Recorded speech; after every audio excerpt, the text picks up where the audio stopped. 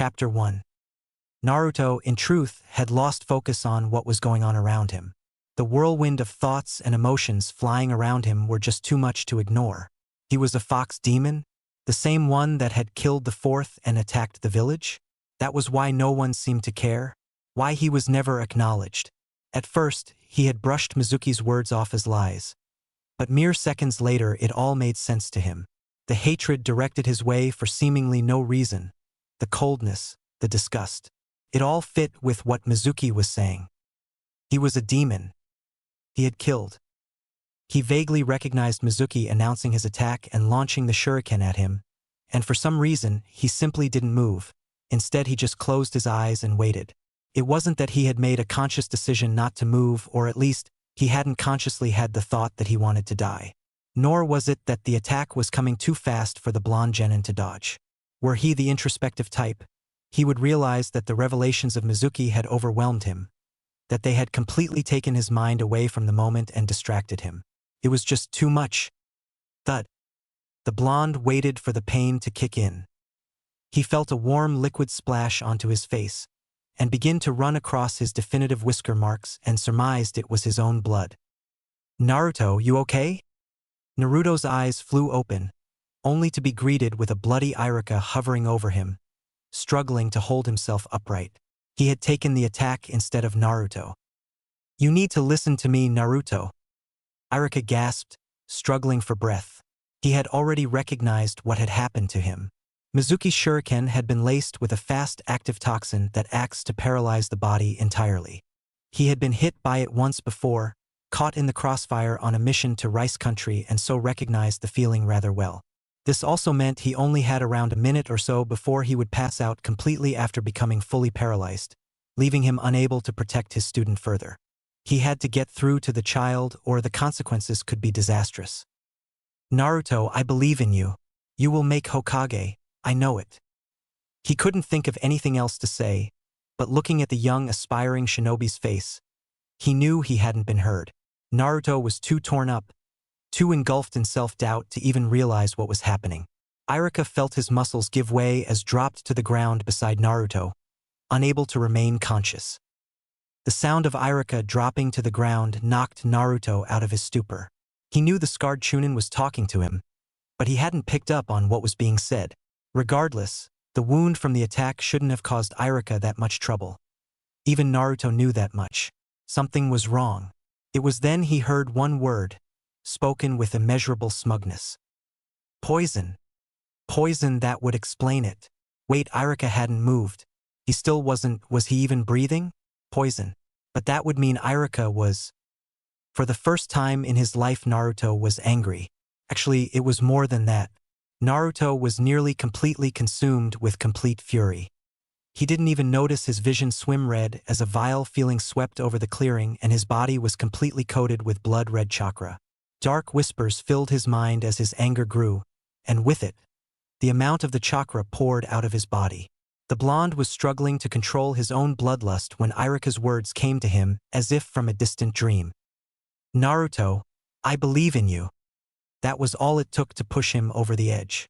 All that was needed for his mind to stop struggling for control, and for him to lose grip on consciousness and allowed control of his own body to slip away. Drip. Drip. Drip. Naruto was pulled to his feet out of the water by tendrils of red chakra. His eyes were dull and gray, almost as if he were dead. If it weren't for the ragged and coarse breathing, he wouldn't be showing any signs of life at all.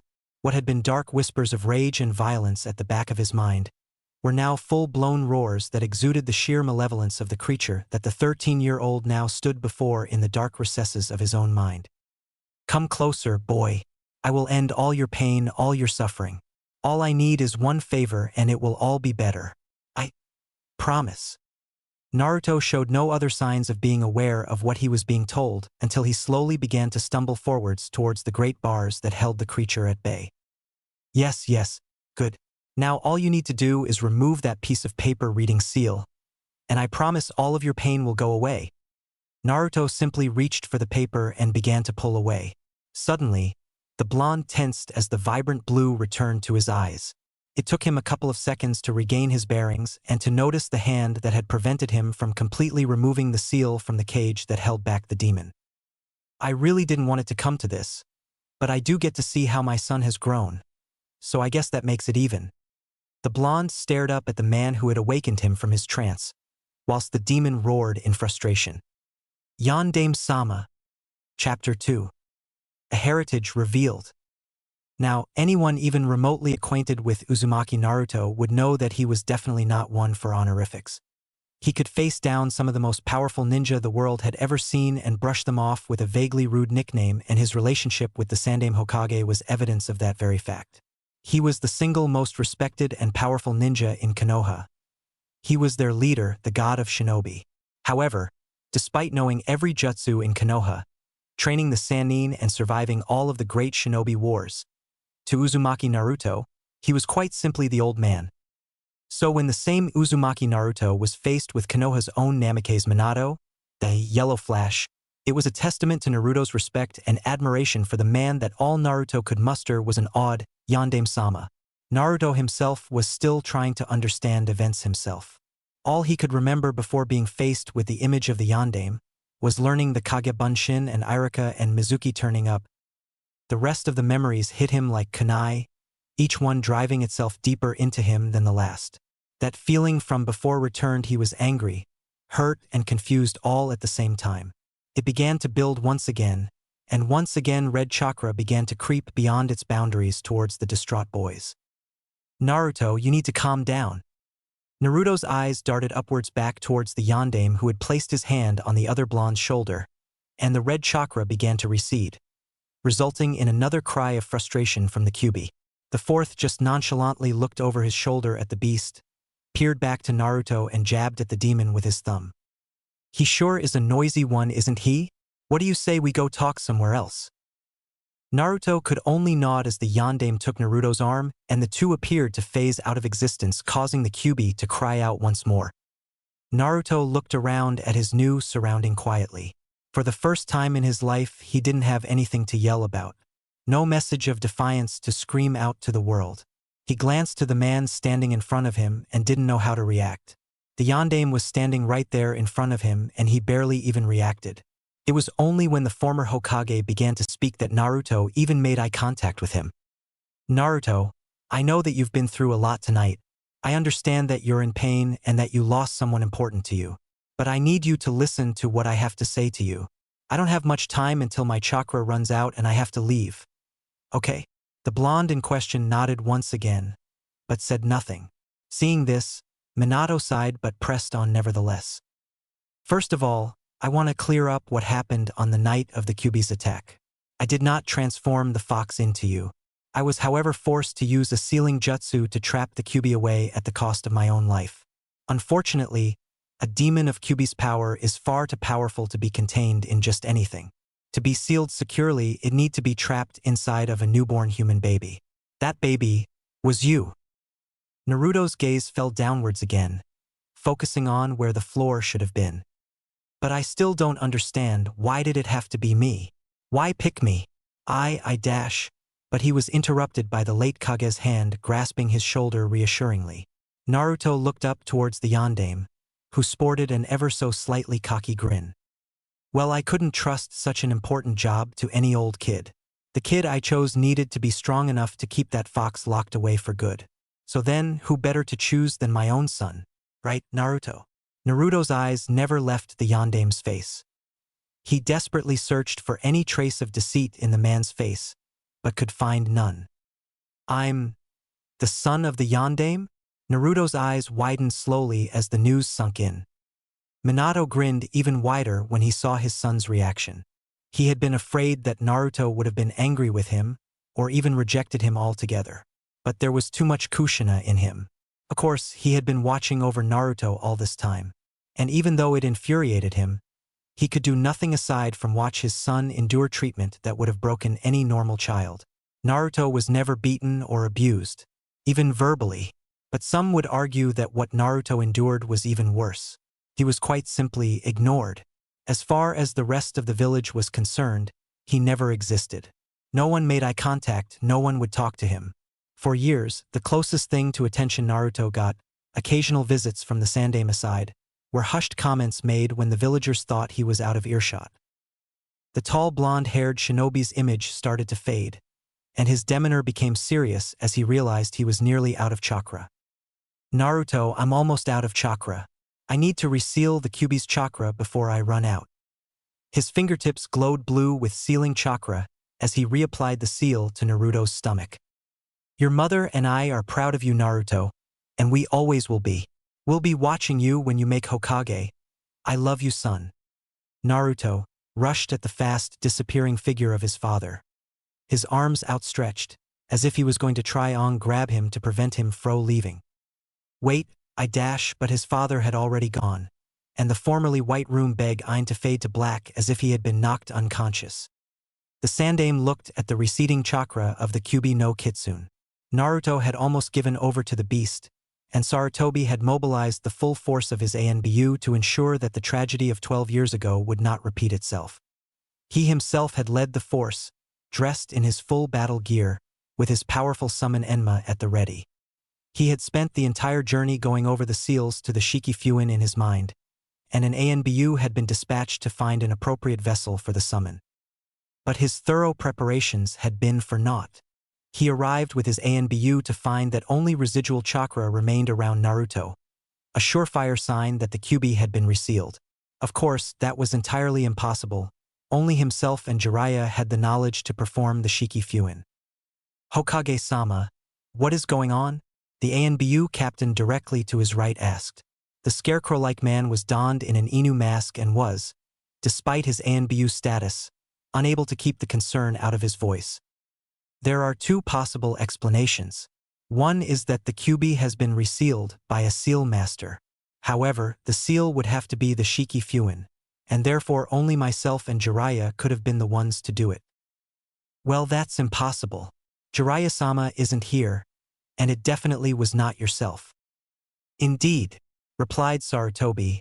That would leave one more explanation, and that would be that Naruto himself managed to resist the Kyuubi's power and is forcing the chakra back through willpower alone. Which I'm sure you'll agree is dash. The two were interrupted by the sound of Naruto collapsing to the ground. Sarutobi and the ANBU captain were there in a flash to assess the condition of the boy, but were further surprised when the blonde Jinchuriki began to pull himself to his feet. Man, I feel like I just fell off the Hokage mountain. Everything hurts, grumbled the blonde, whilst rubbing the top of his head and staring accusedly at the ground, apparently not noticing his audience. Hang on, Irika-sensei. Naruto for the first time looked up, coming eye to eye with Sarutobi Hiruzen. Hokage-jiji. Irika-sensei he dash Naruto began frantically. You don't need to worry, Naruto. Irika will be okay. He is on his way to the hospital. Now do you mind if I look at your stomach? I just need to check something. You want to see my new seal? A relieved-looking Naruto asked. Sarutobi was forced to stop to think about his next move. He knew from an awakened Irika that Mizuki had told the boy that he had been transformed into the Kyuubi, not that the Kyuubi had been sealed. He also said that the seal was new. That made no sense. There was no evidence that anyone had placed a new seal on him. There wasn't even evidence that anyone but Naruto and the two Chunin instructors had been here. Regardless, he needed to check the safety of the seal anyway. Yes, Naruto, I need to check it to ensure it is secure. Naruto simply lifted his shirt, revealing the Shiki Fuin, still glowing a deep red. Sarutobi was taken aback. The seal was freshly sealed. Not only that, but it was exactly as it was the night of the sealing, when Jiraiya and himself had checked over it. There were no signs of the usual seal decay that should have been there, and the decay that had already been there. He needed to exactly what had happened. ANBU, you are dismissed, and shall return to your normal duties. Everything you have seen here is an S-ranked secret. The punishment for revealing it is, as a result, death. Naruto is exempt from this. And with that, he turned to Naruto. Unfortunately, we need to talk in my office before you do anything else. I know you want to go see Irika, but it will have to wait. I am certain you understand how serious this situation was, and still is. Sarutobi looked over the boy's tattered clothing, before adding, You have half an hour to get a change of clothes if you wish. Sure, Gigi. Chapter 3. Sarutobi studied the portfolio open in front of incredibly carefully. Inside lay the images and profiles of some of his most capable, and perhaps more importantly his most trusted shinobi. Should there be a mission of high importance, these were the ninja that would be called upon to do it. Of course, there were a range of skill levels and abilities, from Yumino Irika to Hitaki Kakashi. Just about every possible mission or task that needed to be undertaken was covered. These were truly his best of the best. However, the latest task that would be assigned to one of these exceptional shinobi was proving to be particularly hard to match a profile to. It was to be a long-term mission of the highest importance, and therefore would be S-ranked. Meaning the mission details would be off-limits to all but Sarutobi himself and the ninja undertaking the mission. Normally, this kind of mission would be left to the likes of Kakashi, or some of the especially high-ranking ANBU. However, the Cycloptic Jonin was due to take a genin team in precisely a week, so he was out of the running. Not only that, but this mission was of extreme importance to the Sandaime himself. And as much as it pained the veteran Hokage to admit it, there were too few ANBU that he could fully trust to be able to use one of the higher ranked for this mission. He had narrowed down his choices to 2 candidates. They were both Tonkibetsu Jonin rank, one was still part of ANBU, the other part of the interrogation and torture department. Both were of adequate ability to fill out the role. However, as memories of both candidates began to fill his mind, one candidate in particular began to stand out from the other. A slight smile found its way onto Sarutobi's face as he rose from the chair in his office. He would have the shinobi summoned immediately.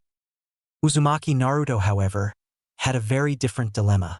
After his brief conversation with the Sandaime about the events of the previous night, he had been informed that the formation of genin teams was being held back by a month.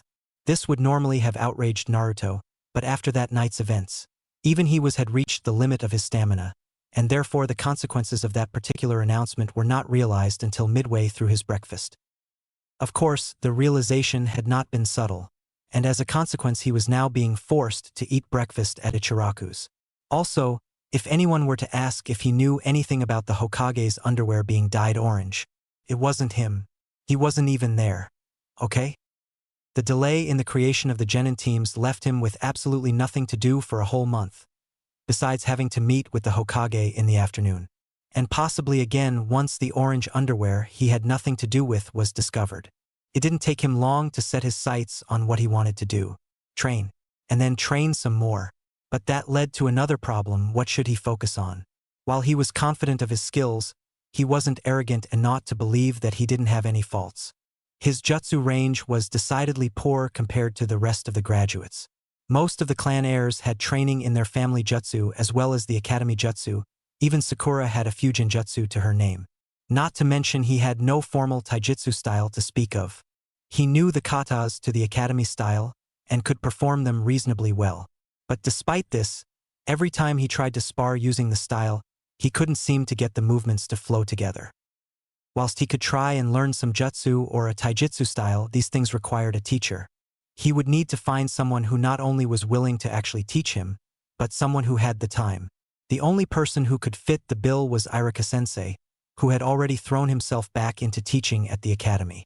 But Naruto knew what his reply would be should he ask him. Irika would simply tell him he had to improve his basic knowledge and skills before he could be taught the more advanced things he craved to learn. This led Naruto to a conclusion that he had been trying to avoid. He would have to go back and learn the basics. The blonde let out a groan in between mouthfuls. This was exactly what he had been so happy to get away from. All the boring reading. He couldn't see the point. Stuff from books can't be that important for being a ninja. That stuff was for posers like Sasuke who cared about class rankings. But then a thought crossed his mind. His father. The Yondaime had graduated top of his class, and 2 years early on top of that, which would have meant that he would have had to have been really good at everything. Even the book stuff. His father had told that he was proud, but would he still be proud if he could see him now? Still in denial about one of his most glaring faults? Naruto stood up as he finished his last mouthful of ramen. He had promised more than once to surpass all the previous Hokages, including his own father, and he wasn't going to stop until he had. And besides, since when did Uzumaki Naruto break his promises? Yuzuki Yugugo was staring open-mouthed at the Hokage. An S-ranked mission? She had never been on a mission ranked as high as that, even with ANBU. and the Hokage had already told her that it would be solo and outside of ANBU, which meant it would go on her official record and be public knowledge that she had completed such a mission. She didn't know whether to be ecstatic or terrified. Now, Yugugo-san, I would suppose that you are wondering what your mission objectives are. Correct. Hi, Hokage-sama.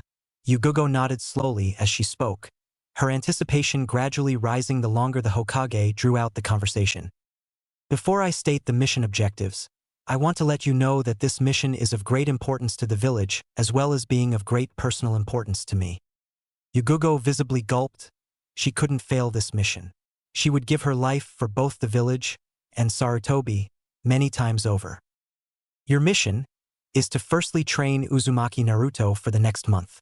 This will go down as one S-ranked assignment in itself.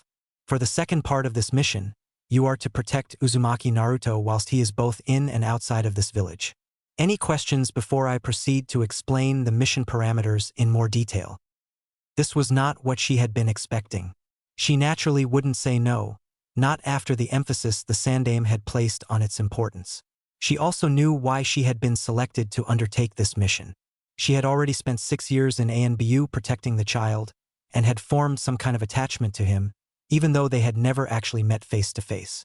But she suspected the reasoning behind choosing her was more to do with the fact that she bore no grudges against the boy. Not to mention the fact that she had noticed similarities between Naruto and a certain village leader, and when confronted the Sandaime had simply said, "What a ridiculous suggestion," and even if it was true, such information would be an S-ranked secret.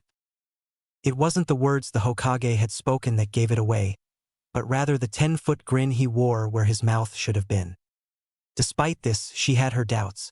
She had never taught before, and had no idea how she would go about it.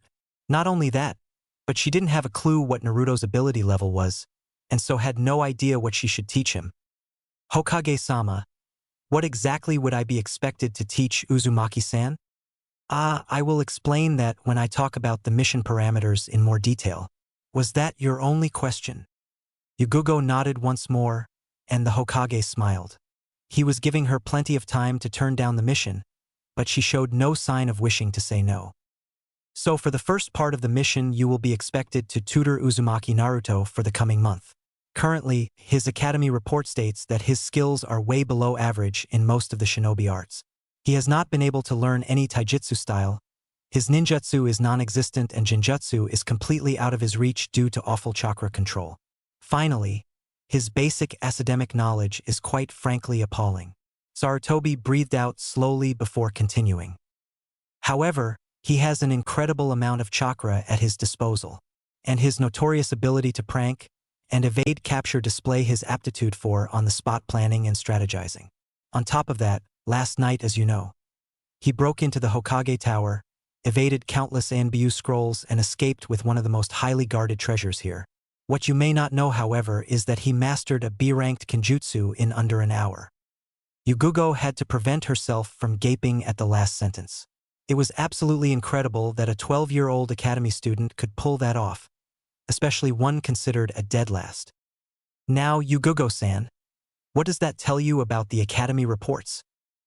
It could mean that they are outrightly wrong, which is highly unlikely. Or it could mean that Uzumaki-san education was being intentionally stunted. Sarutobi nodded grimly at the conclusion he had reached the night before. Now I understand that is far too much for you to cover in 1 month. So instead of working on his most glaring faults and weaknesses, I want you to work on giving him an advantage, much like a clan technique would. The B-ranked Kenjutsu Naruto learnt was the Kage Bunshin. I believe that with a certain amount of thought and consideration, the use of Kage Bunshin in conjunction with his almost limitless chakra supply could be utilized to create a taijutsu style that is both unique and lethal. Yugugo nodded in understanding. With the blonde's chakra capacity, using a highly coordinated Kage Bunshin taijutsu style would not only be plausible, but should the correct amounts of time and effort be put in, it was potentially devastating. Should we be aiming to turn this into a formal, recorded style, Hokage-sama? That is mostly up to Naruto, as it would be his own style. The Sandaime replied before adding, although, it would be useful for later on if that were to happen. How about nin or genjutsu? The Hokage paused before answering, looking slightly reluctant. Whilst I would love to be able to indulge the boy in ninjutsu, I feel that most would be out of his reach because of his poor chakra control. As a result, I believe that is the other thing I want you to work on with him. Work on getting his control up to par. There is a large probability his sensei will be Hatake Kakashi. Yugogo's eyes widened slightly in understanding. Kakashi was renowned for his mastery in ninjutsu, making him the perfect teacher for that area. But there was more to it than that. The Sandaime was giving Kakashi the chance to teach his sensei's son. Moving on to the second mission objective, the protection of Uzumaki Naruto both inside and out of the village. Normally, with Kakashi his sensei, this wouldn't be necessary. However, later today I have a meeting with Naruto. There I will discuss whether or not he wishes to release information with regards to his heritage. Should it be decided that the information will be released to the general public, Naruto will become a target. Yugogo was stunned. Iwa and Kumo were both famous for their disdain for the Yellow Flash, and they alone were a significant threat. This was before you counted the endless enemies the Yondaime made amongst the criminal underworld. However, this is a separate mission from training Naruto. I have two other candidates who I trust enough to carry this out. If you are to accept this mission, I will require your commitment in improving your own skills, in order to be able to combat any threats that come Naruto's way. The Hokage paused before looking straight into Yugogo's eyes. Do you accept the S-ranked assignment of training Uzumaki Naruto? You will be paid accordingly throughout the duration of the mission. Also, as it is an S-ranked mission, the details are confidential to all but you and myself. The Sandaime asked, his voice taking on a commanding tone that didn't quite fit the aging man behind the desk. Hi, Hokage-sama. Yugogo replied, slightly unnerved by the fact his gaze never once wavered as she answered. Do you also accept the long-term assignment of protecting Uzumaki Naruto from harm until otherwise stated by the current Hokage? You will be paid for a long-term S-ranked assignment, and a special commendation will appear on your record upon completion. It took Yugogo slightly longer to answer the Kage this time, but in truth she had already made up her mind. Hi, Hokage-sama. I accept. Chapter 4. Naruto sat outside the Hokage's office anxiously fidgeting, seemingly unable to be still for more than a second. He was waiting for the Sandaime's current appointment to finish, so he could talk to him further about his heritage and the Kyuubi. All that had been said the previous night was merely confirming what Naruto had already found out from his father. The Sandaime was especially adamant that the blonde knew he absolutely was in no way the Kyuubi itself. However, the Hokage had left him both confused and worried about what was going to happen in this meeting. The old man had spent the entire time the previous night going from looking downright angry to incredibly sad, as Naruto recounted the events of that night and the reasons behind his thoughts at the time. Although the blonde didn't quite understand why the Sandaime was reacting to his explanation in the way he was, this wasn't what troubled him the most. It was what the Hokage had said as the meeting finished. It was after he had been dismissed and wished a good night, and was on his way out of office, just closing the heavy double doors behind him as he left when he heard the Sandaime mumble in an unusually serious tone. There are going to be some long overdue changes in this village. I won't stand for the blatant defilement of a hero's dying wishes any longer. Initially, Naruto began to conjure up thoughts of the Sandaime ordering the execution of the demon. But as quickly as the thought had slithered into his mind, it was crushed by his own faith in the old man. Regardless, it was a fairly ominous statement and it had Naruto wondering at the possibilities. Fortunately, he was not left to wonder for very long, as his thoughts were interrupted by the telltale creaking of the Hokage's office doors. Naruto looked up in curiosity, to catch a glimpse of the person that the Hokage had been having such a long meeting with, and was immediately drawn to the woman's striking purple hair. He could tell she was a shinobi, both by the Hittite strapped round her left bicep, and the pure white grip of a katana emerging from behind her right shoulder. She noticed him looking, and smiled at him as she walked, causing Naruto to double-take. It was relatively unheard of for a citizen of Konoha that he never met before to smile at him as they passed. In fact, he was pretty sure only Irika-sensei and the Hokage had done that before. So surprised was he, that by the time he had gathered his thoughts enough to smile back, the woman had already passed by. However, before he could dwell on it, he heard a familiar voice beckon him into the office. He got up and put on his best grin to hide his slight anxiety. Yugugo couldn't prevent the frown from appearing on her face after seeing Naruto outside of the Hokage's office. He was so taken surprised just because she smiled at him? It wasn't right. She couldn't help but feel a slight twinge of guilt at the fact that she hadn't done any more for him, especially even after she had worked out who his parents were. She could only hope that Kushina-sensei would forgive her. But Aji-san, I thought you said it was a secret? It was made a secret for your own protection. Your father had made many enemies as the Yellow Flash, and most would still be eager to take a shot at him through his only child. However, you are now a genin, and about to move on to the next stage of your shinobi training where you will be under the supervision of an experienced jonin. This should deter most potential threats. The Sandaime explained, his eyes monitoring Naruto's reaction carefully. Naruto frowned. It would mean that finally, he had some chance of at least perially gaining the acceptance he had craved for as long as he could remember. A large part of him was screaming for him to say yes to the Hokage that moment and bask in any newfound acceptance. However, an even larger part had another concern about revealing his heritage. I dunno. I want to say yes, so I can get the village to recognize me as the super awesome ninja I am. The Sandaime had to bit back a slight chuckle, but could not prevent a warm grin from making its way across his face. But I wouldn't feel like I earned it. Sarutobi had to stop his mouth from hanging at that. He hadn't expected that at all from Naruto. Ironically, considering who his father was, and his experiences with the child so far, he should have known better. Naruto, you have more than earned a little acknowledgement from Konoha. The way you have been treated since you were born is unacceptable, yet you have weathered anything thrown at you with a smile and a promise to change their opinions. Not once have you shown anger or aggression towards any citizen no matter how much you were provoked. Case in point, I know exactly why you wear that jumpsuit, Naruto. And you know it's not because of the color. The blonde opened his mouth to argue that orange was a kick-ass color, which he truly believed. But a stern look from the Hokage told him that the old man already knew the other reason Naruto wore the poor excuse for a shinobi outfit. Whilst no one had been outright violent against him, that didn't stop people from trying. The stupid ones were dealt with by ANBU. However, a more subtle form of causing the blonde harm was concocted.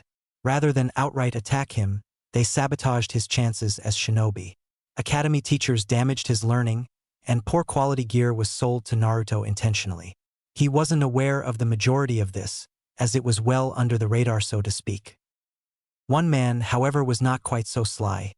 He refused to serve Naruto the clothes he wanted to buy outright, and instead presented him with the jumpsuit, telling him, maybe a foreign shinobi will use you for kunai practice. Wearing that thing there'll be nowhere to run and no way to hide. Naruto had typically retorted with all his normal brashness and bravado, and had stubbornly refused to wear anything else. He would be so good. I won't need to run or hide. Despite his words, what the man said had hurt. It still did, yet he refused to give up on proving the man wrong. He stole a glance up at the Sandaime only to go back to staring at the floor in a split second. The old man was still looking at him with that knowing look, just daring him to argue. He didn't know how the Hokage knew about that, let alone seen through his bravado. But he did, and he had, and Naruto could find no way of arguing with the Sandaime before the elderly Kage resumed speaking. Besides, I know you're intelligent enough to realize that the entire village will not miraculously grant you their unconditional adoration. More likely, it would mostly level the playing field, so to speak. Rather than outright dislike you, you would have the opportunity to earn the village's respect. Naruto frowned as he leant back in his chair. He couldn't argue with the Sandaime on any of his points, yet he didn't feel particularly comfortable thinking about what the old man was suggesting. Felt far too much like cheating. Naruto nearly sighed again before realizing just how much he would sound like Sasuke if he did. Eventually, he came to a decision. He looked straight into the Hokage's eyes and nodded cautiously before speaking. Okay, Aji-san, if you think that's what I should do, then I trust you. We'll tell the village about my father on one condition. Sarutobi couldn't prevent the surprise from showing on his face, as Naruto yet again came out with the unexpected. He subconsciously edged to the edge of his seat as he awaited Naruto's terms. You have to promise to hand over that hat, and Treat me to all the ramen I can eat at Ichiraku's. The Hokage instinctively palmed his wallet and clutched it protectively before an idea formed in his mind. But Naruto, if I were to make you Hokage now, you would be too busy doing boring paperwork to train with the new sensei I found for you. The blonde's eyes nearly bulged out of their sockets at the sandame's words. If he was getting a sensei, that would mean jutsu, real kick-ass jutsu like shooting fireballs or making lightning shoot from his fingers. But then he had another thought, as he remembered his time at the ramen stand earlier that day. His taijutsu was shocking, as was his overall ninjutsu. However, he had already realized that despite his wishes to learn more techniques, he needed more basic knowledge about chakra and more practice with seals before he could really start to learn jutsu, and even then it would be slow. A sensei would be able to help him with taijutsu forms and katas, and before meeting with the Hokage he had already spoken to Irika about having one-to-one lessons to improve his knowledge. Once he had gotten on par with the other children, then was when he could begin to learn the awesome jutsu that he wanted. Sarutobi watched the young shinobi before him go through the motions in his mind, seemingly having forgotten that the Hokage was even there. Naruto had obviously done some heavy thinking about his skills since the previous night's run-in with Mizuki. The Hokage was already aware of his new arrangement with Irika, which both surprised and pleased him in equal measure.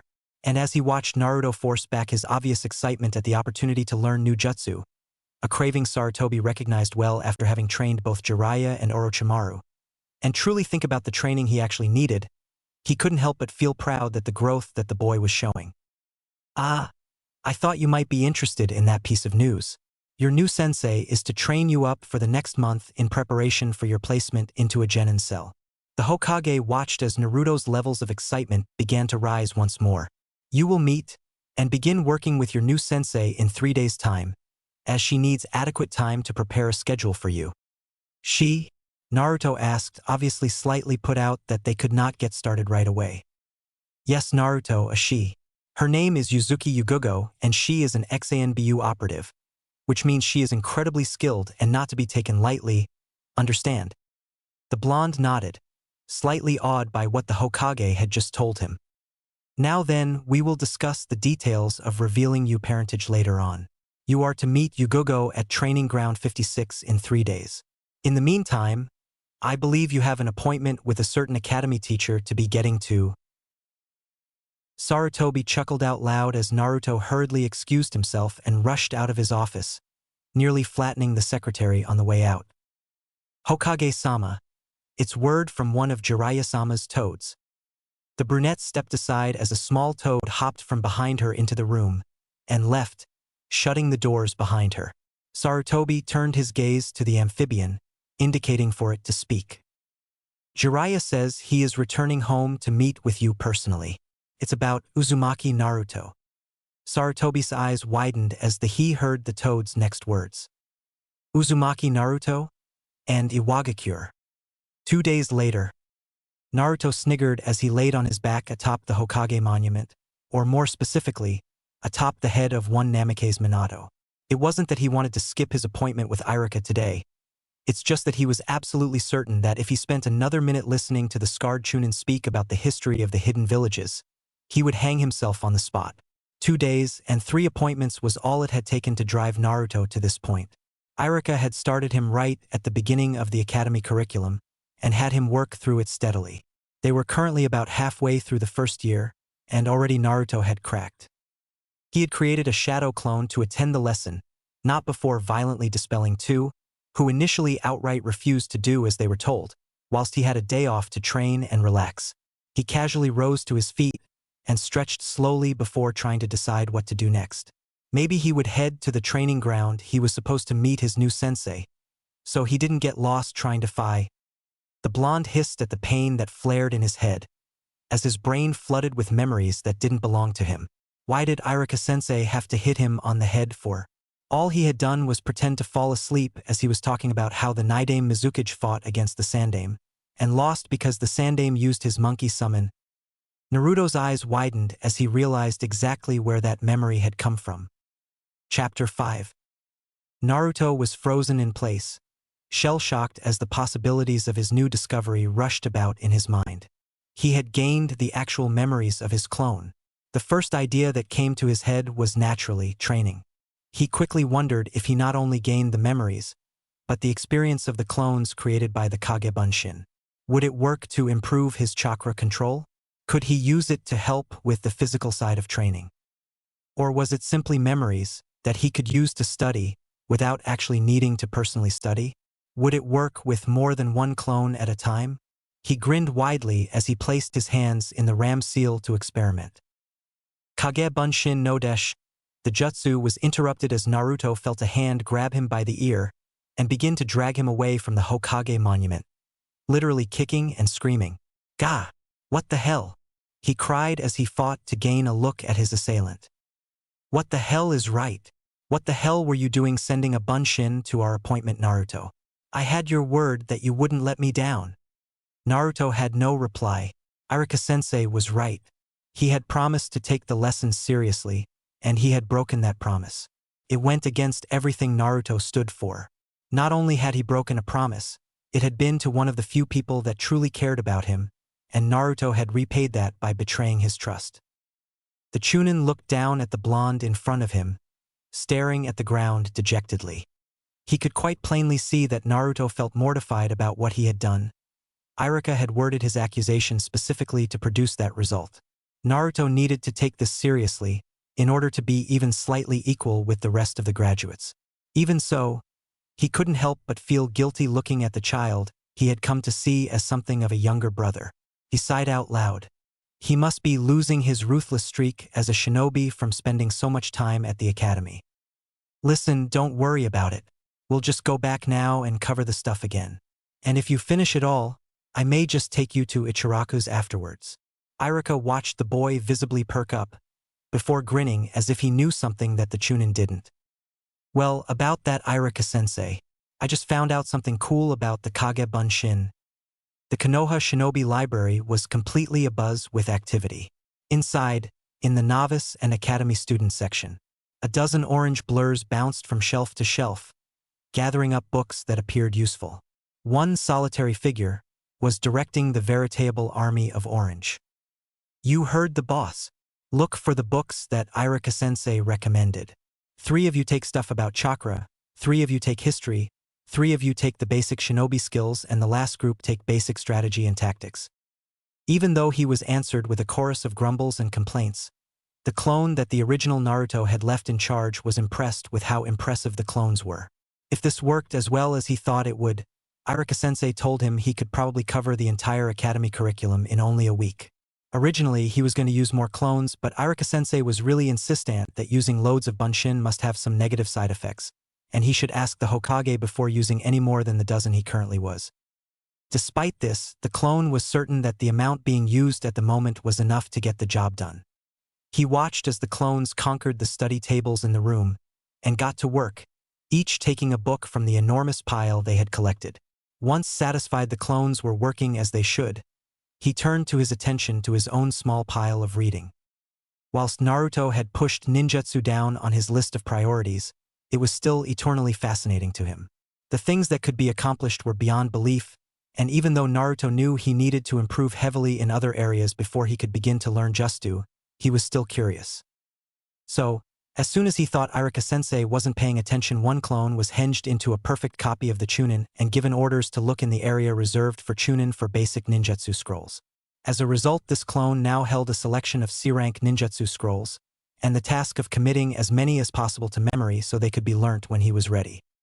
The clone took a look at the pile before him and picked a scroll at random. C-rank, Futon Techniques. The clone frowned slightly. It wasn't exactly as cool as fireball and lightning bolts, but there had to be something cool in there somewhere, right? Iruka couldn't help but be impressed at the possibilities of the Kage Bunshin that Naruto had uncovered. It was a pity more Konoha shinobi didn't have the chakra capacity that Naruto had, so that the Kage Bunshin could be utilized correctly. After visiting the Hokage with Naruto about his discovery, they had decided to keep with a maximum of a dozen clones, much to Naruto's frustration. But in turn, Iruka had conceded to allow him to use the clones to study, whilst Naruto focused on something else. The clones would work independently, but were under orders to dispel themselves if they encountered something that they didn't understand or had a question. That way the original would be able to ask Irika for help. They were also to periodically dispel at different intervals, both to ensure that they wouldn't run out of chakra, and also to prevent an information overload from dispelling them all at the end of the day, a danger the Sandaime had warned them of. Irika and the original Naruto had decided that since the clones were studying in his place, the two could work on something else.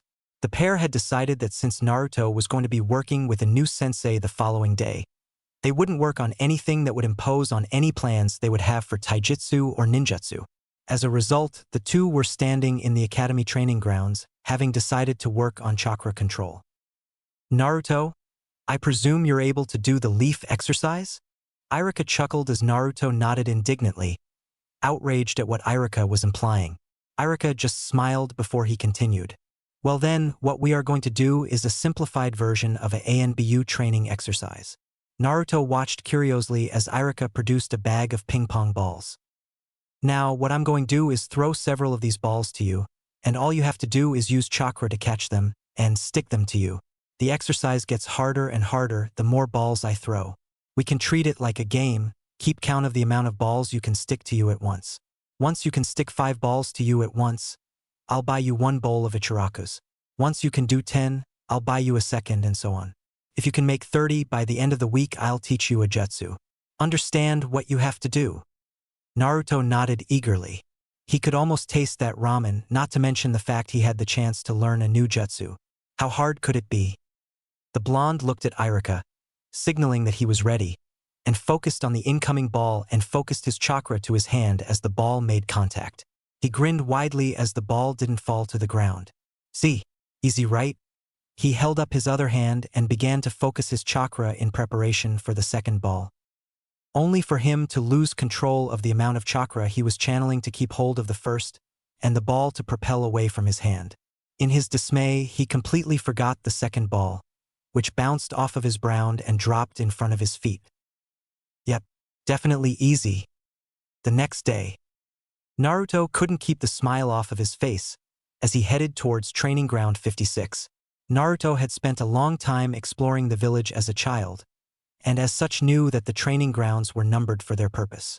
Training grounds 1 through 10 were strictly for genin teams to use, 11 through 20 were generally used for ninjutsu and taijutsu, as well as sparring, and 21 through 30 are for weapons practice. After that, the training grounds up to 50 were all reserved for environmental training, the most notorious being Training Ground 44, otherwise known as the Forest of Death. However, the remaining 8 training grounds were all indoors and guarded by Chunin-level shinobi. Because of this, Naruto had never actually seen inside of them, and therefore had no idea what to expect from his new sensei. The fact that what was done inside the grounds was kept secret and guarded was sure to mean that he was going to be doing something completely awesome, at least in his opinion, which had him terribly excited to find out what he would be learning. Suddenly, he felt a slight twinge in the back of his mind as clone's memories entered his mind. Naruto's grin spread slightly wider. His clone had finally fully memorized one of the jutsu from the Futon scroll. Futon, Gokuhu. It looked completely kick-ass on paper, the only disadvantage being a slightly longer than usual seal sequence. The last 3 seals were used to keep what the dangerous wind chakra from damaging the user's mouth. This, however, was something that Naruto could work around with practice. What wasn't so easily workable was the fact his chakra control was still too poor for him to learn any C-rank jutsu. He had asked Irika the previous day, what level should his chakra control be at for him to be able to learn a C-rank jutsu properly. Irika-sensei had said that he should be able to stick 30 balls consistently before he could use a C-rank jutsu to its maximum potential, which was why he had offered to teach Naruto a jutsu should he manage to get that far before the end of the week. It was only Monday, and as the blonde managed to get the hang of the exercise, he had steadily begun to progress. He had managed 7 by the time they had decided to call it a day, and Irika-sensei had promised him another control exercise to practice alongside the first, once he had finished his training with Yugogo. The blonde picked up his pace as the indoor training grounds came into view. They were enormous buildings, tucked away on the eastern side of Konoha, out of the way of the rest of the village. They were semicircular in shape, and the roof appeared to be corrugated iron. All in all, they were as formidable as he remembered them being, even though he was years older. He slowed to a walk as he approached number 56. He showed the Chunin guarding the building's only entrance the vivid red permission slip, and continued on through the door. Once inside, the soon-to-be genin couldn't prevent a gasp from escaping his lips at what he saw. The floor was lined with lush-looking synthetic grass that looked and felt entirely real. The only giveaway being how entirely perfectly kept it was, considering that this was a training ground. Over to his left was a small lake, with a small waterfall running down a rock face which was gradually collecting algae. On his right, the grass abruptly came to an end about 20 meters away, and in its place was a barren-looking landscape decorated by several rock formations. The blonde child couldn't help but whistle at the scale of his surroundings. "It's impressive, isn't it?" Naruto whirled around to confront the voice that seemed to have come from behind him, only to be confronted with the purple-haired woman he had seen leave the Hokage's office a few days beforehand. "Yuzuki Yugugo, a pleasure to meet you." Chapter 6. Naruto paused, panting slightly, whilst uncharacteristically considering his next move. His new sensei was good, like really good. They had been sparring for around 20 minutes now, and he hadn't managed to land even one hit on the woman. She was relentless too, constantly pushing him, probing him for weaknesses in his form and forcing mistakes from him every time he went on the offensive. And not a single error or slip in his defenses went unpunished either. Every time he presented an opening, it was ruthlessly taken advantage of. Quite frankly, he was running out of ideas, and already he could feel the slow onset of fatigue, a relatively alien feeling, and one that he hadn't been forced to experience too many times before. Yuzuki Yugugo, on the other hand, had an entirely different train of thoughts. On the outside, the polite smile she seemingly always wore when her face was not covered by an ANBU mask was kept firmly in place, refusing to slip as she seamlessly blocked a loppy attack after sloppy attack from the blonde in front of her.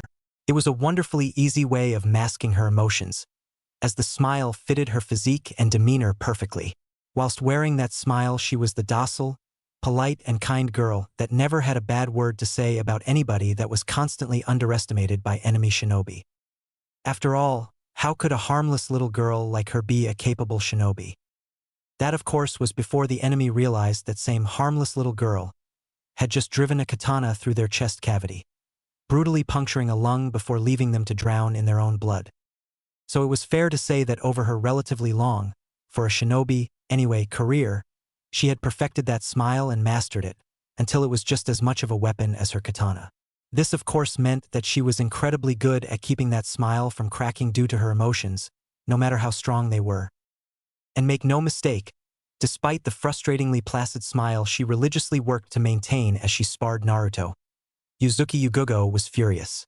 So furious, in fact, that the smile had on more than one occasion nearly fell from its place as she carefully analyzed the blonde's movements. It was blindingly obvious to her that he had been sabotaged. The taijutsu he was using was sloppy, almost like a street brawler as opposed to a shinobi. But it was not down to him not having memorized the forms he had been taught, or that he had not worked hard enough to make what he had learnt instinctive. His combat instinct saw spot on too. He recognized the makings of attacks very quickly and instantly moved to counter, only to find that he could not move in the way he wanted to, or that his body was in the wrong position to defend himself. His taijutsu was as butchered as the academy records told her. But it had not been butchered by Naruto. All the signs were there. She could see where the corrections to the standard academy forms had taken place. Things that would seem unimportant to Naruto as he learnt in practice, but they were things that in combat could mean the difference between life and death. Things like how his left foot was angled 10 degrees further right than it should have been, preventing him from being able to pivot effectively. It was quite monstrous, really. They had actively altered Naruto's taijutsu in order to get him killed in the field, and she was willing to bet most of Naruto's other deficiencies could be put down to sabotage. However, this left an entirely new problem. Naruto had worked incredibly hard to make these forms almost instinct, just as he should have done, which now meant he was going to have to unlearn it, which was both a difficult and time-consuming process. He would have to practice anything she taught him, use it in spars, until it became more instinctual than what he had already learnt. "Okay, Naruto-san, you may stop now, I have seen enough," Yugugo said, as she eyed the slightly winded boy in front of her.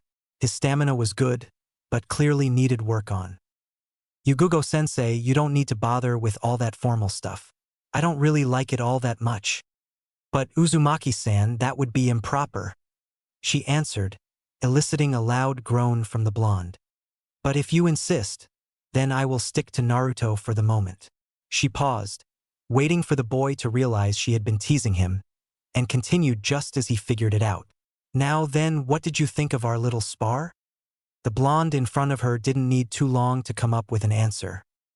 Well, my taijutsu sucks. I couldn't land a hit on you. I was too slow to react every time you attacked. I could tell you were gonna. And then, well, I couldn't move into the right position to do anything about it. You're actually more right than you realize. Your basic form is all wrong, and it is preventing your body from reacting as quickly as you want it to. I was fighting at a genin level. You should have been able to do much better. But I made sure my forms were all right. I spent ages with the taijutsu instructor getting them right. Naruto protested angrily. I'm sure you did, Naruto. Tell me, who was your taijutsu instructor at the academy? Yugugo prompted, already having guessed the answer.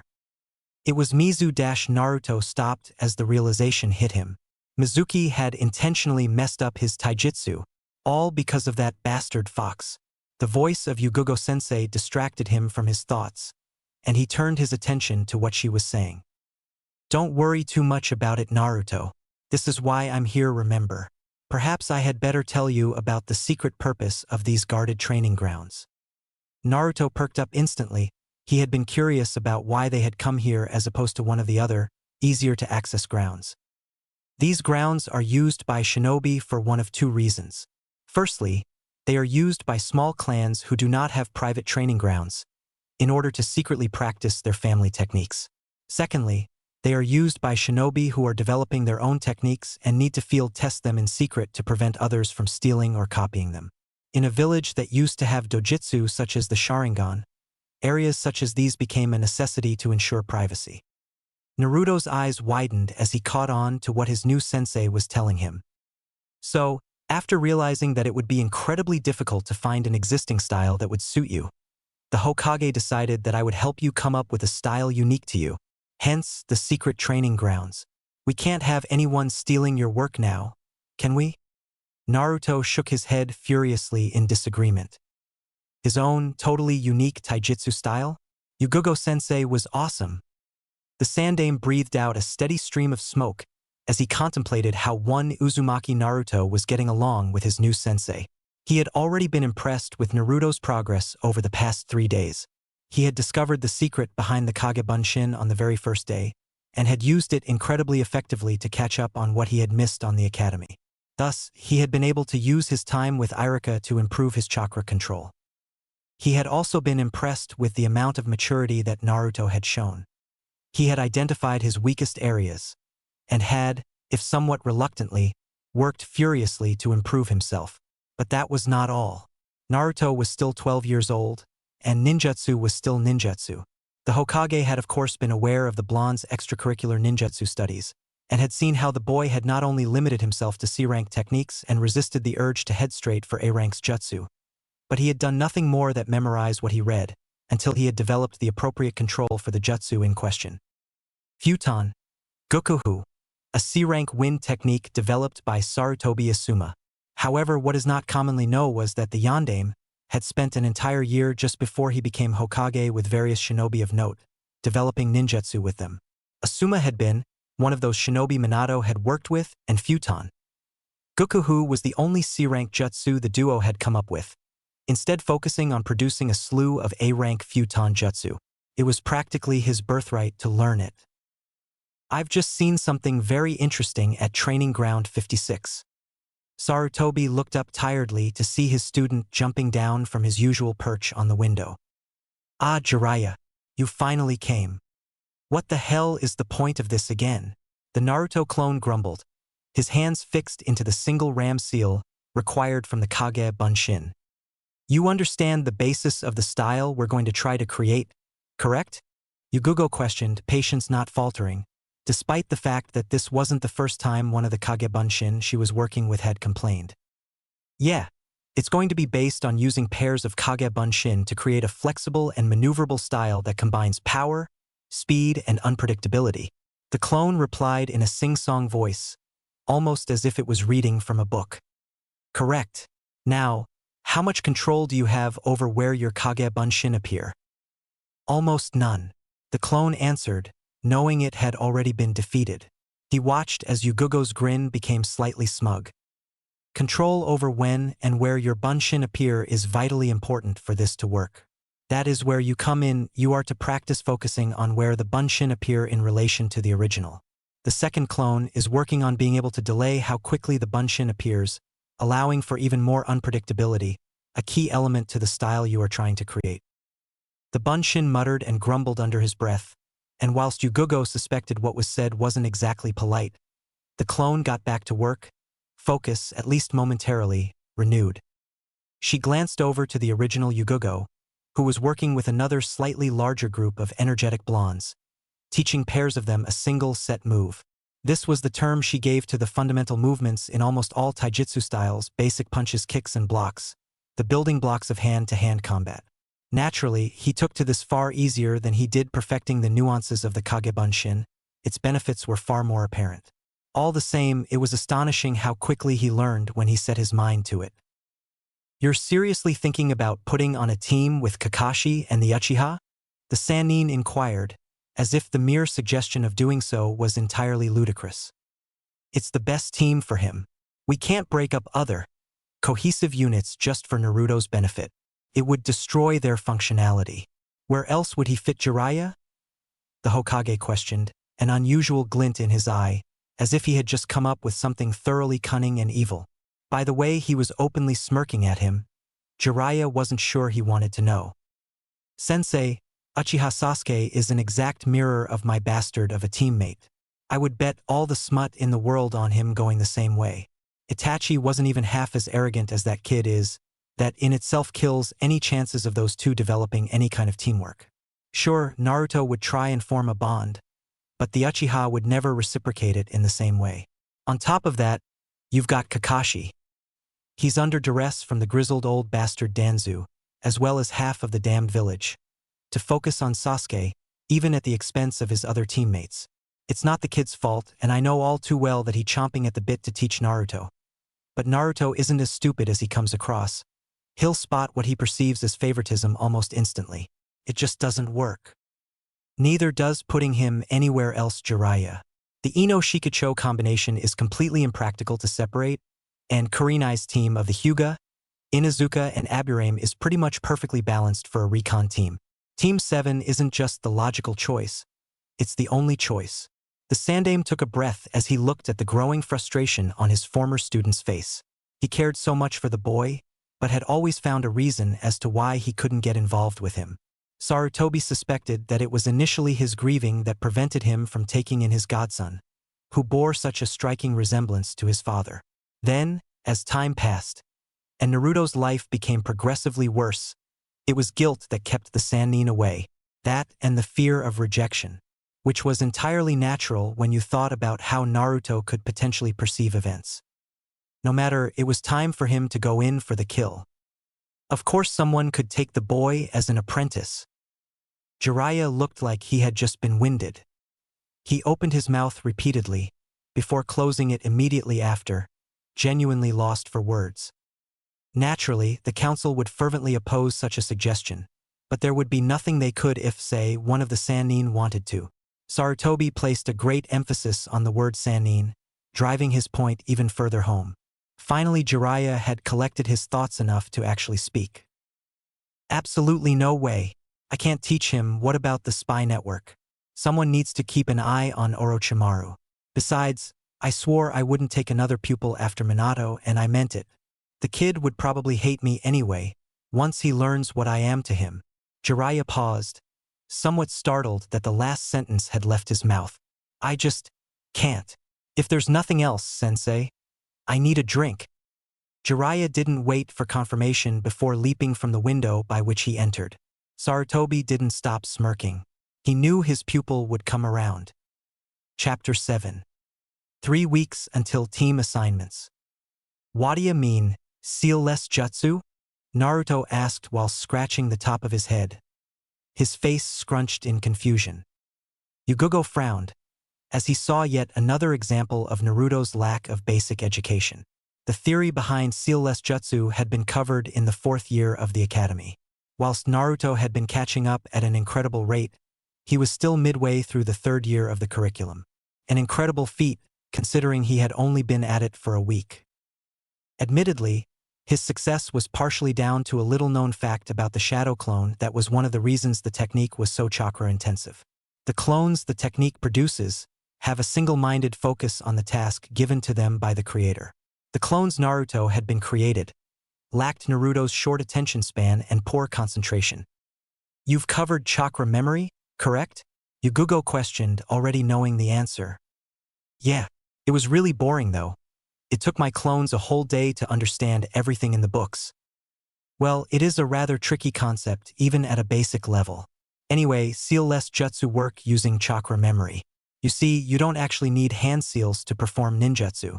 They are a time-saving technique, as well as meaning that shinobi don't have to perfect mastery over their chakra in order to perform jutsu. First, you have to concentrate on the way your chakra molds as you form the seals. You need to concentrate on exactly how it feels as the chakra molds. You follow me so far, Naruto? The blonde nodded slowly, attempting to process the information he had been given. He had improved in his knowledge over the week, however his practical comprehension of the knowledge needed to be improved.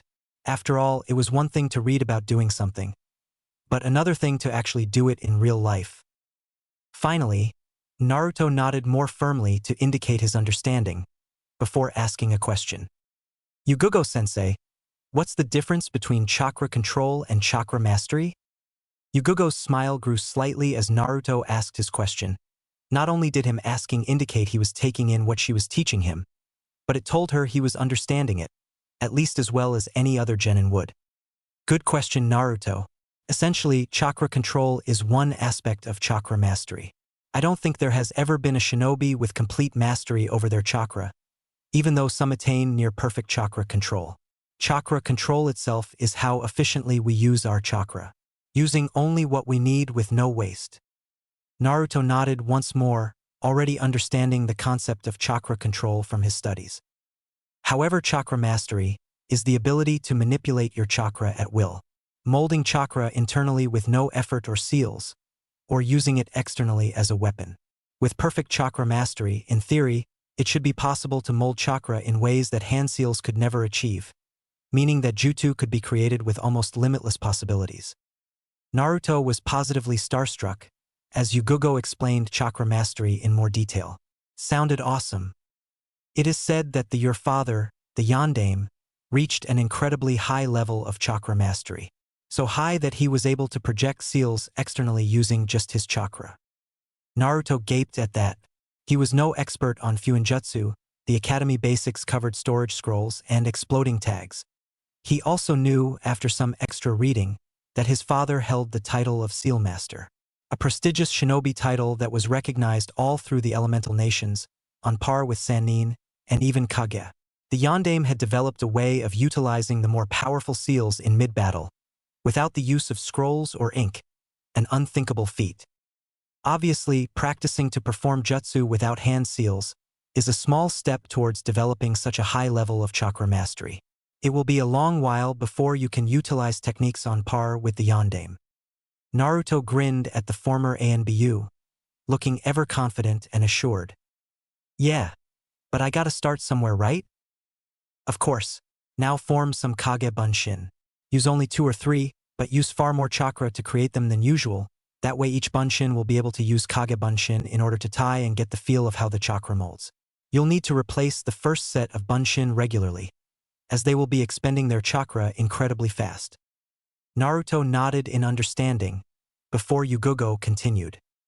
You will only practice this for a little while, as it will deplete your own chakra incredibly fast. She continued, making sure Naruto wasn't about to start complaining about having his training time limited, before going on. As for you and me, we'll be moving on from basic taijutsu into beginning work on the first stages of your new style, beginning with the stances. The blonde's eyes widened in excited anticipation. He was finally gonna start work on his own style. Naruto grinned at the Chunin standing in front of him, who was wearing a rather proud smile of his own. That's 30 Naruto. On the final day as well. Eat that Irika-sensei. You owe me a jutsu, Naruto exclaimed, allowing the ping-pong balls to drop to the floor all at once, allowing them to spill away in multiple different directions. I guess I do, the Chunin replied sheepishly, rubbing the back of his head in a way incredibly reminiscent of the blonde standing before him. And I think I have something in mind. Watch very carefully, Naruto. This is one of my favorite jutsu. It's a C-rank Raitun technique. But despite its fairly low ranking, it is incredibly useful when used in combination with Suitun techniques. Irika flashed through hand seals, as Naruto leant forward in unconcealed anticipation. Raitun, Kaminari Muchi. Chapter 8.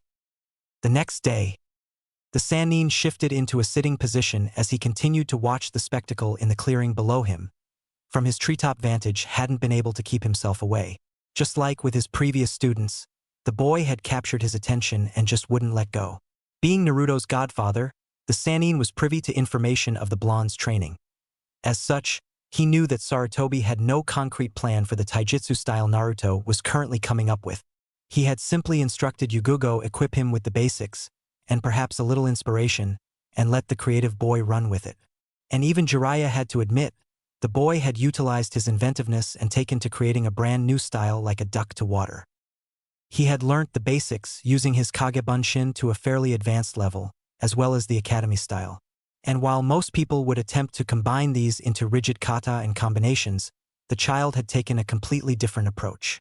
Instead, he was using what he knew to create more of a fighting philosophy, a manner of combat that could be molded and adapted, one that could evolve with the shinobi learning it. This was, in fact, how all of the true shinobi taijutsu styles had come into being. Styles such as the Goken focus on speed and physical superiority, mastery of one's own body in order to master your opponent. Whereas his sensei style, the Saruken, revolved around using the terrain to your advantage, in order to strike the enemy from unexpected angles or from outside their field of vision. This is what Naruto had done instinctively. His fighting philosophy appeared to revolve around keeping the enemy off balance and never maintaining a rigid pattern of attacks, thus preventing the enemy from predicting your next move. This approach was supplemented by his obvious talent with the Kage Bunshin technique, using the Bunshin to work in tandem with himself to constantly keep the enemy fending off attacks from multiple directions, and often at the same time. This prevented them from gaining any kind of foothold in the fight. Of course, the obvious advantages is relative to the abilities of the enemy, which is where ninjutsu and other techniques and strategies came into play. This is where approaching taijutsu as a philosophy, rather than a rigid doctrine, was essential for a shinobi. It allows the shinobi to seamlessly weave other techniques into their combat. That Naruto was approaching his training from this angle was highly impressive, and spoke a lot for natural disposition towards the shinobi arts, despite the fact that he obviously lacked the natural talent of Sei and Uchiha. This is where Naruto mirrored his father. They were both as talentless as they came, but both were so driven and determined that their work rate made up for the slow learning curve. And that was the problem. He was far too much like the Sannin's old student. Even now, he couldn't help but be reminded of watching his own student train, doggedly practicing and improving until they had achieved what they had set out to. He was here out of some kind of perverse and masochistic curiosity. He knew the grief that he would face every time he laid eyes upon his godson. But he kept coming back, kept checking up on the boy every time he was in the village. And over the years, the grief had morphed into something far more unbearable. Guilt. Unfathomable guilt. He knew damned well he could have improved the boy's life, helped him escape his loneliness. But he hadn't, out of pure selfishness and cowardice. And now, he wasn't sure if any relationship with Naruto would be salvageable. How could the boy forgive him? He sighed as he watched the boy switch the focus of his training, and 10 identical figures worked through several hand seals, and all at once intoned the name of a fairly basic lightning technique.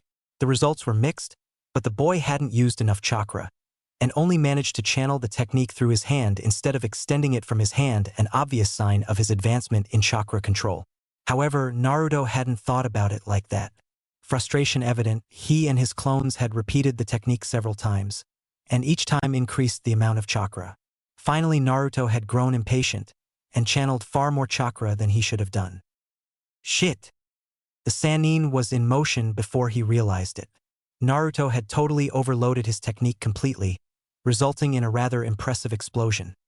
Flinging Naruto backwards, towards the forest behind the clearing he had been using for training. Fortunately, Jiraiya was deceptively fast, considering his age, and managed to catch Naruto before he struck the tree, thus preventing any serious damage. Damn, old man. You are fast. Jiraiya froze in place. The kid should have been knocked out cold for that. He hadn't intended to actually still be around when he came to. His gaze fell to the boy he was still holding in his arms, and observed the obviously impressed expression on his face. He placed the kid down so he could stand and faked a smug grin. Yeah, well, when you're the magnificent Toad Sage of Mount Mayaboku, such acts of incredible heroism come as naturally as simply breathing. Sure, he was laying it on thick, even for him, but it should annoy the kid so much he could leave without. His thoughts were interrupted by a loud snort from the boy in front of him. Whatever, you're still an old man. Oh really? I bet I could teach a thing or two about that jutsu you were working on. After all, a shinobi of my obvious caliber must be well versed in ninjutsu. He had spoken without thinking, a habit that had long since been beaten out of him by Sarutobi. He hadn't been able to help himself. Naruto had just coaxed him into it. Really? You could really help me out. He exuded enthusiasm as he spoke, echoing memories of a certain other blonde jutsu enthusiast, many years before. Yet strangely he was not hit by the grief of losing his last student. He knew, should he actually decide to help the kid out, that once he found out how Jiraiya had left him during his childhood, he would not want to see him again. But Jiraiya still felt compelled to help the kid. He owed him that much. For one, Jiraiya also held techniques that were his by birthright. But there was another reason. Rather than add to the loss that had niggled away at him since his student's passing as he had expected, just interacting with him had lessened it. Almost as if a weight was slowly being lifted off his shoulders, simply by being around the blonde in front of him. Lastly, he found that the boy's enthusiasm as completely infectious. He turned towards Naruto, who was staring up at him, eagerly awaiting a response. A grin spread across the Sannin's face. So, you want to learn Jutsu? Naruto panted as he raced through the seals for Raitun. Kaminari Muchi for what was possibly the 1000th time. He had to admit Jiraiya knew his jutsu. The old man's demonstration of the technique had been incredible. He had flashed through the seals at almost inhuman speeds, before releasing the technique on both hands, launching 2 crackling whips of lightning chakra at a pair of trees, and using the technique to physically tear the tree down. He brought his own hand to bear on another tree, sending it towards his target, and used it to strike his target, gauging out a rather large chunk of the tree. Pretty good. You've gained enough control of the chakra to effectively use it as a whip. The next step would be to learn to use it to wrap round a target. However, that can wait for a while. I need to talk to you. Naruto looked at the man before him, his face contorted into what was nearly a grimace. Of course, Naruto had figured out who the man was the moment he had laid eyes upon him.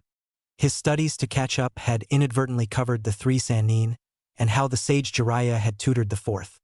He had gone to ask the old man to ask what had happened to the man who might be able to tell him more about his father. It was there that he had learnt that Jiraiya was his godfather, and his reasons for not staying in Konoha.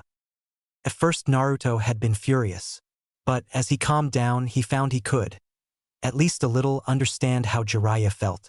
The Hokage had then gone on to explain how important the man was to the village's spy network and ability to stay ahead of any threats, and how such a job would have meant Naruto wouldn't have been much better off. And Naruto could definitely understand that. Jiraiya had to put the village first no matter what, and for that Naruto couldn't help respect him, if only a little. And it was because of this, Naruto decided that if he were ever to meet Jiraiya, he would give the man a chance to make up for lost time. And as far as Naruto could see, that was what the man was trying to do. Jiraiya took a deep breath as he finished his speech to Naruto. He had started from the beginning and told him absolutely everything. He was his father's sensei, his godfather, absolutely everything. All the way through, Naruto had sat fairly calmly, not once showing any sign of the reaction that he was certain that he was going to receive. Instead, Naruto just sat in front of him with a smile on his face. His confusion was turning into worry. He had no idea what this meant. He just couldn't read what the kid was thinking. That is, until Naruto spoke. "You're here now though, right? You're trying to make up for it now, aren't you?" The Sannin was floored. He couldn't quite formulate a reaction. "Listen, I guess what I'm trying to say is I forgive you. Yeah, I was lonely growing up, and you probably could have changed that. But I have people I consider precious now, and my life has changed because of it. I guess I could try and stay angry with you, but what would be the point? That would just mean throwing away the possibility of gaining another friend, and probably the last living link to my father." Naruto took a breath before breaking out into his trademark grin. "But that doesn't mean you're not going to have to do at least a little bit of work. I mean, I bet an awesome ninja like you would have at least a little bit to show someone like me." That was when it clicked in the Sannin's mind. He already knew. Sensei set me up. He glanced over at Naruto, who had gotten back up and had resumed practicing his taijutsu with a group of shadow clones. He had been given a second chance. Jiraiya couldn't help but smile to match his godson. "That doesn't mean the old goat won't pay for setting me up like this." He couldn't help but think about the kid's ambition to be Hokage. Jiraiya, the man who trained 2 Hokages. Now I bet that would impress the ladies. Chapter 9. Genin Team Assignment Day. Naruto fidgeted listlessly in his seat as Iruka-sensei continued to read out the team assignments. He didn't even know why he had to be here. He already knew that he wouldn't be assigned a proper team, as he was going to be apprenticed to Jiraiya. But the old pervert had insisted that he show up at the academy. Naruto suppressed a scowl as he thought about his new sensei's eccentricities. All things considered, Jiraiya had managed to keep his habits fairly low-key. But apparently even a Sannin can't maintain self-control for more than a few days. He had been practicing one of the jutsu his clones had uncovered in the library, Futon Gokuhu, and had just about figured out the amount of chakra he should be using to avoid the jutsu blowing up in his own face. This had actually happened, more than once, much to Jiraiya's amusement. When the Sannin declared that he needed to go some research and that he wouldn't be too far away if Naruto needed him. He had just assumed the pervert was working on a new jutsu or technique that he needed to keep secret, and so continued to train. Several hours passed, and Naruto decided that he should go find the Sannin to show his progress. Fortunately, he wasn't particularly difficult to find, as he seemed to be giggling at something fairly loudly from behind a bush. He was spying on women who were swimming in the river that the hill that they had been training on overlooked. Needless to say, the man got a full-strength Oiroke no Jutsu, which subsequently sent the man over the edge of the cliff, into the midst of the very women he had been spying on. They had heard Naruto scream pervert, and once they laid eyes on Jiraiya, they connected the dots. The sound of the resultant beating was thoroughly satisfying. Simultaneously, Jiraiya gained a new name, Erosenin. Naruto perked up slightly when he heard Iruka call Sakura's name. "Haruno Sakura, Uchiha Sasuke and Shimura Sai, you are Team 7. Just as Iruka finished speaking, the classroom door opened, revealing a boy no older than Naruto. "I am Shimura Sai. I apologize for being late." The boy immediately put Naruto on guard. Something wasn't right with him. He wore a short, black jacket that exposed his stomach, and the tanto strapped to his back immediately set him apart from the rest of his class as someone who had more than basic shinobi training. But it wasn't that bothered Naruto. It was the boy's smile. It was painfully forced, and hadn't left his face since he had entered the room. He filled Naruto with unease as he took the seat next Sakura. The seat that he had foregone in order to avoid a beating that said girl would have given out all too easily if he hadn't budged.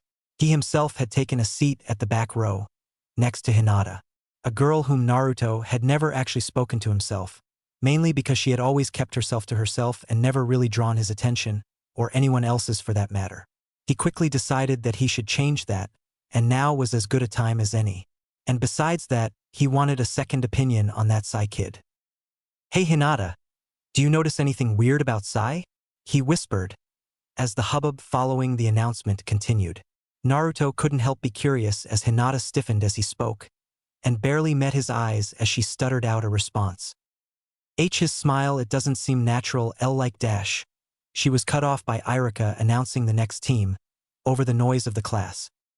Inazuka Kiba, Aburame Shino, and Hyuga Hinata, you are in Team 8. Unlucky Hinata, you have dog breath on your team, he murmured, trying to ensure Kiba didn't overhear his joke, but then had to repress his own laugh when Hinata's hand shot to her mouth, in order to stifle a giggle at the expense of her new teammate. The academy curriculum actually contained an extensive section on the reading of body language, and using that information to your advantage. Naruto had long since covered the entire academy curriculum using his shadow clones, and as such could tell Hinata was horrifically nervous. She was pushing her fingers together and refusing to lift her gaze from the desk in front of her. Unfortunately, even with his newfound skill knowledge about body language, he still couldn't figure out exactly why she was so nervous. She could just be shy, Naruto supposed. But no one is that shy, are they? Eventually, Iruka reached Naruto's name last, just in time to stop the whispers of how he didn't get a team. Because after all, who would want the dead last? And Uzumaki Naruto has been personally chosen as an apprentice to Jiraiya of the Sannin. It was hard to miss the pride in Iruka's voice, despite the fact he wasn't supposed to show any favoritism. And whilst that made Naruto happy, it wasn't nearly as happy as the shocked silence that had graced the room at Iruka's announcement made him. Actually, it was the shocked silence, and more the fact that the shocked silence made the sound of Sasuke team grinding his teeth out of what Naruto perceived as jealousy carry around the room. Priceless. He says you are to meet him at your usual training area at 10:30 a.m. sharp. Naruto checked the clock in the corner of the room. 10:25. So not only was the pervert too lazy to actually come and meet me, he's gonna make me run. Someone is just begging to be pranked. Naruto exited the academy at a run, determined to get to Jiraiya before his tome ran out. If he was late, Jiraiya would probably spend at least an hour refusing to train him, whilst he did his research, as punishment. However, before he could increase his pace, a piercing scream broke the placid silence outside of the academy building. Naruto stopped in his tracks. He knew there would be other ninja that would have heard it, most of them Chunin or Jonin. But what if they didn't make it in time? It didn't take Naruto any more than a second to make the decision, before he set off towards the scream. It didn't take long for Naruto to discover the reason for the scream. He spotted the shinobi first, darting from rooftop to rooftop at an impressive speed, heading towards Konoha's south gate. Took a little longer to figure out the reason for the scream. A small girl, no older than 5, was slung over the shinobi's shoulder, her blonde hair billowing out behind them as they moved. Naruto immediately set after them, making his way to the rooftops of the village. Unfortunately, this alerted the mysterious shinobi to his presence, and he turned his head to meet Naruto's eyes, and the blonde couldn't help but notice his Hittite. He was an IWA shinobi. An IWA shinobi was kidnapping a child in Konoha. However, this revelation brought Naruto more questions than answers, such as, where the hell were the ANBU? This momentary distraction was all it took. The blonde almost didn't see it. An explosive note, placed just where Naruto was about to land. The newly instated genin was working on instinct at this point, and the 2 telltale pops that signaled the arrival of a pair of Kage Bunshin told Naruto that his training of the technique with Yugugo had paid off. And as Naruto felt the Bunshin's hands grasp his jacket, he could only pray that he had made it time. The mysterious, black-clad ninja glanced back to see if his trap had ensnared his pursuer, and couldn't help but be impressed with what he saw. The kid had summoned 2 Kage Bunshin, without seals and mid-jump. The first was used to give the second leverage, and the second pulled the brat out of the way of the explosion, and the boy had instantly moved to go after him again. Looks as if I'm going to have to teach a lesson. The ninja's eyes were drawn to a park area. That was, like much of Konoha, forested, a few houses past his current location. That's as good a place as any. The IWA ninja descended to ground level amongst the trees, and awaited his prey. Chapter 10. Naruto looked down to the wooded area in which the IWA ninja had retreated into. Why would he try to hide in there, rather than move straight to the gates? Unless he's trying to shake me.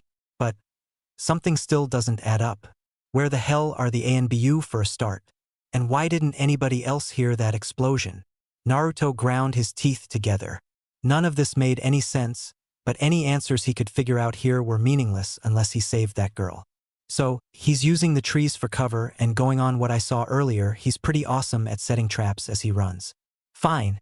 I guess I'll have to play this one safe. As he spoke, two Kage Bunshin burst into existence alongside him and set off into the forest, directly following the trail left by the shinobi. One leading the way and another hanging back slightly. The real Naruto followed the pair at a distance, staying just out the pair's eyeshot, meaning he would be out of sight should they come across the shinobi. It wasn't long before the merit of taking the few seconds to think and strategize before acting became all too apparent, and all of a sudden he was incredibly grateful for all the extra reading he had done once he had finished with Academy, and especially grateful towards that weird jonin that had advised him to do it.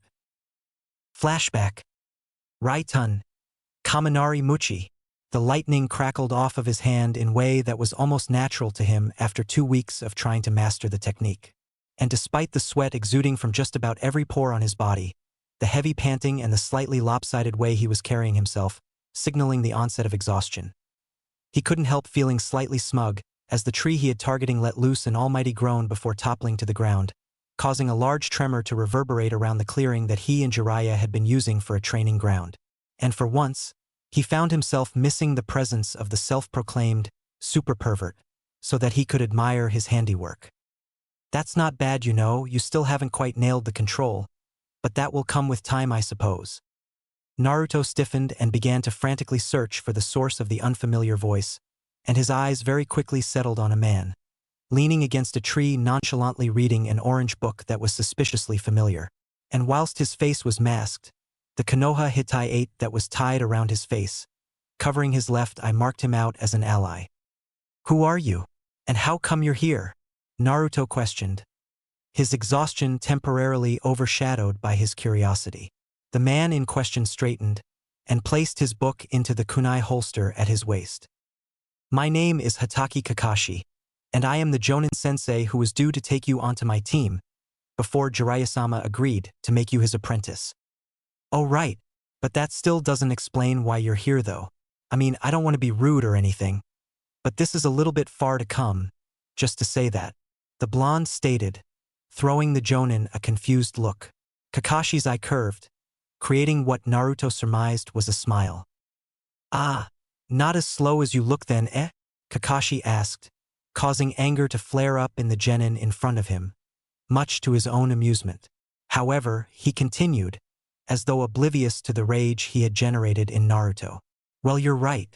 I came out here to have a quick talk with you before I begin preparations for my own genin team." Kakashi sighed through his mask, his eye losing the smile it had before.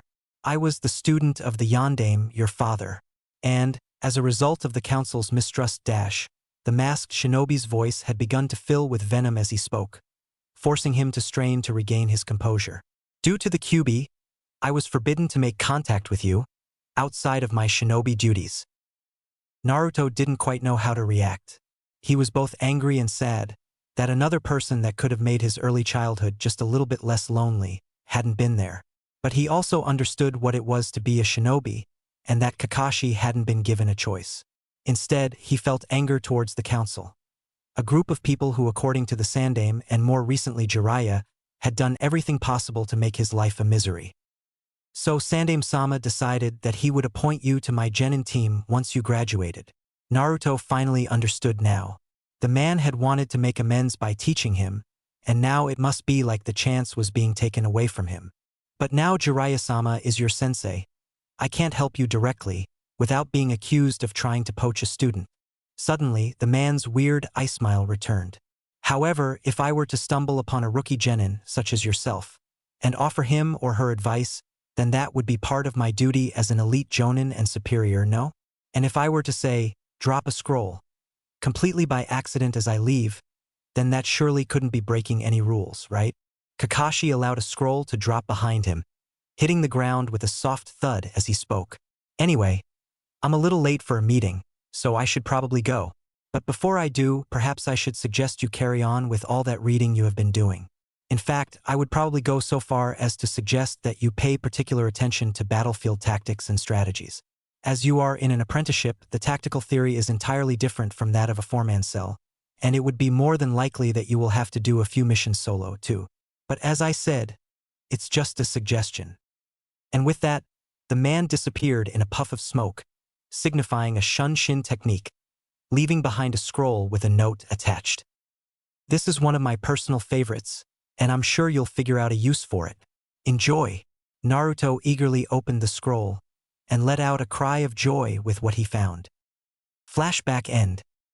Naruto grimaced as he received a first-person view of his first Kage Bunshin's fate.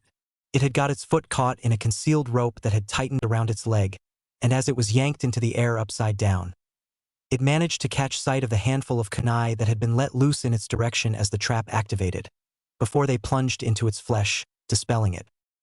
Meanwhile, the second Bunshin involuntarily gulped, as it fulfilled its duty of summoning the replacement. Glad that's not my job. Naruto and his Bunshin pushed on in a similar fashion, until eventually, the leading Bunshin signaled to the one behind him to stop, before dispelling itself. The original Naruto grinned slightly as the memory of spotting the IWA shinobi setting up the next trap a few meters ahead of his first clone's position. He circled around the area, giving the enemy a fairly wide berth to try and get behind the ninja. As he was doing this, his remaining clone played its part. "Hey asshole!" The Bunshin screeched at the IWA Nin, as it leapt down from the trees into the area where the shinobi was setting up his latest trap. "Hand over that girl, before I kick your ass." The foreign ninja let out a short bark of a laugh. "Why don't you come over here and make me, you little shit?" He had barely finished speaking before the Bunshin charged at him, his fist cocked back for a punch. A head-on charge? What the fuck do they teach in this village? Upon hearing this, the charging Naruto grinned, and the IWA shinobi widened his eyes as he heard two Bunshin appear, and turned his head just in time to see them running at him from behind, taking advantage of the distraction caused by the first. Working purely on instinct, he spun and ducked the blow of the first, and extended his right-left leg as he spun, catching the second clone in an improvised sweep. Before the first clone could regain his balance, he straightened and chambered a kick to destroy the second. Raitun. Kaminari Muchi. He felt the Raitun chakra whip tighten around the leg he was just about to use, numbing his leg slightly and pulling him off balance. Only for the Bunshin he was about to destroy land its own kick to his stomach, sending him sprawling to the ground. However, this also disconnected the Raitun technique that had connected to his leg. He threw a glance to his captive, who was still unconscious, leant up against a tree just outside of the current area of the battle, before returning his eyes to the opponents before him. The one who had landed the kick on him was watching him warily, ready to react to his next move. However, the one who had used the ninjutsu was breathing heavily, and just as he was trying to figure out why he was so tired, he exploded in a puff of smoke. That one was a Kage Bunshin too, and I watched the other one be created, so that means the real one isn't here. Doton. Shinju Zanshu no Jutsu. The IWA shinobi cursed as he felt Naruto's hands grasp his ankles, and once again only instinct and experience saved him from the jutsu. He performed a Kawarimi no Jutsu just as the blonde began to pull him underground, replacing himself with a section of a branch from one of the trees above. He raced through hand seals, whilst below the real Naruto leapt out from the hole created by his jutsu. Katan. Gukakyu no Jutsu. Naruto's eyes were drawn up, and they widened as he caught sight of the size of the fireball that was coming his way. Shit, that thing is way bigger than the one I saw Sasuke team practicing during the academy. I have to move, but I don't have the time. Raitun. Kaminari Muchi. Naruto felt the feeling of his own lightning chakra wrap around his leg, as his remaining clone used the jutsu to yank him out of the path of the fireball, which in turn expended the last of its own chakra, thereby dispelling it. He had barely landed when his gut told him to move once more. He rolled sideways, dodging the incoming knee of the IWA shinobi. The enemy ninja launched himself at Naruto once again, raining down attacks at the fresh genin, only to be forced to leap over a leg sweep from a fresh Bunshin that had seemingly materialized from nowhere. Suddenly, the enemy ninja was on the back foot, being forced to defend against relentless attacks from all directions. No sooner had he blocked a punch from the original, the Bunshin was attacking from behind, forcing him to angle his body sideways to deal with both threats at once. He stepped over a leg sweep aimed at his left leg from the bunshin, and used the motion to flow into a kick at the bunshin. The original hadn't reacted fast enough to the clone's initial strike, leaving the IWA Nin with an opportunity to counter. He lashed out at the bunshin, destroying it with a well-placed kick to the side of the bunshin's head. Unfortunately, the sound of the bunshin being destroyed masked the sound of the creation of two more. Futon. Gokuhu no Jutsu. Futon. Gokuhu no Jutsu. The two clones announced their jutsu in perfect unison, each launching a barrage of tight spheres of deadly wind towards the enemy ninja, each impacting his torso and tearing into his uniform and skin underneath. The ninja was sent barreling backwards, skidding across the mud, before impacting the base of a tree. The original Naruto looked on as the ninja shakily stood up and made for the unconscious girl, attempting to escape the scene of the battle. He signaled to his clones, who both used their Raitun Jutsu to pull the IWA Nin to the ground, preventing him from reaching the girl. The IWA Nin began racing through hand seals on the ground, too quickly for Naruto to stop him. Time for the backup plan. If I cannot capture the target, destroy it so it can never be used against us. Katan. Gukakyu no Jutsu. Naruto watched in horror as the ball of flame erupted from the shinobi's mouth, ready to incinerate the child he had been fighting to protect. There was no way he could stop it. Was there? Naruto took a deep breath. He had promised he would make his father proud, and even if this was to be his last and only chance, Uzumaki Naruto never goes back on a promise. And there was no way he would let this girl die, regardless of the cost. Kawarimi no Jutsu. Naruto intoned the words for the jutsu not in the adrenaline-charged shout that many ninja use during a life-and-death battle, but in a calm voice that seemed to settle his own mind. And as he felt the pull of the technique end, indicating he had successfully swapped with the girl, he opened his eyes to face his fate head-on. Doton, Doroku Geishi. Naruto's eyes widened in shock as a large stone wall erupted in front of him, stopping the fireball in its tracks. As usual, the gallant Jiraiya comes to the rescue in the nick of time and saves his new student from the clutches of death. The blonde turned his head to where the small girl had been moments before, and turned his head back to see the stone wall crumbling to reveal a very different man to the one had been fighting earlier. This one was taller for a start and wore a Jonin flak jacket, as well as a Konoha Hittite. Immediately, something clicked in Naruto's brain. What the hell is going on here? He shouted, as he watched both men grin at him, even as the tall Jonin began to light a cigarette. What is going on is that you just passed the Genin test, Gaki. Jiraiya stated, his face not losing the smug grin it was wearing. Test. At this Jiraiya sighed impatiently and rolled his eyes. Well, didn't you wonder where all the ANBU were? Or that, if the kidnapped girl was so important, why no one was looking for her? This was a test designed by myself and Sarutobi Asuma over here, in order to see if you were ready to become a genin, or more specifically a Konoha genin. This appeared to confuse the blonde even more.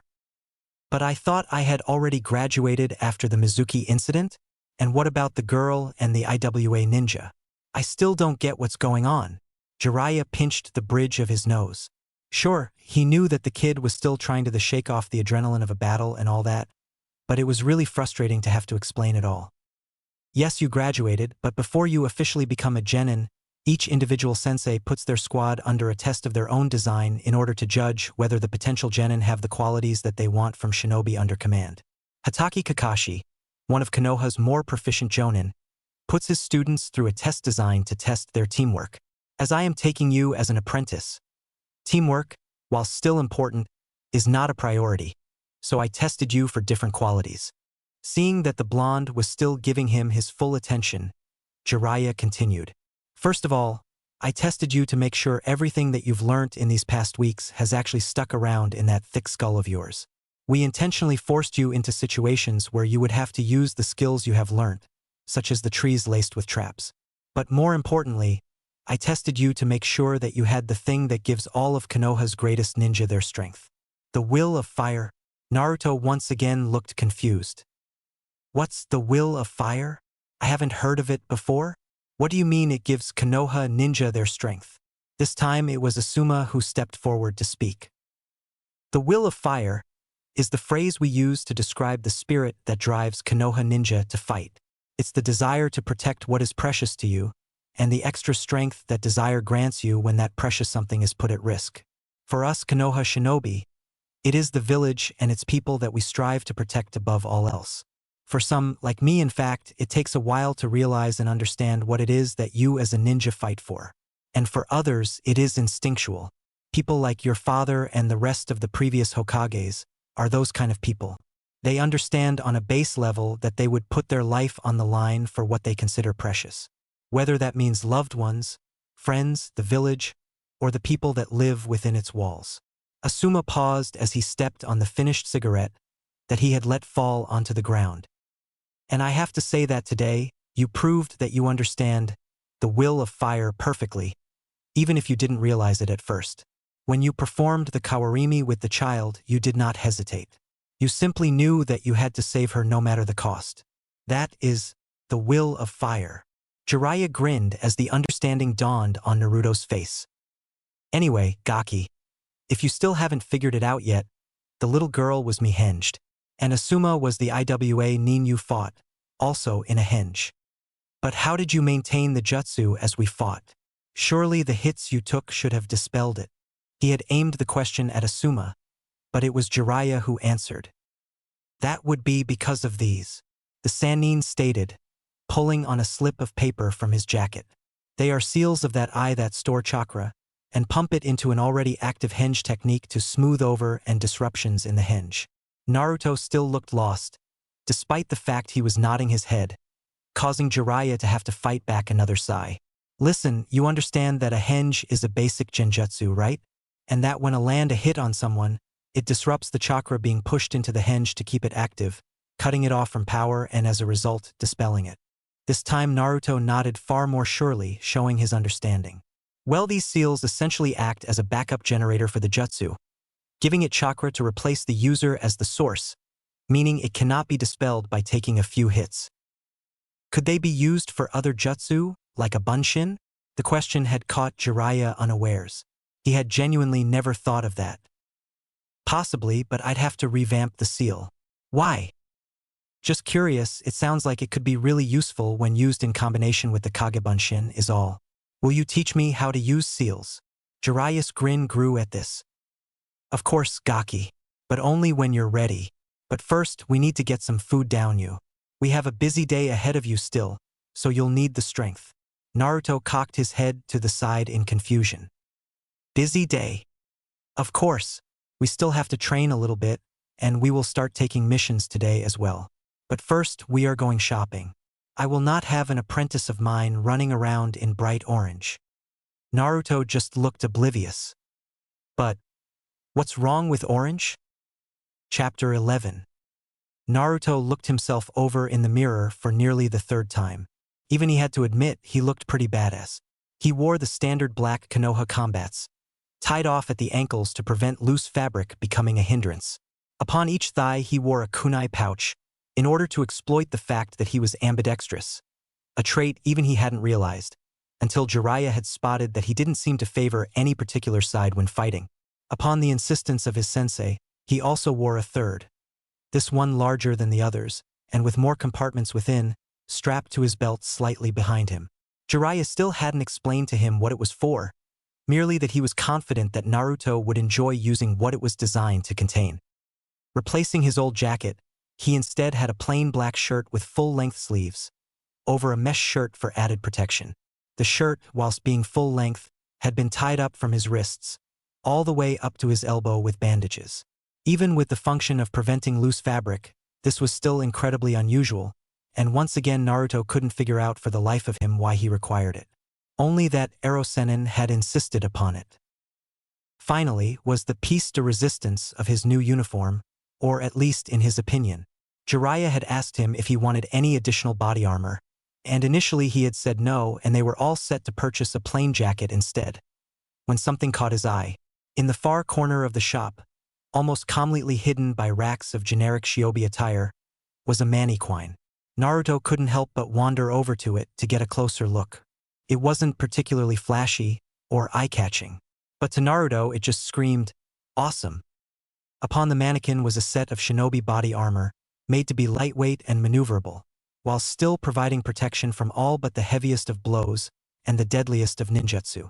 It provided a more complete form of protection from the basic ANBU garb, although looking fairly similar. Unlike the ANBU uniform, it provided full protection of the shoulders and the sides of the torso. Where it seriously differed, however, was the mechanism. The ANBU uniform was two pieces of material strapped over the shoulders and at the hips, sacrificing protection for speed and maneuverability. However, the armor in front of him was constructed from multiple interlocking plates of material, allowing maximum movement, with no gaps in the armor as the cost. These plates were concealed underneath a top layer of deep mauve material in order to disguise the mechanism, meaning that, at first glance, the armor was restrictive, ideally meaning that any potential enemy would underestimate the wearer's speed and agility, giving him the edge. The armor also had several attachments woven into the top layer of fabric, including straps where a scabbard could be attached both across the back and at hip level, and places where scrolls could be attached. Now, that is interesting. Naruto turned to find his sensei, looking curiously at the armor. These front panels of armor have specially designed sections in which seals can be woven into. But at the academy teaches that seals can be placed on most kinds of material? Jiraiya nodded in the affirmative, before replying. True enough. However, shinobi armor is woven together using material infused with chakra by the person who created it. This means that seals cannot be placed on someone wearing the armor without having to make changes to the seal array to make it compatible with the individual chakra of the person who made the armor. As you can tell, this would be almost impossible in a practical combat situation. The Sannin reached out a hand and began examining the armor closely. However, this armor is designed to fuse with the user's chakra once a seal on the inside is activated. This enables the owner to place seals on his own armor in order to aid him in battle, whilst bypassing the seal defense put in place by the person who made it, leaving the defense active in order to protect him from the use of seals by the enemy. A little-known fact is that my old armor and the Yondame's Jonin flak jacket are made in the same way, as we both used seals extensively. That had settled it for Naruto. For him, it was another link to his father, another link to his family. And it looked completely awesome. Sarutobi found that despite the presence of several of his subordinates, many of them really quite senior in post-Ion, that he couldn't keep the proud smile that he currently wore, buried under his need to be professional and impartial towards all of his shinobi. He also found that neither Irika nor Jiraiya could either. Naruto stood before him, sporting a slightly sheepish grin, in completely new shinobi attire, looking every bit the professionnel shinobi. I take that you are here for your first mission, Naruto? The Hokage inquired, garnering an excited nod from the blonde in front of him. Excellent news. Irika over here has your assignment ready for you. The Hokage gestured to Irika, who was unable to hold back a grimace as he extended the mission scroll towards the fresh genin. Sarutobi sat back in his chair and awaited the fireworks. I have to deliver groceries? What the he dash? Naruto's tirade was cut short as his sensei grabbed him by the mouth with one arm, gesturing to the elderly Kage with the other. I think I'll explain the merits of D ranks to him, Sarutobi-sensei. Save your ears the trouble, Jiraiya stated, before hastily exiting the mission room with a still struggling and evidently outraged Naruto under his arm. As they left, the room's occupants burst into laughter. In truth, they had been waiting for the blonde to turn up all day. To most in the room, although they had no animosity towards Naruto, in fact some were rather fond of the genin. The mission assignments was but a small vindication for the many pranks the blonde had pulled over the years. What the hell kind of mission is this Arrow Senin? Deliver groceries? This isn't a mission, it's a chore. Jiraiya sighed heavily, already having anticipated his apprentice's reaction to. For a start, the reaction of his first apprentice had been exactly the same. D-rank missions are an exercise used in order to promote the growth of teamwork before you actually set out into the field. They give genin an insight into how their teammates think and what kind of people they are. Without this prior bonding, sending genin into a combat situation would be utter suicide. Jiraiya paused to check his student's understanding before continuing. However, as I'm sure you're aware, you are not part of any team, and whilst you will be participating in joint missions with other teams, you will be doing a great many of these D ranks yourself, as well as while working with one of the other genin teams. But why do I have to do them by myself as well? Jiraiya grinned at his student's question. We will be using them as a training exercise. One of the clever things about how the D-rank missions are set up is that they all simulate a higher-ranked mission. For example, you are being asked to deliver groceries, correct? Well, when we do this, you will take this to mean that you will be leading a mission in which you and your team are to deliver valuable intel or cargo to a location, whilst protecting the cargo from external threats. Understand? Naruto thought for a few seconds before answering. You said that I would be leading a team. If I'm doing these missions independently, who will be my team? And how can there be any external threats for me to protect the cargo from? Naruto asked, his curiosity genuinely growing. You'll be using Kage Bunshin to simulate ninja under your command, and yours truly will act as the external threats. It's your job to command your ninja effectively, in order to complete the mission without sustaining any casualties amongst your subordinates. I want you to understand that I'm not training you to be just another powerful shinobi. I'm training you to be a leader, someone who can lead a unit deep into enemy territory on what most would consider a suicide mission and return with everyone alive. You have to understand how to command shinobi effectively and whilst minimizing harm to your ninja. As Hokage, you will have to do this constantly, and often you can't be there to protect the ninja you have sent. As a result, your orders have to be spot on, or you will have an ally's blood on your hands, a friend's blood on your hands. Naruto scanned the trees around him intently for signs of his enemy. Once they had collected the groceries he was supposed to deliver, Jiraiya had given him a map, planning his route for him. It had been explained that he would be allowed to plan his route for some missions. Jiraiya would do it for others in order to simulate occasions where only one route is available to him, and his team would have to take it regardless of the danger. Typically, his sensei had given him the longest route through the village to his destination, cutting through many rarely used alleys and areas of park, each and every one a perfect location for an ambush. He returned his eyes to the Kage Bunshin convey he had ordered ahead of him. He was at place the back to enable him, in theory, to observe and react to the events that unfolded around him, hopefully giving the orders in time to save the lives of his comrades, as well as ensure the success of the mission. That was another condition that Jiraiya had laid out prior to beginning. His clones were only allowed to take action based on his orders, and were not allowed to act independently in any other capacity than self-defense. He had set his first clone at the front of the convoy, in order to act both as a scout and in order to initially engage with any threats. 2 more were at the rear, enabling them to support and defend any threats to either the convey or the first Kage Bunshin. The cargo itself was being carried by a separate Bunshin, hinged in order to appear as a traveling merchant. A further Bunshin, in order to maintain an element of unpredictability, even when being ambushed, was traveling underground using the Doton Shinju Zanshu no Jutsu that he had learnt from Kakashi. He had provided this Bunshin with extra chakra in order for him to maintain the jutsu, under the premise that for a similar mission, a ninjutsu specialist would be assigned to the squad. Naruto was made to wait for almost the entire route around the village before Jiraiya struck. It was part of the way through a particularly tight alley, just a few minutes away from the delivery location. When the leading Bunshin raised a hand, simultaneously signaling to the rest to stop and that he had heard something, the original strained his ears, trying to hone in on the low rumbling sound that seemed to be growing in volume.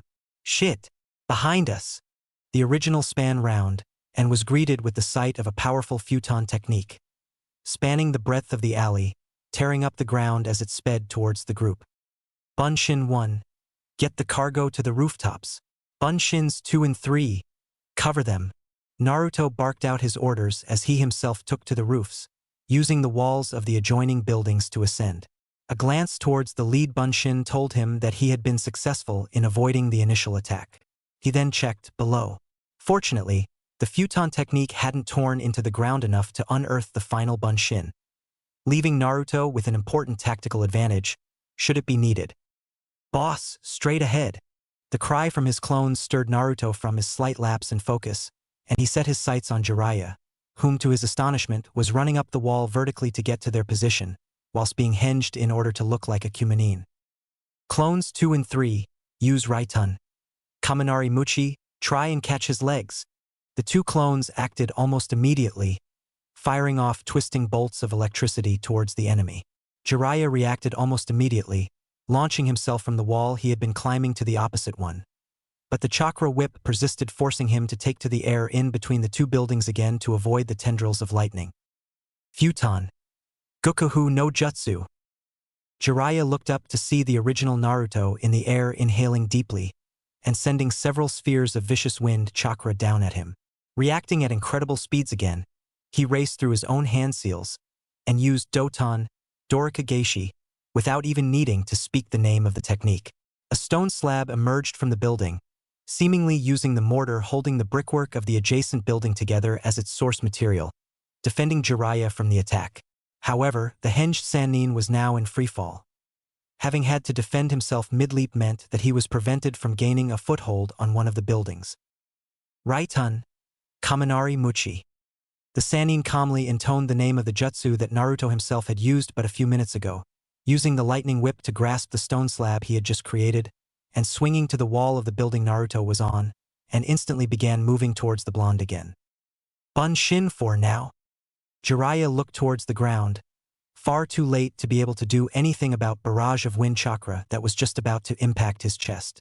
Just as the spirals of slicing chakra began to impact Jiraiya, he exploded in a puff of smoke. Akage Bunshin?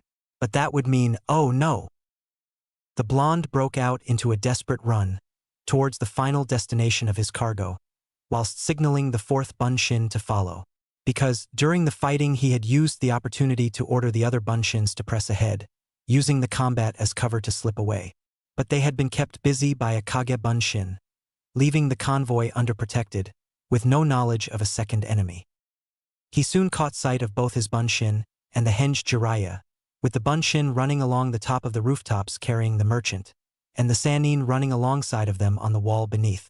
The blonde watched as the Sannin ran through some hand seals, too fast to do anything about it. Suddenly, the ground beneath his Bunshin transformed into some kind of swamp, dragging them waist deep through the roof of the building supporting them. Then the jutsu stopped, leaving them trapped at the waist in the concrete of the building. Naruto made to move towards the Bunshin, but was nowhere near fast enough as Jiraiya walked up behind the entrapped Bunshin, and casually threw a trio of kunai, implanting then in the ground around his Bunshin.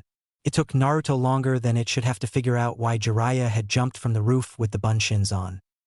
The kunai had explosive notes on them. Naruto skidded to a halt as they detonated, and his mind's flooded with the memories of his Bunshin. The blonde made to move to where his clones had been, only to be stopped by a voice from behind. I waited until you had made it into an area of the village that is waiting to be developed, so the explosive notes couldn't have harmed anyone. But I dash, Naruto began, shaken by the fact that he had failed to protect what could have been Konoha Ninja, if this was a real-life situation. Don't worry about it for now. We are going to go to our training area and debrief, figure out what went wrong for you, and how you could have done things differently. You are only a fresh genin, Naruto. I'm not expecting you to pull everything off perfectly at the moment. This is a learning exercise, so we can make sure that this doesn't happen in the field. Naruto felt his sensei's hand on his shoulder and nodded. But first, we're gonna have to go back to the shops. I blew up that man's groceries. Chapter 12. Naruto sat a few meters ahead of his sensei, waiting for his evaluation of where he had gone wrong in his first attempt at a D-rank missions. He was unusually attentive, considering his knowledge that a lecture from Jiraiya was imminent. However, the memory of firstly, his failure, and also that of what the failure would have meant in a real mission. His comrades, possibly even a friend, would have been killed, as a direct result of his decisions. Because of his prisoner, he had grown up alone. Other children were told to keep away from him by their parents and carers, and they listened obediently. He had never harbored any resentment towards the children nor their parents. He had always assumed that it was simply because of something he or his parents had done, if he even had parents, of course. Even now, when he had at least some of the answers, he found that he didn't hate the parents or children for their actions. Indeed, having come face to face with the Kyuubi no Kitsune himself, he found that he understood the fears of the village perfectly. However, regardless of this, the damage had been done to Naruto's psyche. His facade was already firmly set into place by the time he had entered the academy, and to everyone within, he was an eternally loud and happy-go-lucky dead last. Ironically, looking back, it was his method of coping with his own loneliness that destroyed any chance of him making friends during his time there. The children belonging to some of the major clans, he realized, held no ill will to him whatsoever. But despite this, the blonde had found himself to drop his mask, and this inevitably put the others off. Of course, there were some that didn't outright dislike him. Nara Shikamaru seemed eternally curious and did actually speak to him every now and again, and by association, he also spent some time with Akimichi Chuji, who was Shikamaru's best friend. As well as those two, Inazuka Kiba seemed to appreciate the art of pranking, almost as much as he did. But he would never go as far as to call any of them friends. As a result, a friend was something he had wanted for as long as he could remember. He of course had precious people now. Irika, Jiraiya, the Sandaime and even Yugugo were all utterly precious to him. But they weren't friends as such. They were more like family to him. So to him, the mistake he had made was crushing. Jiraiya observed his student as he became absorbed in his own internal monologue. It was evident that the blonde had taken the implications of his exercise to hear, which was pleasing as the Sannin had initially been worried that Naruto would not take things seriously. Conversely, Jiraiya did not want his student to be too immersed, as it were, as that could tear apart Naruto's confidence, which wasn't as high as Naruto would like people to believe. Firstly, I would like to make it clear that you were not expected to succeed in that mission, Naruto. In fact, generally I will be endeavoring to cause you to make mistakes, and sometimes fail as a result. He observed the familiar, confused look on Naruto's face, before continuing in order to cut off the inevitable questioning. The reason for this is that it allows you to learn from the mistakes that you do make. If I allowed everything to go to plan for you all the time, it would not punish any errors in your decision-making and planning. Learning from actually seeing the consequences of your mistakes and making changes to your strategy accordingly is an infinitely better way to learn than me simply telling you where you went wrong. So with that in mind, what do you think went wrong in the exercise we just did? Naruto didn't need to think before answering. I sent my Bunshin ahead by themselves, whilst I was still fighting your Bunshin. That was indeed the most glaring issue. The fact is, you had no real need to do it. I understand that you wanted to keep the cargo out of the way of the battle, but you had my Bunshin on the ropes. It didn't pose a serious enough threat to the mission. As a result, you were separated from them, and as a result, you could not relay vital information about further danger. However, it is important for you to understand that some situations will call for that kind of action. If the enemy was powerful enough, sending some of your party onwards in the hope of giving them a chance of fulfilling the mission's objective is the only option. However, it is a last resort option. It is a strategy that acknowledges that those left behind will be defeated, and therefore sacrificed for the good of the mission, as well as the safety of their comrades. Jiraiya saw the mix of understanding and determination on his student's face, and smiled. It was a familiar scene to him. His father had been exactly the same when he failed his first D rank, distraught at first but utterly determined to improve, and ensure that when he did lead a squad into combat, he wouldn't lose any of his comrades. Of course, life doesn't always play fair, and even the best laid plans could be unraveled. But that was not a lesson that could be taught. It could only be learnt through experience. Having said that, Jiraiya continued, there wasn't much else wrong with how you worked. The only fault I can find is with the Bunshin you deployed underground. Whilst the idea in itself was pretty ingenious, there is a large risk attached to that particular tactic. During the fight, you allowed me to get between you and your Bunshin, leaving it isolated. Had I allowed myself to raise my game, that would be another teammate dead. Of course, there would be nothing wrong with you using a clone to do that on a real mission.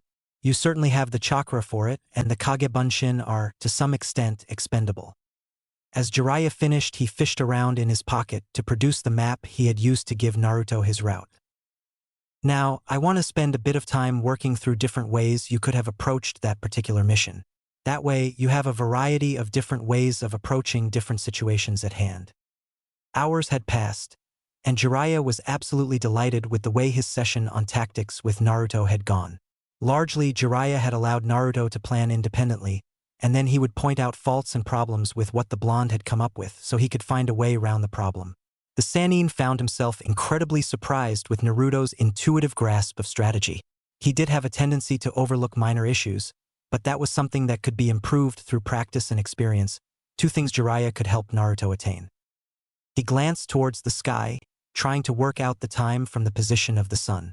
It had been overcast for a few hours, and it would probably rain in the night, and for someone of lesser ability, judging the position of the sun in such condition would have been a difficult task.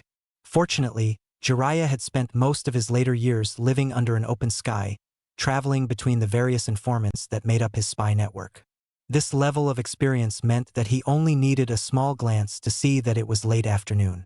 They had been talking for far too long, and Jiraiya needed to speak to the Sandaime fairly early, especially if he wanted to get some research in.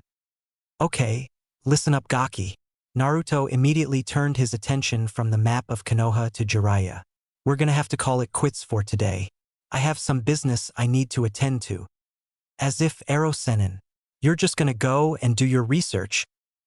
Jiraiya gave an involuntary flinch at both his nickname and the fact that the boy was almost spot on with his predictions. For your information, Gaki, I have a meeting with the Hokage. Yeah, for about 5 minutes, and then it's time for some quality research. But first, I need to explain to you how training is going to work under me. I want you here at 6 a.m. every single morning except for Wednesdays and Saturdays. We will spend the first 3 hours working over anything that doesn't involve large amounts of physical work. For example, things such as strategy, ninjutsu theory, and eventually, things such as sealing techniques and working on chakra mastery, which I know you've already spoken about with Yugugo. The rest of the day will change depending on the activities of the other genin cells, which makes it tricky to schedule properly. However, you will always do at least one D rank independently, and one with one of the other cells. The rest of the day will be spent on the fun stuff. We will be working on taijutsu and ninjutsu, as well as improving your ability to counter genjutsu. Any questions? What will I be doing on Wednesdays and Saturdays? At this, Jiraiya smirked slightly. Well, on those days, you'll be doing weapons training with Yugugo. The next day, Naruto finished the relatively short sequence of hand seals and brought his right hand up to his mouth, with his index and middle fingers extended in front of him. He then exhaled heavily, expelling the chakra he had been molding at the back of his throat, and combining it with the chakra gathered at the end of his fingers. Katan. Kasumi Indu no Jutsu. The result was a light mist billowing out from his mouth, filling the majority of the clearing before him. It wasn't heavy enough to obscure his vision, yet it was still thick enough to be clearly visible. Yes, I finally did it, Naruto exclaimed, the excitement in his voice clearly audible. About time too, Gaki. That's a totally basic technique. The easiest of the ones I want to get you practicing today. Naruto looked up at surprise at this statement.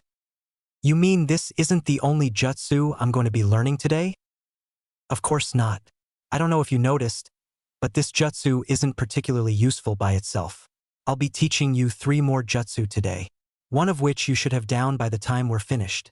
The other 2, however, might take you a few days, if we work at them intensely enough. The blonde struggled to contain his excitement at hearing this. No matter how much he tried to be more serious about his shinobi training, the thought of ninjutsu still sent him overboard. However, I first want you to join me up here. The Sannin continued, indicating his position in the tree overlooking the clearing. I'm going to show you exactly how powerful this technique can be. Naruto was up and sitting next to Jiraiya almost instantly, allowing Jiraiya to start weaving his own set of hand signs. Katan, Kamakai Kaki. Jiraiya fired a miniature version of the Gukakyu no Jutsu directly towards the mist that Naruto had created, and the blonde looked on, curious as to what effect the seemingly tiny fireball could possibly have. Naruto leant forward in fascination as the fireball approached the mist. As the 2 jutsu finally met, the area the pair had been training in was swept by an unbearable wave of heat, as the mist ignited upon contact, transforming the previously placid area of Konoha into a tangible inferno. Naruto, although not being within the blast radius itself, could feel the hairs on his arms singe from merely the heat created, and despite only seconds passing, he was already beginning to sweat. Amazing, Naruto muttered, as the roaring flames died down, leaving behind the scorched earth as evidence of their existence. "Glad you liked it," Jiraiya replied, the smugness generated by the blonde praise emanating from him in waves. "But can you tell me why that jutsu combination is entirely useless in a practical combat situation?" Naruto was initially dumbstruck by Jiraiya's adamancy that such a powerful attack was useless. However, once he got round to actually think about it, it didn't take him long to see what his sensei was talking about. Firstly, it would be too slow to activate in a fight against another shinobi. They would just try to get out of the mist, considering that it doesn't cover a particularly large area, or at least disguise how much of an area it does cover. Secondly, it would be difficult for you to use the Katan Jutsu without getting caught in the blast radius. It also puts any comrades in the vicinity at risk.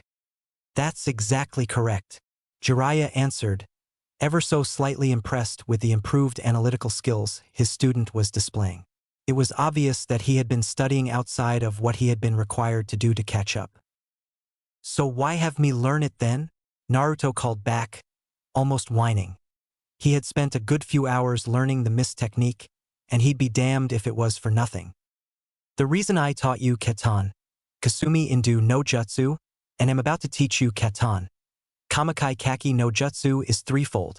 Firstly, Kasumi Indu teaches you to mold Katan chakra from within your lungs, which is what ignites when you use all Katan Jutsu. Then, Kamaki Kaki will teach you to ignite the chakra using the correct hand seal whilst maintaining enough control so that you do not burn your own mouth. This hand seal is what is missing from the mist technique, preventing it from igniting as it leaves your body. Essentially, this is a far safer and faster way of learning to use Katan chakra, which is notoriously difficult to handle if it is not your natural elemental affinity. This means that you will be able to learn the third of the jutsu I wish to get you started on today, Katan Kukakyu no Jutsu, relatively easily. Secondly, this combination can be useful in select situations. Due to the fact that Kasumi Indu, providing it is not ignited, can last for a relatively long time. It can be used to set up particularly devastating ambushes if you can funnel your enemy into the mist. It can also be used to destroy areas containing multiple structures and buildings, should your mission require it. Thirdly, I wanted to give you an example of exactly how powerful combinations of different elemental jutsu can be, which leads you into the final technique I want to get you practicing today, Futon de Tapa. Naruto almost cried out in excitement as he leapt down from the trees into the barren clearing below that now looked startlingly out of place amidst the vivid green of Konoha. Jiraiya leapt with him, landing just in front of the boy so that he was facing him. He formed the ream seal with his hands and created 2 Kage Bunshin. "Okay, I want you to create 2 groups of 5 Bunshin, and each group join up with one of mine. One group will work on Kamaki Kai, and the other will work on Futon de Tapa. Kukakyu no Jutsu can wait until you have completely learnt Kamaki Kai. I want the original over with me. We're going to work on your taijutsu." Chapter 13. The next day. Shikamaru wasn't nearly as stupid as his relatively poor grades at the academy, and even his overall demeanor would suggest to someone who didn't actually know him. Outwardly, he was lazy and entirely unimpressive. He was the epitome of average, and he endeavored to ensure that he stayed that way in the opinions of others. That way, he would never have to exert himself. He could just waste his days away, doing low-risk, low-effort missions, gazing at the clouds and playing shuji. However, he was sure he had already managed to give away to his Jonin sensei Sarutobi Asuma, a chain-smoking shinobi who, as well as possessing a fairly keen mind himself, as most Jonin surely did, of course, was also built like a fortress, meaning it was safe to assume he was also a combat expert, that he possessed the potential to be something other than ordinary. His 2 teammates, Akimichi Choji and Yamanaka, had surely already demonstrated enough in the few training exercises they had done to indicate they had the promise to reach the heights that their fathers had before them. Choji was already apt in his family's taijutsu style, and could perform several of his family's personal jutsu with skill rarely equated with someone below the rank of Chunin. Ino, too, had mastered a few of her clan's ninjutsu, which focused on the manipulation of the mind. The temperamental blonde combined this with extraordinary ability to psychoanalyze somebody, whilst holding a conversation with the person simultaneously. He had decided that he would try to make out that he had no real potential whatsoever, by only ever doing what his sensei deemed as the bare minimum to get by. Unfortunately, Asuma had discovered enough to convince himself that Shikamaru had enough potential to be as successful as his father, by attacking his only weak spot. He had challenged him to a game of shuji. And thus ensued what could be described as an epic match. It had lasted for 3.5 hours, and eventually the Nara had won out. He had been so engaged in the game that he had failed to realize his mistake until his sensei spoke. "Not as average as you'd like to make out. Shikamaru?" He was of course right. Nara Shikamaru, all forms of bragging aside, possessed an incredibly keen mind. Speaking from a shugi perspective, his mind could work 3 or 4 steps ahead of most adults almost instantaneously, thoroughly analyzing every possible move that could be made, constructing a counter-move for each, and working out the possible consequences of that particular move. And, as his father had drilled into him from an early age, this would translate to the battlefield. And much like his teammates, he could demonstrate an impressive level of mastery over his clan's techniques as well. And it was down to his impressive intellect that when he received a cursory glance from Ino, he knew they were both on precisely the same wavelength.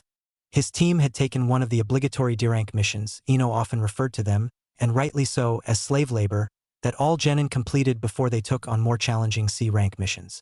The exceptional thing about this particular mission was that they were being accompanied by one Uzumaki Naruto, a former academy classmate who had not been appointed to a team. Instead, he had been apprenticed to an unknown ninja, which, according to his father, was not particularly unusual amongst graduates with exceptional potential. Indeed, the Yandame Hokage was apprenticed to a student of the Sandame Jiraiya of the Sannin shortly after graduating. The problem the Nara had was that his classmate had shown absolutely no potential during his time at the academy. In fact, Shikamaru had absolutely no idea how the blonde had managed to graduate at all, although he suspected it had something to do with the fact that the team assignments had been set back by 4 weeks. That was not all. Naruto had always been a topic of heavy discussion between himself and his teammate Ino. Despite public indifference towards Naruto, the pair had taken somewhat of a scientific interest in him. He had confused the two of them from the moment they had met, Ino especially, as she prided herself on the ability to read people's intentions and emotions. Quite simply, they found him to be unreadable. He had an outward appearance of wearing his emotions on his sleeve, and was constantly loud, energetic, and had a permanent grin plastered to his face. Everyone else took that to be Naruto's true personality, and disregarded him because of it. Shikamaru himself had been guilty of this too. In fact, it was Ino that eventually indicated that something might be awry. It was around 1.5 years into their time at the academy that he and Ino first spoke about the blonde. She had just begun training with her family on manipulation of the human mind that could be done without the use of jutsu, and she had been practicing using what she had learnt on their classmates, trying to pinpoint whether they were lying, and how they truly felt over what they were actually saying or how they were acting. She almost didn't even bother trying this with Naruto, under the notion that as he was so open and honest, he probably wasn't hiding anything. On hindsight, there was probably a lesson to be learnt for everyone learning to be a ninja. Never disregard anything based on outward appearances. Ino did in fact try her technique on Naruto, more out of boredom than anything else, and doing so sparked one of the most interesting topics of conversation the 3 teammates had ever shared, and just about one of the only mysteries that Shikamaru hadn't been able to solve. Because, when Ino tried to read the rambunctious blonde's true thoughts, she found nothing. Not a single scrap of emotion, not even what one could witness on the outside. There was no trace of what the blonde really thought or felt, other than what came from his mouth. Ino described it as like being whitewashed. Initially, Shikamaru believed that this was because Naruto was simply completely earnest in his thoughts. However, Ino claimed that if that was true, his thoughts would echo his actions. However, instead it was some kind of invisible wall that stopped Ino from reading him. It took another 3 months before the trio got any further with the mystery. Ino tried to use her techniques on her own father as practice, and was met with precisely the same reaction. She was whitewashed, so to speak. Naturally, Ino questioned this instantly. Apparently, it was something almost everybody who was a shinobi for more than a few years developed. An outwards personality or a mask that they always wore as a coping mechanism for the stresses the life of a ninja could bring. It was virtually impossible to look beyond, apart from by people who have this mechanism themselves. This was also another reason why anyone who wishes to become part of the torture and interrogation department has to have served in ANBU for more than a year.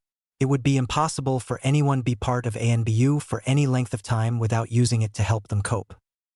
Unfortunately, this only brought more questions. What could possibly have affected Naruto, on a similar level to being a member of ANBU? They knew he was an orphan, but there had been other orphans in their graduating class, and Ino could read all of them. What was different about Naruto? Today was different. Ino had taught both himself and Chuji the basics of reading people, and they had both become pretty good at it for their age anyway. So, when Naruto joined them to perform their mission, Shikamaru decided to try to apply what he had learnt. Unfortunately, he was whitewashed and made no further progress. However, about half an hour later something happened. Flashback. Shikamaru groaned loudly as he watched Naruto stumble down the ladder that he had been climbing, attempting to reach a higher portion of the wall he had been painting. They had been assigned to paint an old man's house, a very rude old man, going by the reaction the four of them got when they knocked to announce their arrival. He seemed to glare at them, for no reason whatsoever, and only stopped when Asuma announced his presence. When they had been shown what they were to paint, Naruto immediately and enthusiastically set to work, like something possessed.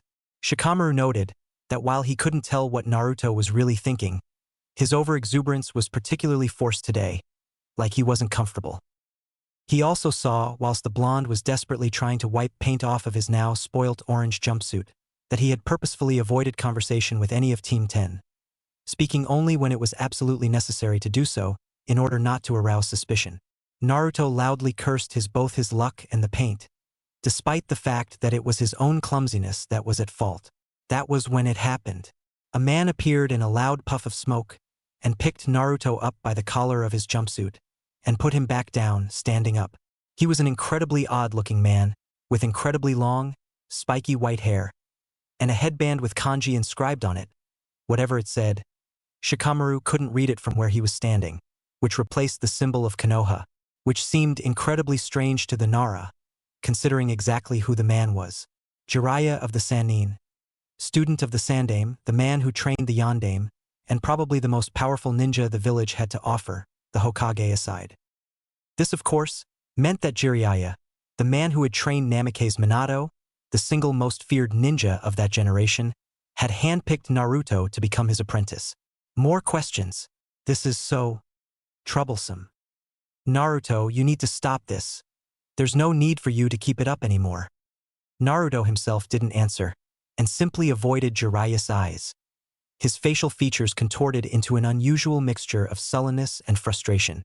Jiraiya simply sighed at Naruto's reaction and placed his left hand firmly on the blonde's shoulder and glanced sideways at Asuma, who had been watching over the genin's progress. I need to speak to my student. Do you mind if I take him off your hands for a few minutes? Asuma simply nodded in response, as the two vanished in another puff of smoke, the same way in which Jiraiya had arrived. Flashback.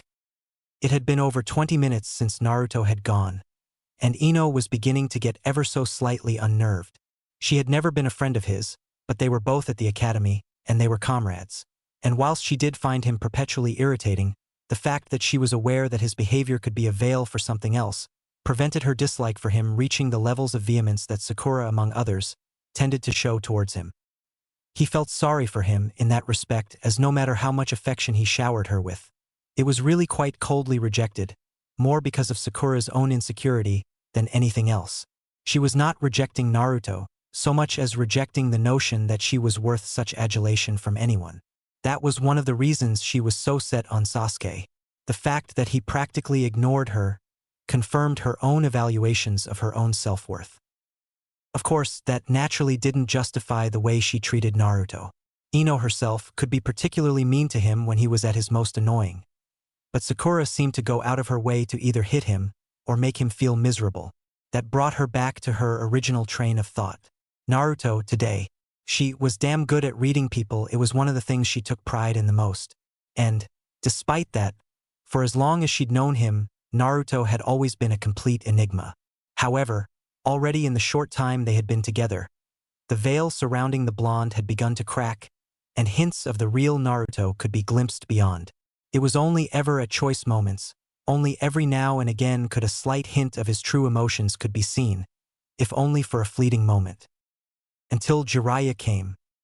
Then the mask cracked enough to be able to make out what was beyond it. Ino couldn't decipher what it was though, however familiar it felt. But it was eerily reminiscent of a feeling she knew intimately, yet at the same time could not identify exactly what it was. But what she did know was that it was not an emotion that she enjoyed at all, and the enormity of what Naruto felt far eclipsed her personal experiences of it. It made her feel sick. She now knew with every fiber of her being that Naruto, for years, had needed help. Help that had never arrived. Suddenly, there was a clang coming from Shikamaru's direction as he dropped his can of paint. Ino turned towards him, shaken from her musings by the loud noise, only to be met with the Nara staring, slightly slack-jawed, in the direction of the gate to the house they were working on. Following Shikamaru's line of sight, she looked towards whatever had given him such surprise, and very nearly dropped her own can of paint. It was Naruto, and it was a Naruto almost completely different from what they were used to. Gone was the heinous orange jumpsuit. In its place was what Ino felt assured was proper shinobi attire. He was wearing standard shinobi combats, complete with 3 different hip-worn holsters, which in itself was unusual. He also wore a black shinobi shirt, tied off with bandages that ran entirely along his forearm. But such minor detail was entirely overpowered by what Ino would call the centerpiece of his outfit. It was some kind of armor, but she hadn't ever seen anything like it. It was a deep red, and clearly made out of the same stern material that ANBU armor was created with, yet it covered more of his body, and looked to still retain flexibility. However, that his clothing was relatively unimportant, in comparison to the difference in Naruto's outward personality. Gone was the faked exuberance and wide plastered-on grin. Standing before Team 10 was an entirely different animal. He was nervous for a start, eyeing each of them desperately, attempting to gauge reaction. Ino wanted to say he looked shy, but that wasn't exactly right. He seemed to crave acceptance from them, as if he thought that showing a different side of his personality, his true self, would warrant instant rejection. It was completely alien to Ino to be able to associate such a feeling from Naruto.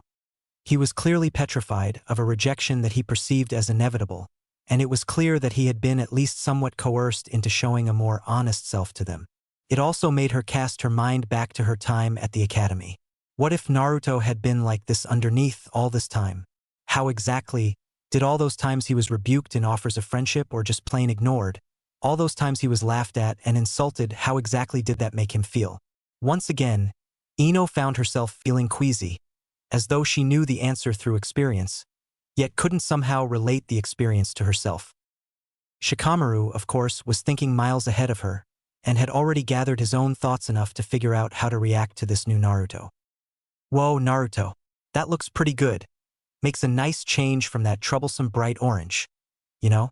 Shikamaru glanced back at Ino once again, prompting her to try and speak up in support. She looked at Naruto, who was eyeing Shikamaru with a mixture of a kind of guarded, delighted surprise, and suspicion, almost as though wanted to believe the Nara, but couldn't quite bring himself to do so. Yeah, Naruto, that armor looks really cool. It must have cost quite a lot. She added, relatively honestly. He did look pretty cool. Not on the same level as Sasuke, obviously, but cool nonetheless. Naruto simply regarded Ino in shock, obviously not expecting a compliment from someone who was so infatuated with Sasuke. Chuji didn't allow Naruto much time to think about it, however. Where did you get that kind of armor from, Naruto? It reminds me of the Akimichi family armor. It's really impressive. Naruto rubbed the back of his head with a kind of embarrassed pleasure, which worried Ino more than she would usually care to admit. Who gets so flustered over such small compliments? They hadn't really been any more complimentary than what was polite when talking to someone who has bought new clothes. It didn't sit well with her that he was so shocked by their words, and so elated that they were complimentary. It was made in Konoha, but the design actually comes from Yuzushiogakure, a village we used to be allies with before the Kyuubi destroyed it. It's pretty rare to have any armor like this still around, so it was really lucky for me to find it, even though I didn't know how rare it was at the time. The blonde spoke with massive enthusiasm still, but Ino couldn't help but notice that everything that he said now sounded a lot more earnest than it did when it was laced in that, over-the-top half-shout, that she remembered his voice being. They were seeing the real Naruto. That's incredibly interesting and everything, but perhaps it would be a better idea to hold the history lesson after you've finished here? Apparently, they had all forgotten about the presence of Team 10 sensei, Asuma. But with a grumble that impressively was in unison, the four got back to their previous work. Although now they conversed whilst they worked, with Naruto now being far more open with the three of them. And the day continued like this for another 2 hours, the genin finishing the man's house, and moving on to another mission, this time walking some of the Inuzuka dogs.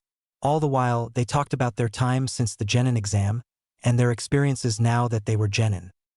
However, despite Naruto's much more open nature, Ino still couldn't help but feel that there was something about him that she had missed. She couldn't quite place it, and every time she tried, an uncomfortable sense of familiarity arose.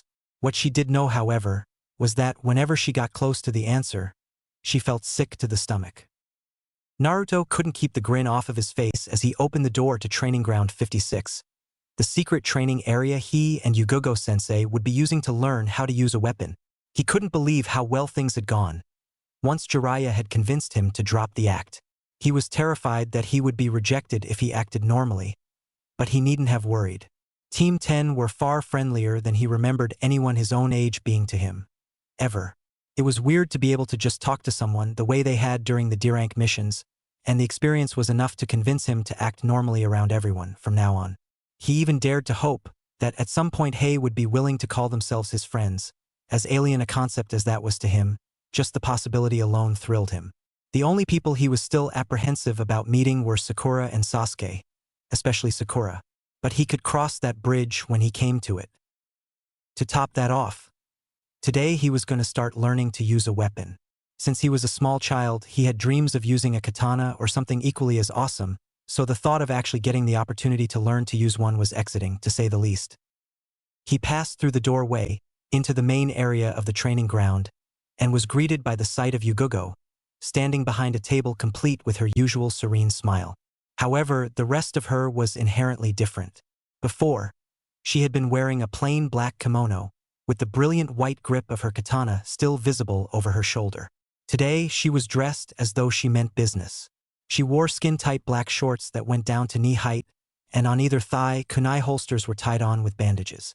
On her torso, she wore a long dark red coat with a high neck, that whilst being done up on her upper torso, was undone on her lower half, allowing the coat to flow around her as well as exposing her stomach. Her katana's grip was visible above her right shoulder as always, however now, she had second at her left hip, its grip the same brilliant white as the first. All in all, it was an entirely different Yugogo from what Naruto had previously seen either in training, or when she was on duty with ANBU. It was the table in front of his sensei that really got Naruto excited, though. It was littered with broad selection of weapons, with everything from katana to kusarigama and from a quarterstaff to a mace. There was even a blowgun and a set of bolas. "Good afternoon, Naruto," Yugogo said, distracting the blonde from his daydreaming. "You are probably wondering why I have brought along so many weapons, correct?" Naruto nodded in reply, still struggling to take his eyes off of the array of weapons.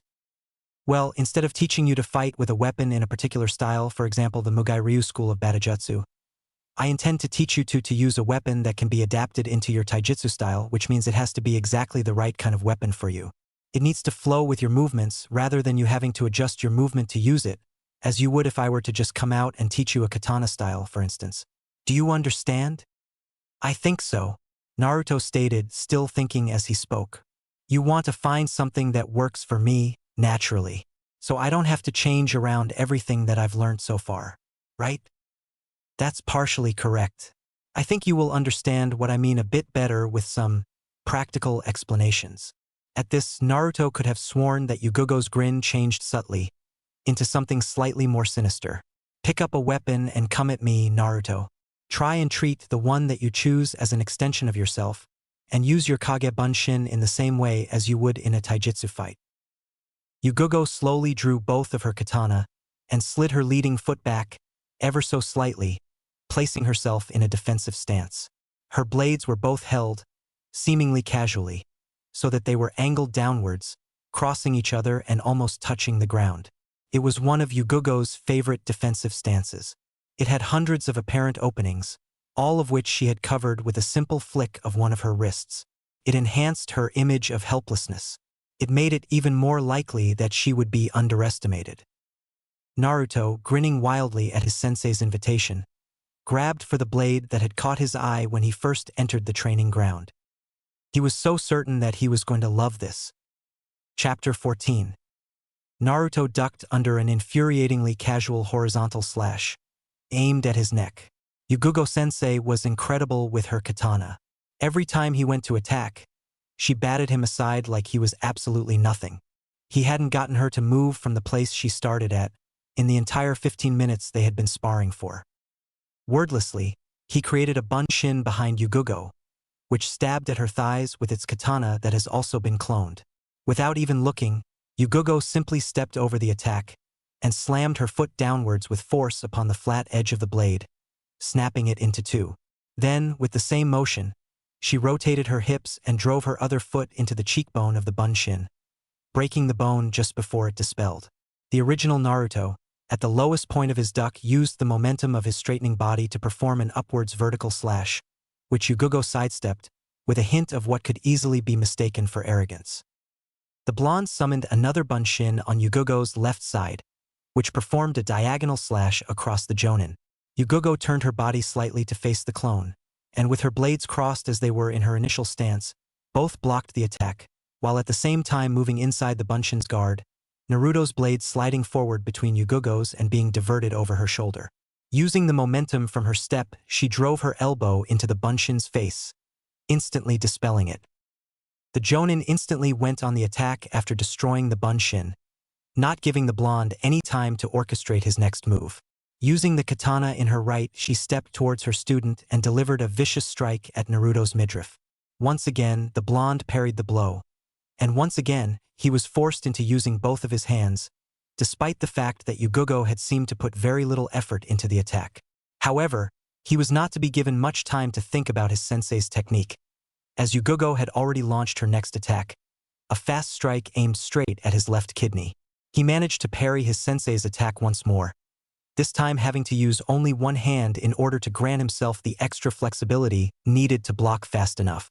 This had its own consequences, however, and his entire arm was jarred by the force of the attack. Yugugo took full advantage of this and aimed a kick at her student's hand, disarming him and sending his katana flying across the training ground, the clatter as it hit the floor echoing around the room. Naruto, we are trying to find a weapon that suits you, remember? You need to move on to the next weapon as soon as you know the one you're using isn't working, okay? Now go pick another. The blonde bit back the protests that had immediately begun to form on the tip of his tongue. After all, he knew his sensei was right. He had been able to feel within the first couple of minutes of sparring that the katana wouldn't work for him. It forced him to alter the rhythm of his movements far too much, and as a result, prevented him from being able to string together his attacks fluidly, as well as disrupting his ability to defend and immediately try to launch a counter to keep his opponent on the back foot. Naruto took a deep breath and looked towards the table upon which Yugugo had laid out weapons for him to try, and begun to decide which weapon he would try next. Hokage-sama, we have received an update from Team Kamiko. Sarutobi turned his attention from the dwindling piles of paperwork on his desk to his secretary, who had just entered the room. Ah, Team Kamiko. They were part of an escort mission to Kumo, were they not? Sarutobi asked, his curiosity piqued. They were Chunin on a relatively simple mission, and had already sent a report detailing that they had been successful, and were returning to Konoha. Yes, Hokage-sama. However, they have come across an injured Sunagekure ninja on the border to Hai no Kuni. As we are allied to Suna, they have applied emergency field treatment to the ninja. However, they believe that his injuries are too serious for him to be able to make it back to Kaze no Kuni without an escort and additional medical treatment. The Suna ninja has stated that Sunagekure is currently unable to provide their own support due to a particularly high mission load.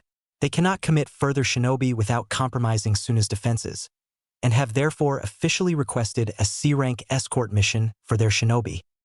Sarutobi had to pause in order to think. Team Kamiko was comprised of 4 Chunin, and as such were too much of Konoha's manpower to commit to such a relatively minor mission. This in turn meant that he would need to assign a genin team for this mission. Team 8 had just been assigned their first C rank, so they were definitely out of the question. As for Team 7, both Kakashi and himself had serious doubts as to whether they were ready for a C rank mission. And Kakashi had requested some time to remedy this, before the council inevitably attempted to throw the Uchiha in at the metaphorical deep end. Which, of course, left only Naruto and Team 10. However, Asuma had just been sent off on an emergency mission, leaving Team 10 with no sensei. Jiraiya was also due out of the village, in order to investigate a tip-off about the Chikyu no Terazu joining up with the mysterious organization Akutsuki. A group shrouded in secrecy that even Jiraiya hadn't been able to find out much about them, which would scream danger to anyone, let alone someone as experienced as Sarutobi. The revelation that his traitorous old student, Orochimaru, had once been amongst their ranks, made Jiraiya's investigation vital to village security. However, for the situation in hand at least, Sarutobi did know of a solution. The elderly Kage reached for a loose bit of paper and scribbled something down before handing it to his secretary. "Get me these shinobi, and send a message to Team Kamiko that a relief squad is being sent to take over." He just hoped he wasn't sending the genin he had in mind out too soon. He always felt slightly ill at ease whenever he sent his shinobi out on missions, but it was even worse when he sent out fresh genin. There was always the chance one or more wouldn't come back. A child that would never return to their loved ones. And, despite the strong faith he held in all of his shinobi, he knew he risked as always there. However, it was his duty as Hokage, irrespective of his feelings. The genin were the only ones for the job without compromising the strength of the village. And, on top of that, he had total faith in the jonin that would accompany them. Naruto leapt back from Yugogo, avoiding a slash aimed at his torso. He groaned in frustration and threw the tonfa he had been using to the floor, which was now littered with discarded weapons. Panting heavily, he glanced back to the table. The blowgun that had caught his eye before he began remained, along with another staff. He had already used a quarterstaff that had been crafted with a coating of steel, enabling it to be used in combat against bladed weapons, but it had been too slow and cumbersome, not exactly suited to his style of fighting. However, this staff was leaner, although about the same length. Interestingly, it had two obvious joints that effectively split the staff into three, although, as far as Naruto could see, they served little to no purpose.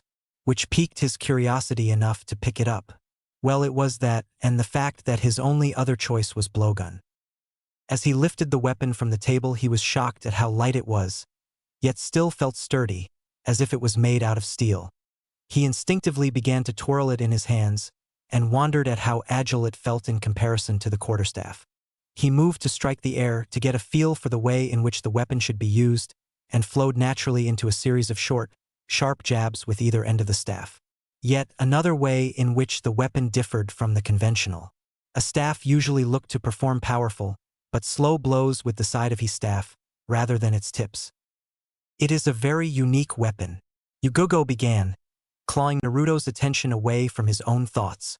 "It is made from a fairly rare wood that originates, believe it or not, from Kaze no Kuni.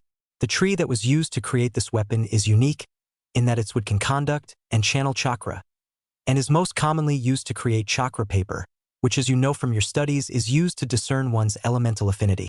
However, in the case of this weapon, it means that you can channel chakra through it. As well as this, the person who made this particular weapon enhanced the wood with chakra as he was crafting it, making it incredibly difficult to break or destroy, nullifying any perceived vulnerability it had. Only a few weeks ago, Yugogo's words would have gone straight over the genin's head. It was a testament to how far he had come along that he understood everything his sensei had told him. He hadn't stopped at academy knowledge either. At the advice of Hatake Kakashi, a decidedly odd jonin who had stopped to give Naruto advice, and had even let him use one of his jutsu scrolls to learn a new technique. He had continued reading about the world of shinobi, and continued to learn, too. He had branched out in his reading material too: strategy, basic field usable first aid, genjutsu, use of weapons, and chakra theory of a more advanced level than what was taught in the academy. He had even kept up with geography and history, at Irika's advice. And he had to admit, he simply didn't understand how on earth he had come to the conclusion that all that boring book stuff would never be useful for a ninja. Of course, there was still even more that he could have been working on. He hadn't gone back to see Irika to continue working on his chakra control, and focus in his training sessions with Jiraiya had been primarily focused on ninjutsu so far, leaving him with little time to push his taijutsu any further. On top of that, he still hadn't even thought about doing anything practical with genjutsu, either casting or dispelling.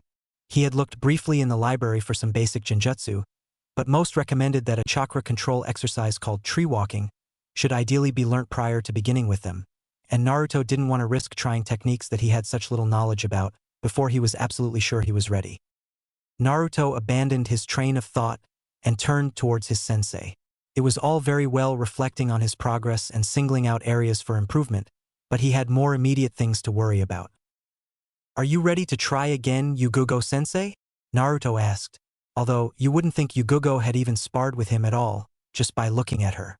She wasn't breathing even slightly heavily and looked totally relaxed, whereas Naruto was beginning to look more and more disheveled as the training wore on. Seeing his sensei nod and adopt the same defensive stance she had begun their training session with, Naruto shifted his grip on his weapon and charged, knowing his sensei would allow him to attack in order to get a feel for the weapon. "I've just realized. Yugugo-sensei didn't even tell me what the weapon was called." He wasn't even sure it mattered, as he got into range of his sensei and immediately leveled a jab aimed straight at her head. Watching his sensei casually sidestep his initial strike, he instantly created a bunshin directed behind her, which attempted to strike her in the back. In response, she shifted her footing and turned the 180 degrees, and decapitated the bunshin with ease. She had intentionally left her back exposed, and Naruto understood the implications immediately. It was both intended to goad him, as she had already taught him that you should never expose your back to an enemy that you feel could ever strike you, and to leave an opening, inviting him to take advantage. A trap, essentially, and the blonde feigned to fall for it, crouching down and attacking the leg that she had the majority of her weight on, in order to upset her balance. Of course, Yugugo expected such an attack, and immediately lifted her leg and pivoted in order to strike at the now exposed Naruto. What she didn't expect, however, was for a bunshin to use the crouched blonde's back for leverage in order to launch a vicious diving lunge at her face. Her instincts, honed through years of training and experience, kicked in, and she threw herself backwards, planting her hands on the ground over her swords and kicked out with both legs, making contact with the clone as it flew over her, dispelling it with an audible crunch. She continued her backwards flipping motion, landing perfectly in a crouched position, both katanas already in her hands. However, no sooner had she returned her attention to the blonde, he was on top of her, himself and his bunshins launching into a series of attacks, each flowing into each other perfectly. The difference in his movement with his current weapon, from when he was using the others, was phenomenal. And for the first time during their session, she was on the back foot. Naturally, she wasn't taking the fight all that seriously. Naruto was still only a genin after all. All the same, the blonde, despite having no training with the weapon whatsoever, was performing exceptionally well. It was clear that this weapon suited him to a T. Now all she needed to do was show him that the object in his hands was not merely a staff, although its clever design meant that it could be used as one. Unfortunately, she thought, sensing the presence that had just entered the training grounds, I will not to be given the time in order to do so. Not just yet, anyway. Naruto too had noticed the extra presence, and stopped his attacks, turning his attention to the new figure in the room. Yugugo also turned to meet the man, although she already knew who it was. Uzumaki Naruto is to report to the Hokage within the next 30 minutes for a mission. He is to come prepared for an escort mission lasting at least a week, possibly more, and should be ready to leave immediately after briefing. Naruto glanced to his sensei, who nodded to him, without taking her attention away from the ANBU who had come to deliver the message. You should get going, Naruto. You know what you need to bring from your studies, though I would recommend that you bring extra ninja wire and other trap-making gear, just in case your client is definitely being targeted. Also, I want you to take the weapon with you. It might come in useful, especially since you'll only be going out on a C-rank mission. You might even be going with a jonin who knows how to use one, and might be able to show you a thing or two if you've got time. Right? Naruto replied, trying to process the information he had just been given, before moving to leave the room. Oh, and Naruto, it's called a Sansetsuken. Naruto stopped dead, once again trying to process the new information. But a Sansetsuken is a 3-. Get moving. Figure it out later. Yugogo interjected, causing Naruto to stir into action once more. Nodding in the affirmative, Naruto set off, actually managing to leave the training ground this time. I take it the Hokage wants me present for the briefing? Should I be in ANBU attire, or not? It's entirely up to you, Yuzuki-san. Although Hokage-sama would like you to say out of sight throughout, unless you need to interject. Thank you, ANBU-san, Yugogo replied. The masked figure didn't bother to indicate he had heard her, before disappearing in a puff of smoke. That guy is always so rude when he puts on that mask. No sense of humor either. Yugogo muttered to herself, before leaving the training ground herself and heading towards the Hokage Tower. She had to make it there early, after all. So all of you understand the mission objectives? Yes, Hokage-sama. We are to rendezvous with Team Kamiko, give them their new orders, and then administer further first aid to the injured Sunanin and escort him back to Sunagakure once he can be transported safely. We leave immediately, replied a certain Hatake Kakashi, his usual lazy drawl replaced with a serious tone, reserved only for receiving orders. Sarutobi gazed at the shinobi he had selected for the mission. Uzumaki Naruto was a given, especially after his rapid progression since his graduation. Sarutobi could see the excitement burning behind his eyes, despite his attempts to remain serious and calm during the briefing. Him even attempting to remain serious told Sarutobi all he needed to know about how far the boy had come.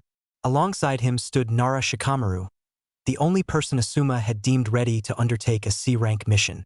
Once again, this genin's exterior appearance disguised the mind within. He appeared almost bored and reluctant to be here. Yet, after years of working with his father, and even his grandfather before that, the Hokage could practically see the gears turning in his head. Possible formations, routes, likely opposition, his team's capabilities, you name it, the child was working it through in his head, planning everything he could and covering almost every conceivable eventuality. Thirdly, there was Inuzuka Hana, a 15-year-old genin who had been training to be a medic nin, alongside her clan's training as a vet. She excelled at both, and was one of the most capable healers at the Konoha Hospital, despite her relatively tender age. She had been deemed as all that was necessary in order to treat the Sunanin's injuries to the extent where he would be able to move. She could also hold her own in combat, if needs be, although she was far more capable alongside the three of her ninkin. They were being left behind, still recovering from injuries from a previous mission. Good, Sarutobi started. If there are any problems, report to me as soon as possible. I take it Konoha will be keeping a close watch on this mission? Kakashi spoke cryptically, earning curious looks from all three genin present. They weren't aware of the other presence, hidden in the shadows of the room, where the ANBU usually concealed themselves. Naturally, although we'll stay out of your way. You're in complete command, Kakashi. Sarutobi took a quick breath before continuing. I advise you begin now. Try to get as much distance between Konoha and yourselves as you can before nightfall. You are dismissed. Understood, Hokage-sama. Kakashi nodded towards the Hokage before turning towards his three new team members, with his eye curved into something that could only be assumed was a smile. Well then, let's get moving. Those bastard Konoha ninjas.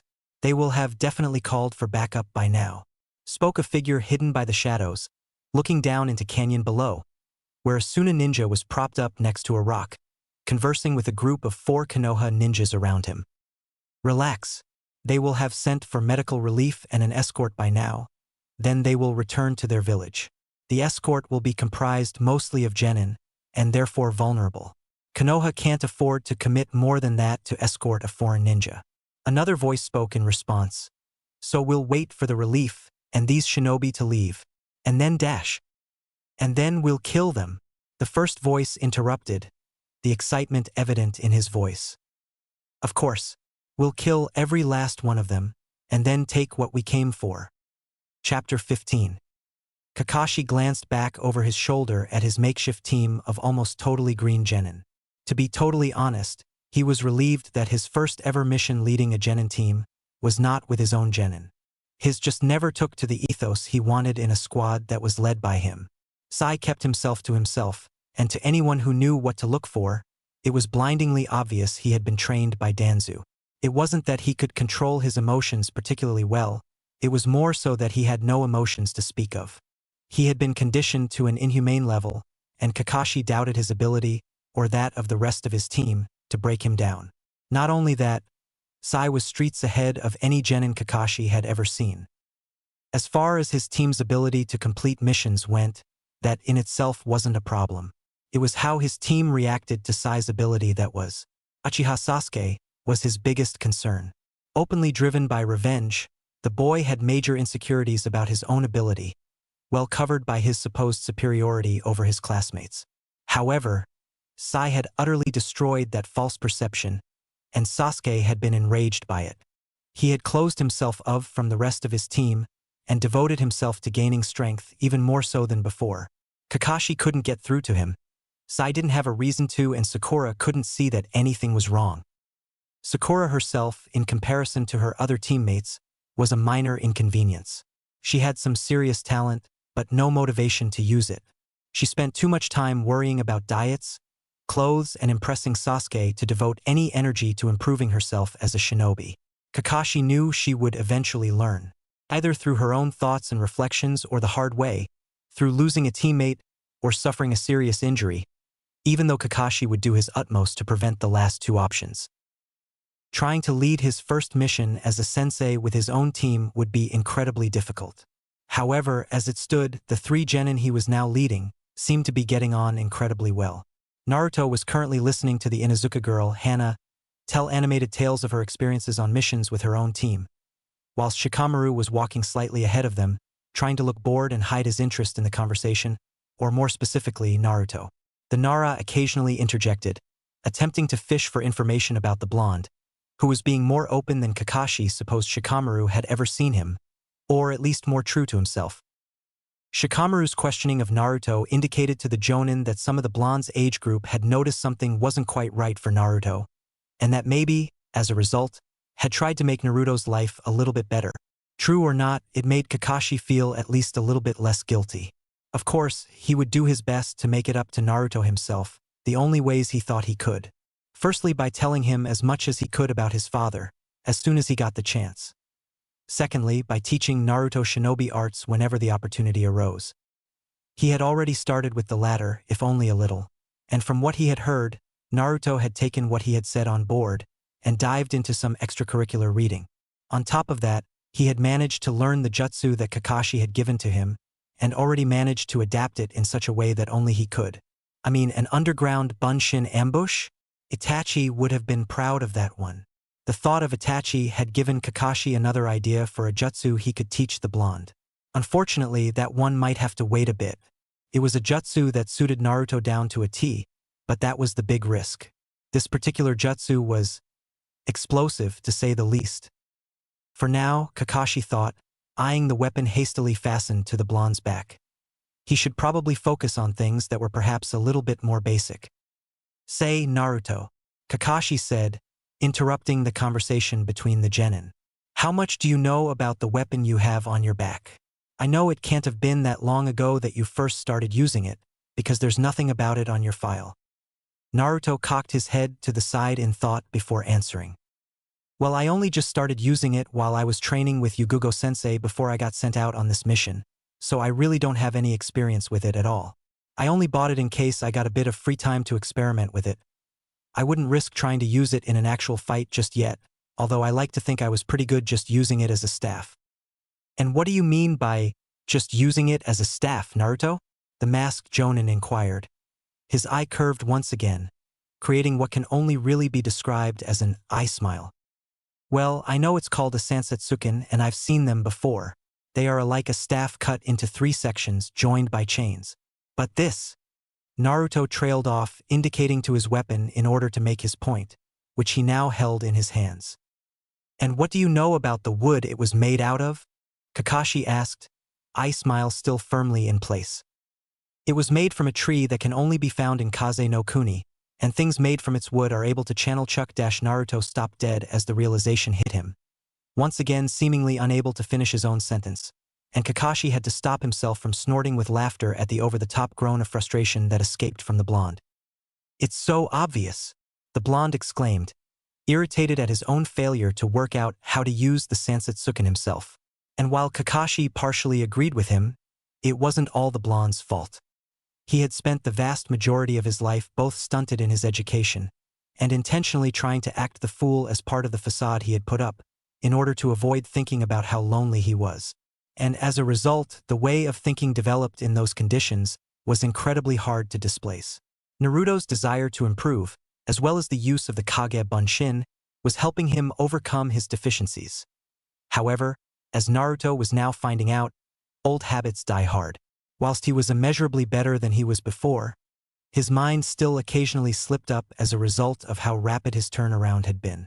He would still struggle with some things others might call easy, and he might not notice things others would think obvious still, but these occasions were rare and getting rarer still all the time. Don't worry about it.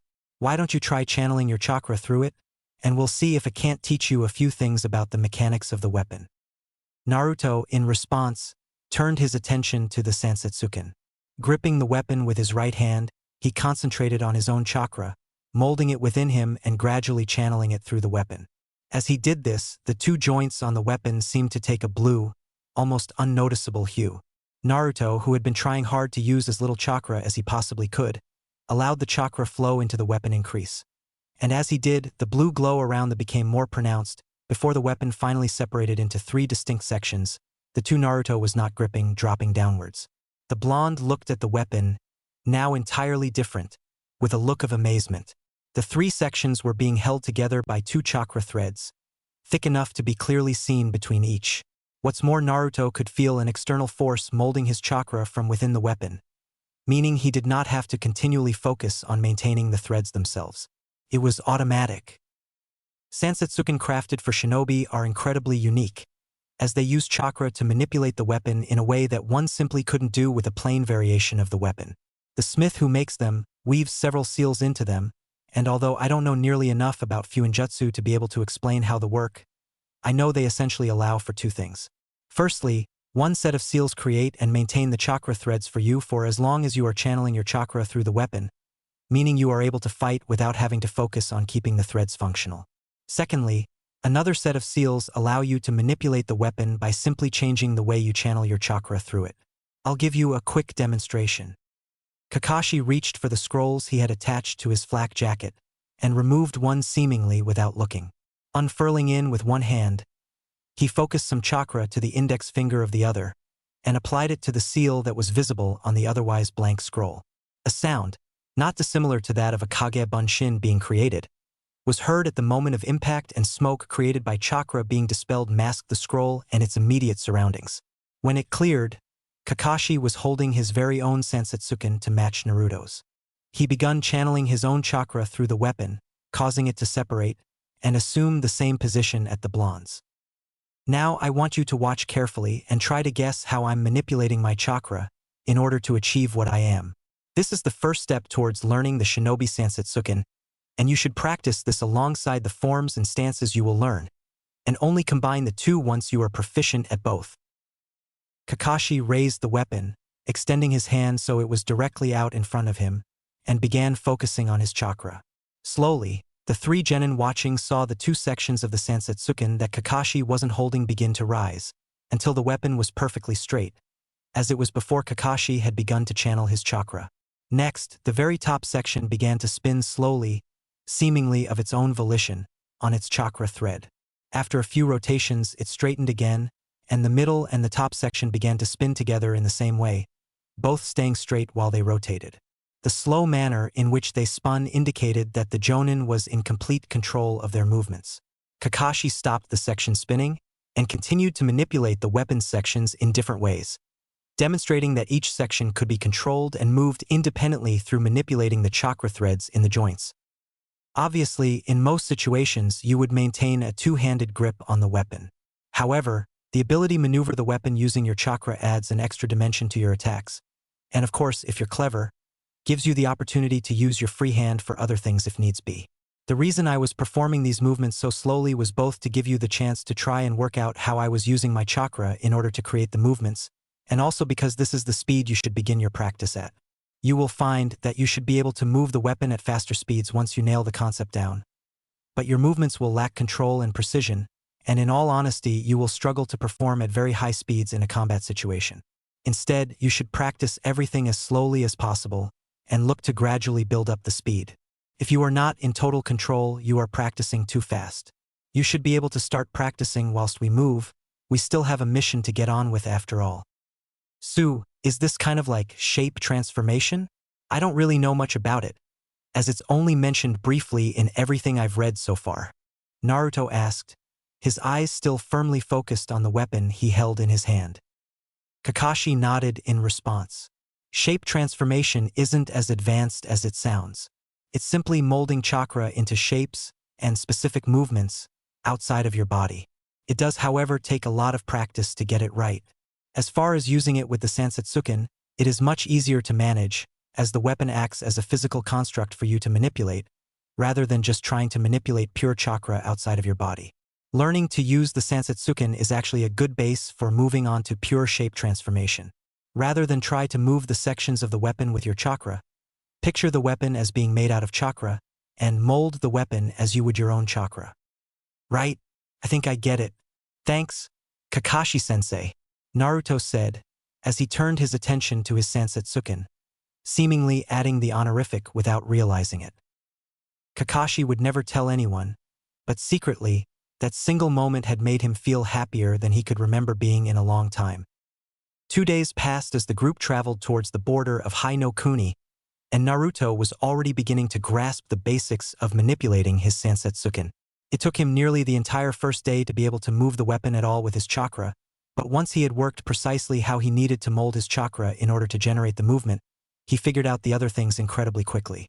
First, learned to force the weapon to go rigid, as it was before he channeled his chakra through it, only extended by the chakra threads. Next, he had learnt how to move each section individually by manipulating the individual chakra threads. He did everything as slowly as possible, and he soon realized Kakashi had been right about control of the weapon. If he tried to move a section faster than he was comfortable with, he would lose control over the amount the section would move, where it stopped, and he would even occasionally cause the other to move too. Now, about an hour since the group had crossed into the barren, rocky area on the border between Hai no Kuni and Kaze no Kuni that later led to the deserts of Kaze no Kuni. He was rotating the final section of his weapon on its chakra thread, incredibly slowly, focusing intently on its rotation, so intently in fact, he nearly missed Kakashi speak. We're here. This is the canyon that Team Kamiko and the injured Suna shinobi are taking cover. Naruto looked up to take a better look at his surroundings. The stone beneath his feet still hadn't yet given way to the sand, and the area still hadn't given way to the flat, barren expanses of the desert. The terrain was still stone dry, however the landscape around them was craggy and uneven, with various stone outcrops and rock formations littering their surroundings. Some, in the distance, looked to equal the size of small mountains, seemingly towering above the shinobi, despite their distance away. Directly in front of him was the most interesting feature of the entire area. In front of them stood an enormous stone archway, easily 10 foot across, beyond which the stone ground sunk below and expanded outwards, creating some kind of bizarre canyon that went on for further than Naruto could see. Rock formations were built up along the tops of the walls of the canyons too, meaning that once inside it would be almost impossible to see anything along the edge once you were inside. Kakashi, was this canyon man-made? It had been Shikamaru that voiced the question, although it had begun to form in the minds of the other two genin. Almost definitely. However, no one knows how it was done. This canyon and the people who once lived inside, as far as we can tell, predated ninjutsu by quite a bit. People lived in there? Naruto asked slightly incredulously. The canyon actually goes a lot further than we need to go, and we won't be progressing all the way through it to get to Suna either. Which I'm glad for, if I'm honest. The canyon is about 15 feet across once you move down beyond the archway, and then expands again a while later by quite a lot into some kind of room, if you will. It is a circular space around the same area as a public training ground. This is where Team Kamiko are holding out. However, if you go beyond that, the area narrows again, for about half an hour at walking speed, before beginning to head even deeper underground, and finally opening out once again. And there is what's left of a small village built into the rock. As Kakashi finished his sentence, the genin simultaneously drew a breath. An underground village that predated ninjutsu seemed both a ridiculous and impossible notion. Yet here they were, being confronted with one. "Wait," Naruto said, looking slightly thoughtful. "Was this like a hidden village? Were the people that lived here like shinobi?" That's certainly the most popular theory. As you know, even without ninjutsu, there is a lot included in the shinobi arts, and there is every chance that these people were as deadly as a modern shinobi. Which makes what happened even more unnerving. "What do you mean, what happened?" This time it was Hana that spoke, audibly concerned at the fact a jonin could be unnerved by something that happened to people so long ago. "Again, we don't know for sure, but what has been found out was that the entire village was wiped out. Every man, woman, and child, killed and left to rot in that canyon. They knew something was coming for them, too. Doors had been locked and barricaded. There were hastily made fortifications everywhere, too. They knew they were in grave danger, and yet didn't try and leave. Hundreds of sets of remains have been found, all of the people who used to live here. Women found huddled over their children, the men before them desperately trying to protect their families. Warriors on the outside, all ready to give their lives for their homes, and those that they loved. Every single one, dead. And we still have no idea what did it. I've had to go down there before on a mission, and all I know is that I'll never forget it, and I sure as hell don't want to go back there. But, like I said, we won't be going that far down into the canyon." All three genin shared a look. Before, one or two of them might have had ideas of exploring the abandoned village. Somehow, the idea that any of them still harbored those plans seemed incredibly unlikely. A figure, hidden amongst one of the rock formations that overlooked the inside of the canyon, swore violently, anger tainting his voice, the need for quiet transforming his rant into a low hiss. "Hatake Kakashi. Hatake fucking Kakashi. What the fuck are we gonna do now? Well, wait for the next fucking team. What a brilliant idea. Now we're screwed. How are we gonna get it now?" The man paused in his rant, breathing heavily as he finished venting his rage. "Will you relax?" A second man spoke, from his position atop the formation, sitting casually and seemingly looking over the entire landscape. "We have our trump card still, and in case you didn't notice, that bastard Hatake was with a couple of genin. He can't fight the both of us and defend them at the same time. We'll kill the runts, get what we came for, and then exact some much-deserved revenge on that arrogant, masked bastard. I still think you're underestimating him. He killed so many of us. He's fucking dangerous, man. You have the seals, right?" The second man barked out, eliciting a sharp grunt in affirmation from the fist. "Well, wait until Hatake moves past and the other Konoha ninja leave and lay down every last one. They're trapped and then they'll be outnumbered. Like I said, Hatake can't protect the brats and fight us." "Fine, let's do this. On one condition, though," the first figure stating, drawing the direct gaze of his partner. "I get to rip that bastard's eyes out myself." They had only been moving for a few minutes and Naruto was already starting to feel nervous. Except, it wasn't the thought of the ghost village they were getting ever closer to that was worrying him, it was where he was now. The path, as Kakashi promised, had gotten wider as they went deeper. However, about minute down Naruto had spotted something in the wall up ahead, on the left-hand side. It was a stone statue carved out of the wall. It stood 6 feet tall and held a sword in front of its own chest, the flat of the blade nearly resting against the body of the figure. However, the outstanding feature of the statue was not its weapon, but its face. Or rather, lack of face. No eyes, no mouth, and no nose. Just smoothly carved stone, where the facial features should have been. And then Shikamaru saw the others. The entire path ahead was lined on both sides by the faceless stone warriors, all guarding the path towards the village hidden ahead of them.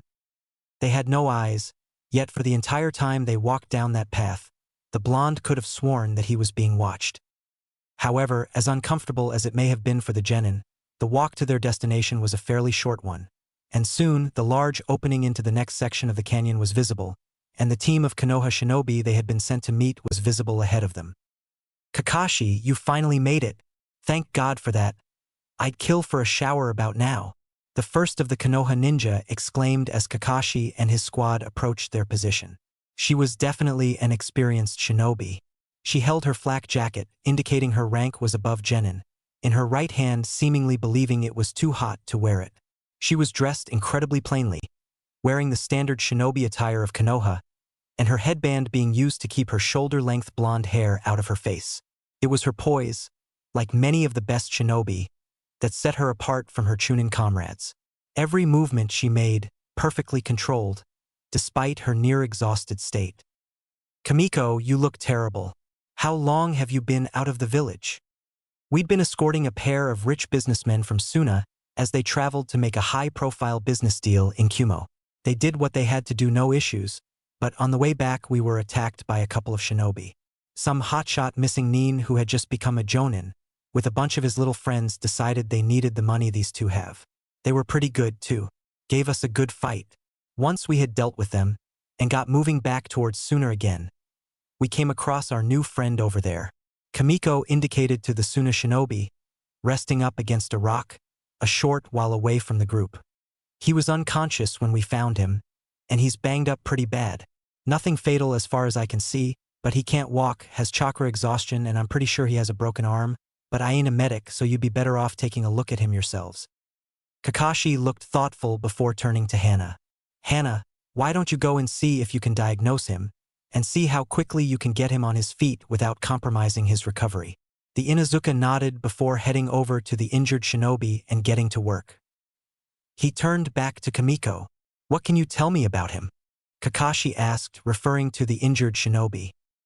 "Well, he spent a lot of time asleep since he regained consciousness, and we've been here for 3 days now, so we haven't gotten that much from him. We know he was on some kind of retrieval mission to get hold of some kind of ancient weapon that belonged to Sunagakure and had been lost in battle, because the first thing he did when he became conscious again was check that he still had the weapon in his bag, which he does. We also got out of him that he wasn't alone. His 2 teammates were Chunin, and both were killed in the early moments of the fight." She trailed off, glancing towards Naruto and Shikamaru. "Listen, Kakashi, we can stay if you want. When we asked for assistance, we still didn't know that there was a chance we'd be up against enemy shinobi. I didn't think Hokage-sama would send Genin to here of all places." Ideally, Kakashi would have liked to take her up on the offer. He really didn't want to be leading Genin into such a dangerous situation. But a glance at Kamiko and her team dispelled those thoughts quickly. She was moving gingerly, and he could tell she hadn't managed to rest enough to replenish her chakra. The rest of her team was just as ragged. They had been out for weeks now, with little to no rest. "We both know what would happen if you were attacked at the moment, Kamiko. I appreciate the offer, but we'll manage. Besides, we have a little help to call upon if things get a little desperate. Get home, Kamiko. Rest. You've earned it, I'd say." "Bah, Kakashi, you noble bastard. We'll head out straight away then, if you don't mind.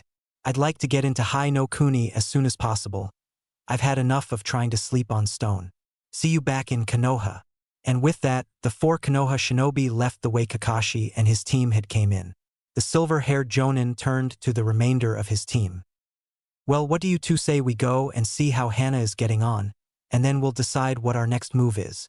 The 2 genin nodded, and followed Kakashi towards the injured Suna shinobi. Suddenly, Kakashi paused mid-stride. "What is it, Kakashi-sensei?" Naruto asked, looking curiously at the Jonin. "That Suna ninja is one of their most respected Jonin. He's listed in the bingo book as being incredibly dangerous. I only just recognized him." Kakashi paused as he took another look at the shinobi, just to be sure. "His name is Baki." Chapter 16. "Well, he's a lot better off than I thought he would be," Hana began, speaking to Kakashi, even as she performed her diagnosis jutsu. "He's just resting at the moment, and as far as I can see, there's no lingering damage to his head, but it would be wise if he was given a more thorough look over in Suna. He is suffering from minor chakra exhaustion, but I'll be able to help him with that fairly easily, at least enough to get him on the move again. As far as our actual mission goes, our most pressing concern is his broken bones." Hana stopped her jutsu, the green chakra that had been surrounding her hands as she worked fading away, and turned her attention to Kakashi. "His arm is broken quite severely, and it will take some time to heal enough to move him, even with my medical ninjutsu. His leg is not so bad, and given there are no complications I can have him up and moving with help within a few hours. However, as a medic, I'd have to recommend that we keep him still, at least for another few hours, so I can try and cut down on the risk of further damage when we do try to move him. Ideally, I'd need 3 or 4 hours. But if we absolutely need to, we can be going in 2, possibly less if someone helps him move. Kakashi pondered over what the team's appointed medic had said. In theory, they should stay for as long as needed, in order to make sure Baki got patched up properly before they got moving. But Kakashi had a bad feeling about this mission. The Tsunajonin had gotten pretty banged up by whoever it was that attacked him, and had managed to take out the Jonin's 2 teammates, which meant that they were pretty good. Then there was the matter of Baki's cargo, which was most likely the enemy's target, but if that was the case, why did they retreat? Kakashi doubted that Baki had managed to kill all 3 of them, especially given how much he had been injured, and even if he had, Baki couldn't have moved that far before Kamiko and her squad had found him, meaning there should have been bodies. All of which led Kakashi to the conclusion that the enemy shinobi would be back.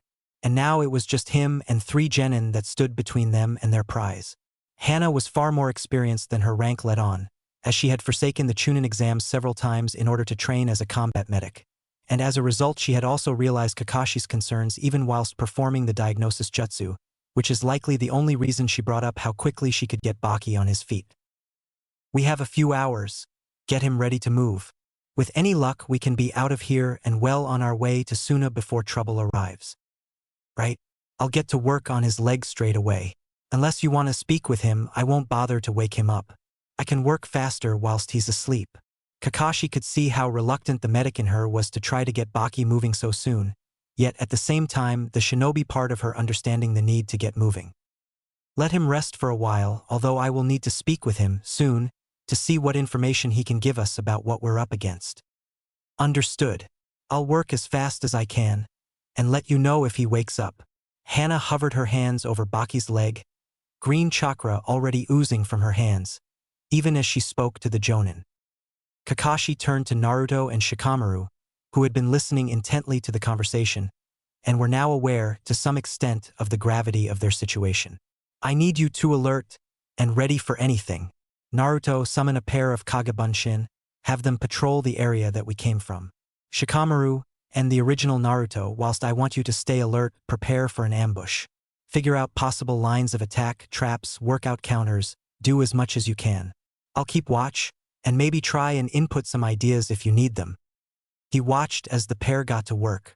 2 Bunshin appeared next to the blonde, without him having even moved, and immediately got to work. Whilst Shikamaru sat down cross-legged, an intense look of concentration on his face, his eyes occasionally darting around, observing their surroundings. It was impressive, to say the least. Many fresh genin would have crumbled from the pressure in a similar situation, but these 2, as well as Hana, didn't even appear fazed. This could of course meant complacency on the part of the rookie ninja, however Kakashi somewhat doubted that. Hana already had a year's worth of experience out in the field, and that was only so low because missions had taken a backseat to her medical training. Shikamaru seemed to be as cool and composed under pressure as his father was, and Kakashi knew the Nara wouldn't underestimate the gravity of the situation. Naruto would have concerned him if they were in this position a few months ago, but even a cursory glance at the blonde assuaged most of Kakashi's worry.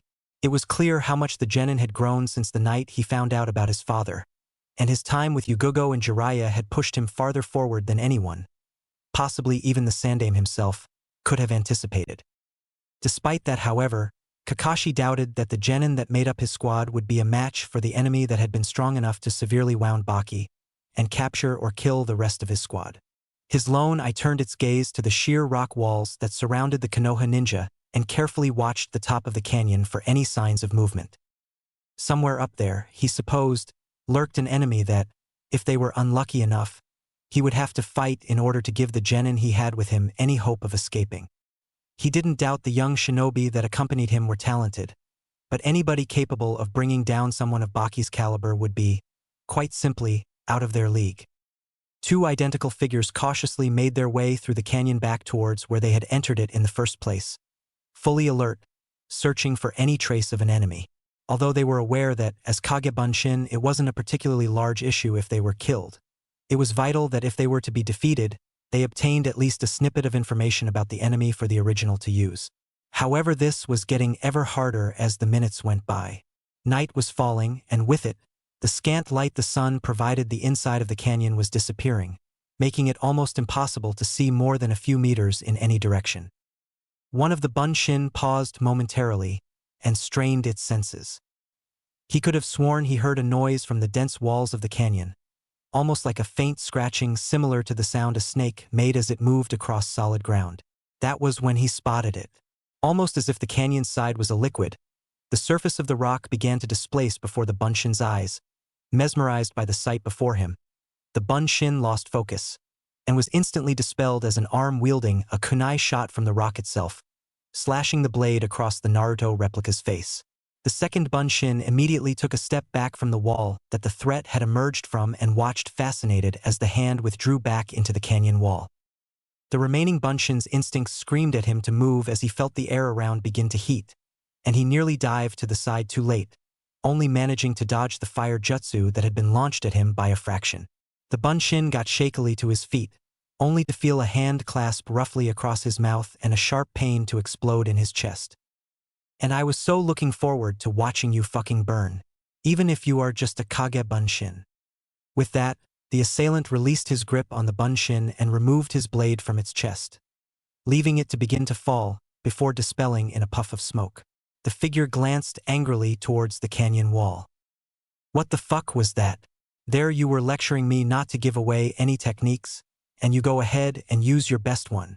What about your chakra? We're fighting Hatake Kakashi. Tonight. Slowly another figure emerged from the canyon wall, stepping away from the solid rock as though it were some kind of portal to another dimension. Calm down. I didn't show it for long enough for any of them to be able to work out exactly what it was. Besides, did you get a look at his face? We have another of our targets. Activate the seals. We move now. The first man just grinned widely and followed the other's instruction, any disagreement forgotten. Tonight, Hatake Kakashi and the son of the Yondaime Hokage would die by his hand. Naruto inhaled sharply as the memories of his Bunshin rushed into his head, one after the other. My Kage Bunshin have been killed, the blonde exclaimed, drawing the attention of his entire team. Tell me exactly what happened, Naruto, Kakashi ordered, his demeanor almost instantly changing to that of a Jonin commander. Well, I can really explain what happened to the first one. An hand came out of the canyon wall and attacked, except it wasn't really like the Doton Shinji Zanshu. It was almost as if the rock was made from water, and the hand just kind of emerged from it, without damaging the wall at all. Kakashi couldn't help but be intrigued as to the ability Naruto described. He had heard of a technique like it, but little was known of its exact details outside of its village of origin, Iwagakure. He had checked out the list of recent missing nin from IWA prior to leaving for this mission too, in order to try and prepare for possible attempts on Naruto's life while they were gone. I think the second Bunshin was destroyed by someone else, although it was pretty hard to tell. Naruto continued, focusing on the memories he had inherited. It managed to dodge some kind of katan jutsu, but the enemy managed to kill it from behind with some kind of blade, I think. That's good, Naruto. Any information on the enemy we can get improves our chances massively, although ideally we would want a bit more so we could try and identify the enemy. Unfortunately, the fact that they attacked your Bunshin indicates they intend strike sooner rather than later. Kakashi sighed before turning towards Hana, who was still working on Baki's injuries. Hana, I'm going to need Baki good to go as soon as possible. How long do you need to get him ready to move? Hana paused in her work, frustration that she would have to move her patient sooner than was good for his health evident on her face. I need an hour at best. I need to ensure his bones aren't going to break again when we move him, otherwise he could be facing permanent damage. That will have to do then. I don't think we're going to be able to stay any longer than that. Unfortunately, you are going to have to move him away from the wall. Given the enemy's ability, I don't think it would be safe to keep him up against it. Naruto, Shikamaru help her, and then get into a defensive formation around Hana. I need you to stay absolutely focused, okay? Hi, Kakashi-sensei, came the call from all three of the genin as they got to work, the two male shinobi listening intently to Hana's instruction on how to move Baki with as little risk as possible, and then proceeding to carefully move the ninja away from the stone wall he had been resting against, and laid him down a few meters away from the wall, resting his head upon the dull green flak jacket that Hana had removed previously in order to diagnose the Suna shinobi. Naruto created a Kage Bunshin, allowing himself and Shikamaru to form a basic triangular formation around the genin medic and her patient, and began to focus on his senses, listening for the slight scratching sounds his Bunshin had heard before it had been destroyed, when he had a thought. Kakashi-sensei, I don't suppose you've heard of any techniques that let you move through rock like the one my Bunshin saw, do you? Naruto inquired, being careful not to lose focus on his surroundings as he spoke to the Jonin. I do know of one clan from Iwagakure that had a similar technique as their Kekai Genkai, but the last of that clan were wiped out during the last shinobi war. The experienced shinobi's senses flared as he felt a surge of chakra ahead of him in the clearing that his team had occupied.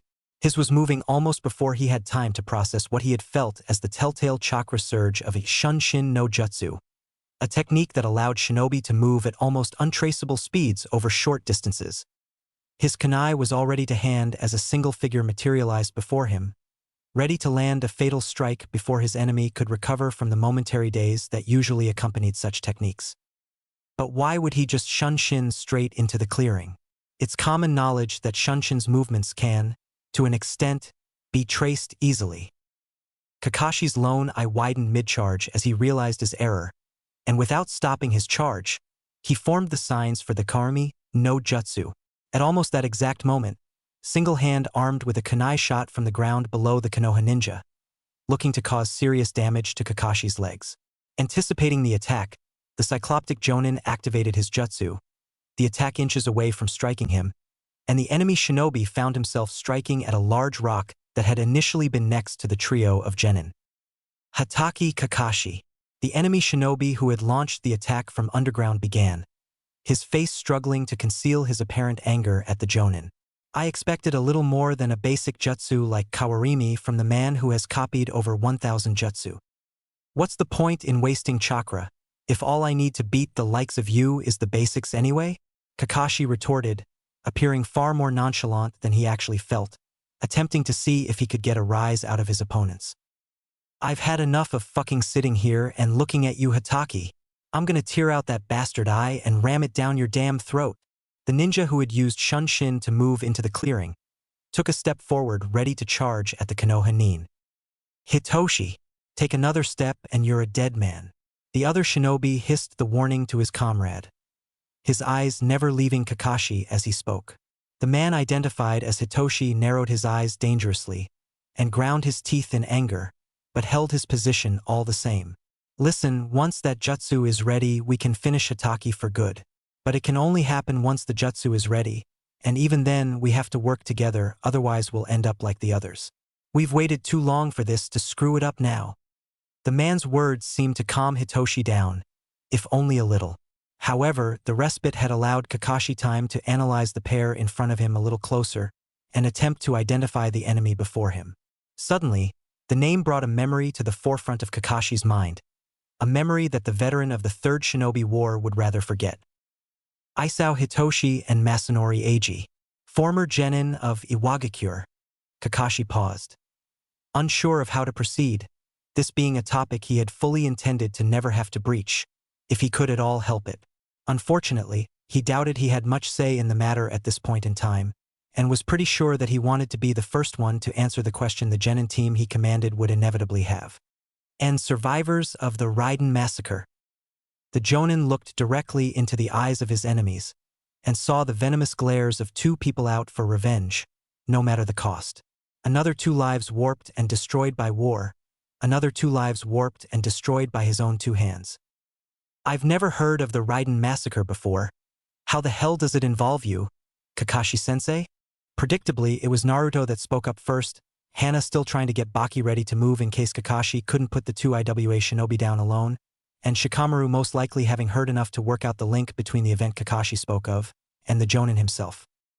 You wouldn't have heard about because your bastard of a Yondaime Hokage filed it away as a blacklisted mission before the end of the Third Shinobi War and made it an A-rank village secret. I'm willing to bet there are only 2 or 3 people left Konoha who even know the event even happened. It was Hitoshi that answered the question, his words carrying an acidic edge to them, one that made Kakashi mentally grimace. That's probably one of the worst things, in my opinion. This time it was Eiji who spoke, his words lacking the unbridled rage that his partners did. Instead, carrying a bitter sting to them, reminding Kakashi somewhat of himself after the end of the war. The fact that the day when 27 Iwagakure genin, none of them older than 13 years of age, were slaughtered by a Konoha jonin, when they posed no legitimate threat to Konoha, so close to the end of the war. A day that is still annually mourned in IWA, is a criminal offense to even mention in Konoha, also your village can maintain its reputation. The 3 genin, Naruto in particular, looked shell-shocked by the claims of the former IWA shinobi. Of course, none of them had experienced shinobi warfare, nor had they felt the tempestuous fury caused by the loss of comrades, friends, and even lovers. Of course, none of them would fully understand. God willing, none of them would ever have to, although given that the existence of shinobi revolved around the art of killing, Kakashi somewhat doubted that as a possibility. And the Konoha ninja that committed the massacre? None other than the famous Hatake Kakashi. Eiji enunciated Kakashi's name with the same viciousness that Hitoshi had been speaking with moments earlier, unable to prevent the vitriol from creeping into his voice, momentarily losing the emotional control that most ninja strive to keep. Kakashi found himself wincing once more at the tone of the IWA shinobi's voice. He supposed that he could have tried to stop the man from revealing that the perpetrator of the massacre was himself, and avoided tarnishing how the genin under his command saw him. However, it was likely that them finding out about it was inevitable now that the details of the mission were out in the open. Either way, he was pretty sure their views of him would have been colored by the way the enemy ninja spoke of him. Kakashi-sensei, that's not true, is it? Again, it was Naruto who was first to make himself known, his voice shakily betraying his shock at what he had heard. Out of all the genin he had seen that had graduated this year, Kakashi was certain Naruto was the most naive.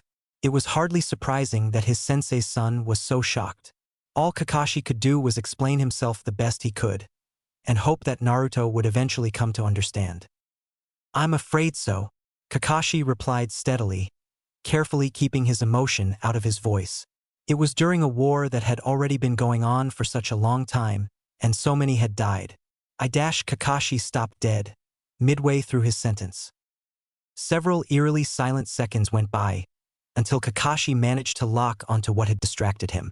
A deep rumbling sound coming from the top of the canyon, that had been so quiet that it was nigh on inaudible, was slowly increasing in volume, almost as if it was coming close and closer to the edges of the canyon. A few more seconds passed, and the jonin noticed that all 3 of the genin had noticed the sound too. Kakashi could feel the vibrations in the ground now, growing ever stronger as the seconds passed. Kakashi-sensei, look at the top of the canyon. What the hell is that? It was Shikamaru who spotted the source of the noise first, as Kakashi hadn't dared to take his eyes off of the pair of shinobi in front of him. Still keeping his senses sharp for movement from the enemies to his front, the jonin turned his head just enough to get a good look at what was causing the growing vibrations and sounds that were now loud enough to seemingly shake the entire canyon, causing the looser rocks on the canyon walls to loosen and fall. And as Kakashi's eyes fell upon the object of Shikamaru's question, he felt his hand instinctively reach for his hitai that was covering his left eye, and one his greatest assets as a shinobi, and lifted it, revealing his pupil to be a deep red, with 3 tomo within the iris. The rumbling had stopped, and standing faceless, silhouetted against a skyline lit up by the moonlight, were the stone figures the group had passed on their way through the canyon. Their swords now aimed threateningly towards the group of genin and the jonin they stood protectively around. The statues were leaner than they were before, Kakashi noted, probably adapted by whatever just to the pair of IWA shinobi had used in order to animate them in order to allow for faster movement. Of course, it was impossible to be able to tell exactly how mobile these things were just by their size, but it was foolish to rule out the idea that they may well be as mobile as an actual person, and it wasn't totally uncommon to see objects animated in such a way by some kind of jutsu. However, how shinobi such as these were able to come by such techniques, given that jutsu such as these tended to be incredibly complex as well as chakra-intensive. The men in front of him were definitely jonin, judging by their chakra reserves, but one would have to have reached a level Kakashi was not sure even he himself had reached in order to use such a technique to the scale being displayed. which, he deduced in the split second he had been pondering this, indicated that they were working for a considerable more powerful enemy. The possible consequences of that particular realization would have to wait, however, as Kakashi had more pressing concerns. The statues were moving again, one by one crouching, bending at the knees. He was on the move in the same moment that he realized what they were about to do, determined to get back closer to his team and into a better defensive position. Unfortunately, it was not to be. Distracted by the arrival of the stone figures, he hadn't noticed Eiji slip back into the rocky ground. Kakashi ground to a halt, only having made it a few meters back, as the missing Nin emerged from the ground in front of him. "Come now, Hatake. Your fight is with us. There's no getting past me. I can move faster in the earth than even that vile eye of yours can follow." Kakashi glared at the man standing between him and the comrades it was his job to protect. "No getting past you, HM?" Kakashi asked, in the nonchalant tone he had perfected over the years. "In that case, looks like I'll have to go through you then," Kakashi retorted, his glare not receding as he bought a kunai to bear. "And on another day you might well achieve that goal, Hatake."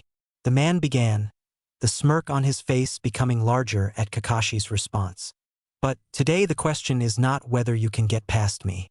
It's can you make it past me before those genin standing behind me have been ground into dust."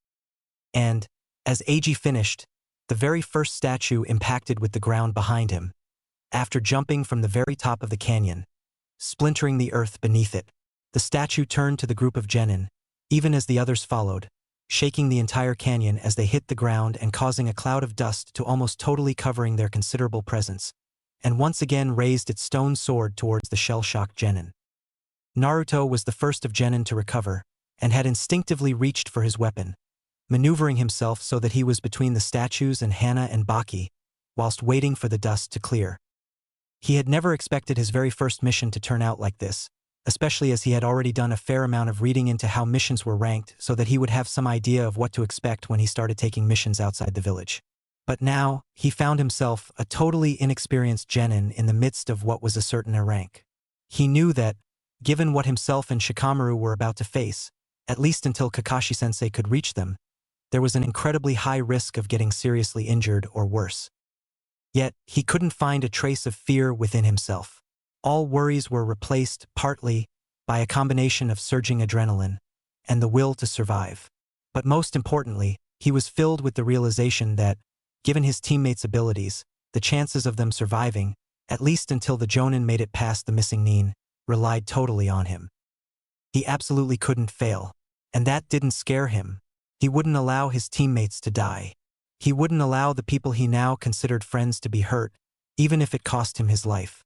That was a promise.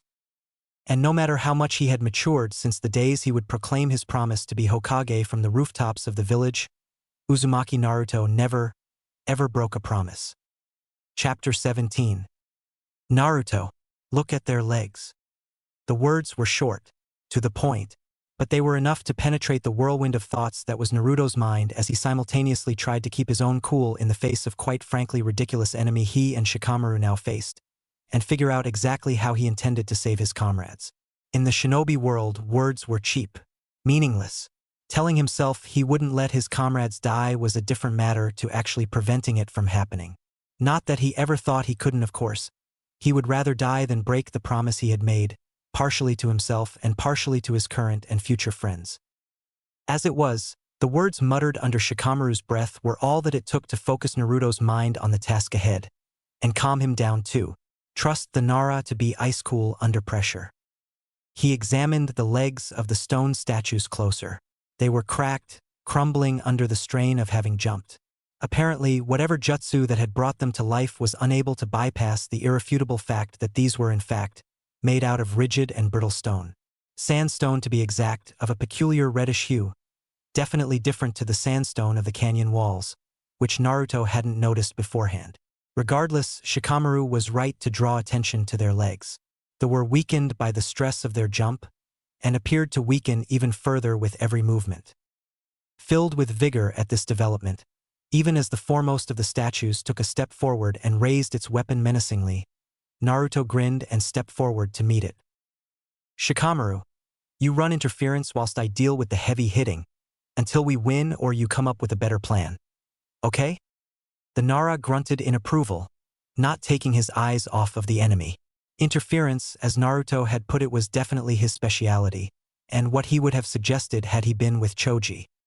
He had been hesitant to nominate Naruto in that role, knowing as little as he did about his actual techniques or abilities, as he was nowhere near naive enough to believe that Naruto hadn't seriously improved since their days in the academy.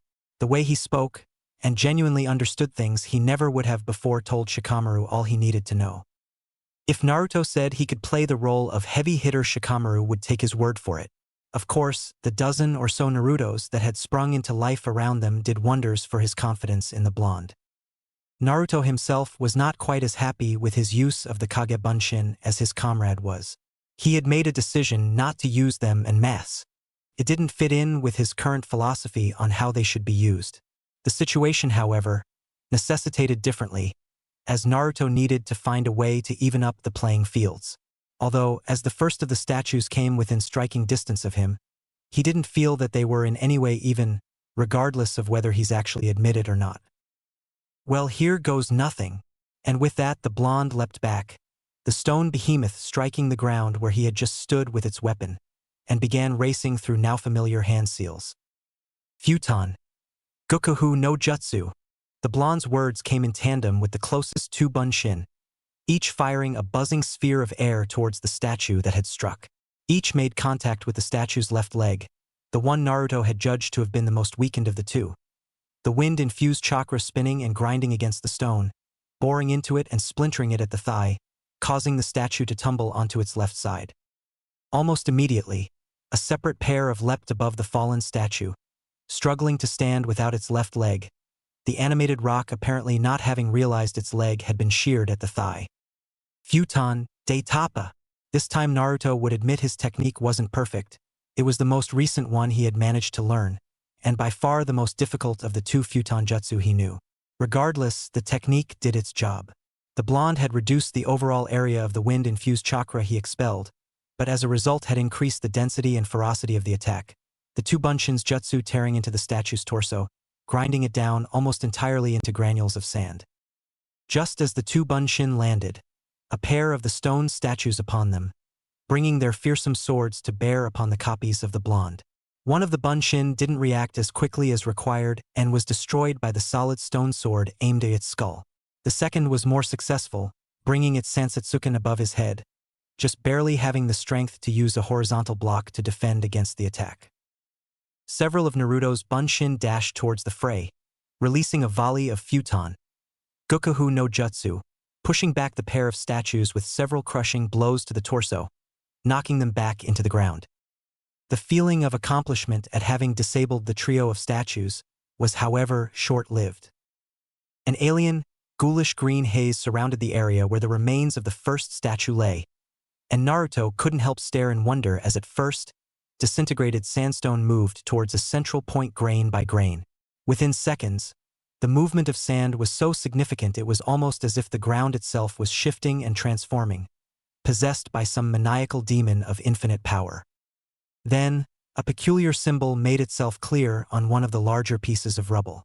A strange, blood-red marking on the stone, glowing as though imbued with the chakra of the kyubi itself. And it was towards this piece of rubble that the sand gravitated, the stone growing and mutating, until the statue itself had been reborn anew, as if not a thing had happened. It stood, towering above the blonde, who had frozen stock still, flabbergasted at the turn of events, not even noticing that the same thing had happened to the two other statues he had destroyed. Transfixed and paralyzed by the combination of horror and shock at what he had just seen, Naruto simply stood whilst the remade statue once again raised its sword, preparing to strike the blonde down in a single clean blow, crushing him under stone. Ducking and weaving through another series of attacks from the onslaught of Hitoshi, whose strikes and lunges never seemed to let up or give way, Kakashi grimaced as he saw the statues Naruto had just destroyed rebuilding themselves.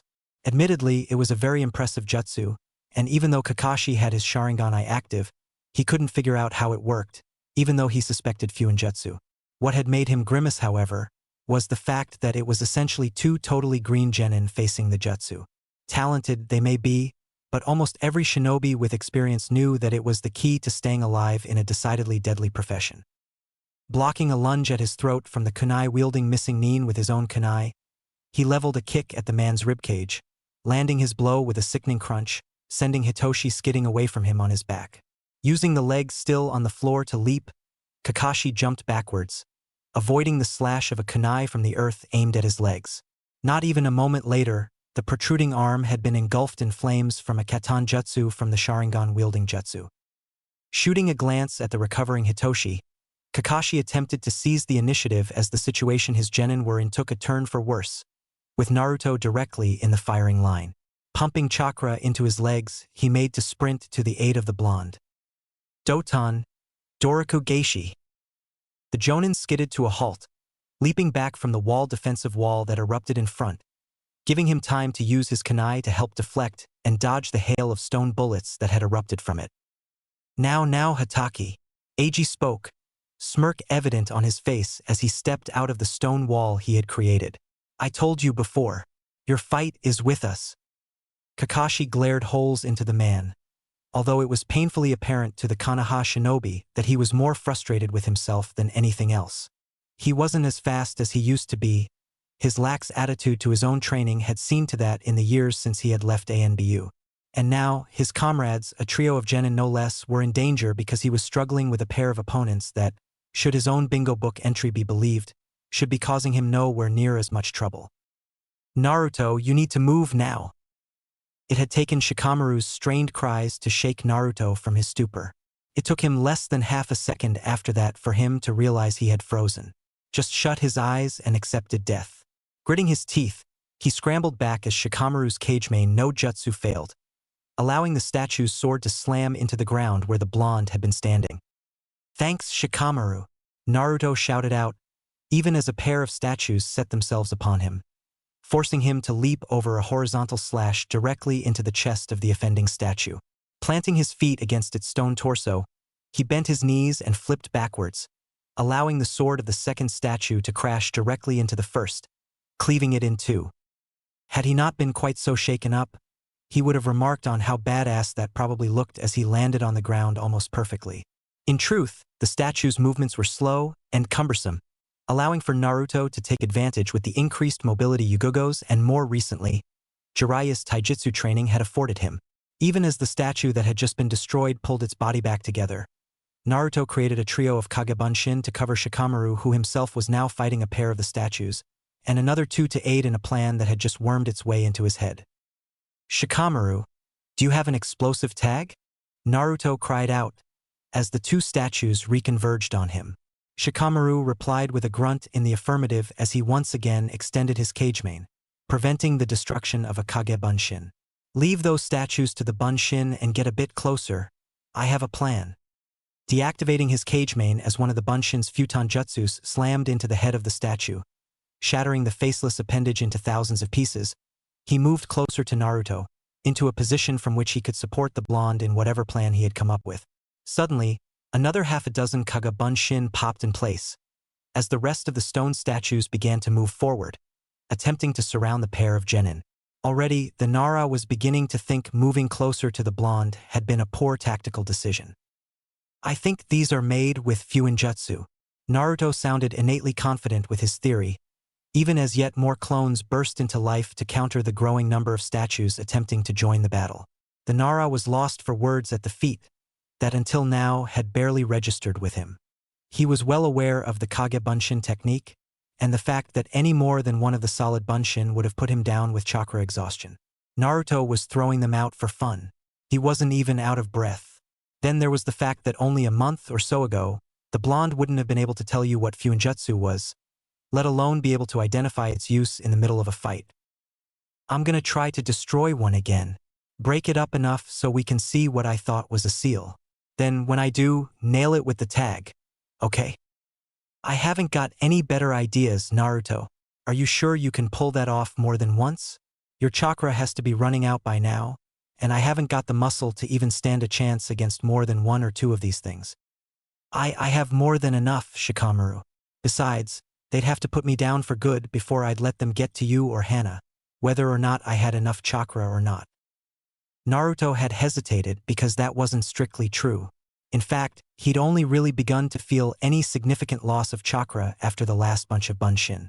He didn't particularly want Shikamaru, however, to start getting too curious about exactly where he got his quite frankly massive reserves from. Whilst he knew the people his age would have to find out eventually, it could most definitely wait until he was ready to tell them on his own terms. Noticing that the Nara had accepted his answer and started to prepare his explosive tag, Naruto put his fledgling plan into motion. 2 more Kage Bunshin appeared either side of him as the first of the stone statues broke through the bunshin he had created to help keep them at bay. They leapt forward, whips of lightning extending from each of their hands, crackling as they wrapped themselves around limbs of the statue. Yanking as hard as their straining limbs could manage, and increasing the amount of chakra they pumped into the jutsu, they tore the statue's arms and legs away from its torso, leaving the body of the statue momentarily suspended in the air. Futon de Tapa. The Kage Bunshin joined the original Naruto in performing his newest technique, and in an unusual moment of clarity in the moments before the vicious, cutting gale caused by the trio of Naruto copies hit its mark, the blonde noticed he had improved, if only a little, with the jutsu.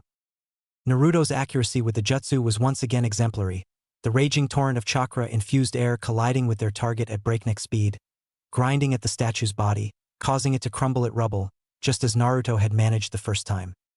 And, just as the first time, an eerie red glow in the center of the pile signaled the start of the reconstruction process. "Shikamaru now!" Naruto shouted, leaping back from the area close to the temporarily defeated statue. The Nara hadn't needed to be told, and already having prepared the tag, was simply waiting for Naruto to get out of range of the explosion, before throwing the tag towards the source of the glow that was emanating from the pile of rubble. A light fizzed, the only evidence that the tag he had wrapped around a kunai to provide the weight required for it to make the distance was a live explosive. If Naruto was being honest, the explosion was underwhelming. He had only ever really seen one when he had used his bunshin to avoid one in the genin test. He could have sworn it looked much bigger when it was meant to blow him to smithereens. Disappointing as it may have been to the genin who, whilst having matured, still liked a good explosion every now and again, who didn't after all. The tag did its job, launching the already loose rubble across the canyon in all directions, and illuminating the darkened area inside the canyon rather well. Neither Naruto or Shikamaru could resist a grin of triumph when, as the smoke from the explosion cleared, and the red glow from the seal was not visible, and the remains of the statue were showing no signs of pulling back together. It was only to be a short-lived triumph as Naruto felt the last of his bunshin that had been fighting the remaining statues was destroyed by a punch to the chest from a one-armed statue, and that statue turned to face the genin. "Right?" Naruto started, his voice uncharacteristically serious. "We know they're held together by some kind of seal. Now, from what I know, the seal will be where their chakra is orientating from, and is what makes them so hard to destroy. From what I know, for the seal to work, the seal itself needs to be continuous like a circuit. So what we need to do to ruin them is break the circuit. Except it's not as simple as that, is it? We can't see the seal unless it's actually reconstructing them, and they won't have placed all the seals in the same place on each of them. Even you, Naruto, has to run out of chakra at some point, and I've only got another 5 tags. We can't carry on like we are." Shikamaru finished Naruto's train of thoughts on his behalf, the lazy drawl that usually graced his tone mysteriously absent. "Well, we'll just have to think of another way to beat them then. I won't let them hurt my comrades." Naruto spoke as if it was the easiest thing in the world. Any lack of confidence he may have had not given away by any of his movements. Even as he summoned yet more Kage Bunshin and moved to confront the approaching stone monstrosities once more, he didn't falter. Shikamaru sighed as he formed the hand seal for the one family jutsu he had actually learned. Shikamaru, however, knew it would make little difference. He was relying totally on Naruto, and he didn't like it. Lazy he may be, but Shikamaru cared about his friends. And Naruto, even though they had rarely spoken in their days at the academy, and he had only just gotten to really know the blonde, was certainly his friend. The thought that his laziness would ever endanger any of them had never even crossed his mind. No, he didn't like this feeling of helplessness at all. He hated it. Extending his shadow forward to the closest few statues that Naruto was fighting, he mused that it would be far too troublesome to allow any of his friends or comrades to die because he had been too weak to do anything about it. Kakashi's teeth were firmly gritted underneath the mask that covered most of his face. He had realized earlier in the fight that he was not all that he once was in terms of ability, but he hadn't quite catoned on to exactly how out of shape he was. The fight couldn't have been going on for too long despite how difficult it was to tell time in the heat of battle, and he could already feel fatigue setting in. He was using his Sharingan for the first time in much too long, and his limbs burnt more and more with each dodge or attack he had made. He was already starting to slow, and the combined attacks of the pair before him were getting harder and harder to avoid. Not that the pair before him were any better. They both looked exhausted, but Hitoshi was easily the worse off of the two. Their plan was a simple yet effective one. Hitoshi would take Kakashi in a frontal assault, keep him busy whilst Eiji attempted to strike him whilst he was distracted, and prevented him from retreating back to cover his genin. However, as Hitoshi was locked almost constantly in battle with Kakashi, he was on his last legs, and covered in wounds, some superficial, others not quite so. Eiji was not that much better. He was nearing the end of his chakra from having maintained his unique technique for so long. And no matter how tired he was still Hitaki Kakashi. He had gained his reputation for a reason, and it was time for him to step up his game. Mainly because he wasn't sure how long the genin under his command would be able to hold out. He had caught glimpses of their fight, and was definitely impressed by the supposedly green genin. But they would be tiring now, even Naruto, and Kakashi wasn't one to take liberties with the lives of those under his command. It was becoming dangerous for him to draw out this for any longer. He began pulling on his chakra in preparation for a summoning jutsu that he would use to trap his opponents. When he felt it, that sickeningly vile feeling of tainted chakra that would be burned into his brain for as long as he lived. It was a minute amount of it, and wasn't increasing at the rate you would expect if the seal upon Naruto's chest had been broken. But something had caused the boy to pull on the Kyuubi's power, even unintentionally. His own son.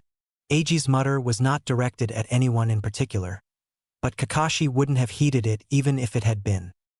As fun as this has been, I'm going to have to cut our little game short. I have more pressing matters to attend to.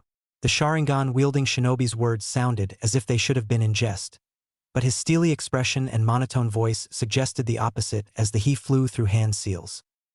He had to end this now and stop the seal from releasing any more of the Kyuubi's chakra, or they were all as good as dead.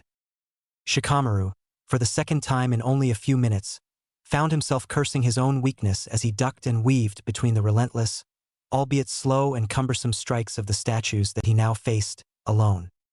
He had allowed himself to get separated from the blonde he was fighting alongside, pushed away and isolated. And all it took was a glancing hit from a thrust aimed at his heart to put his teammate out of the game.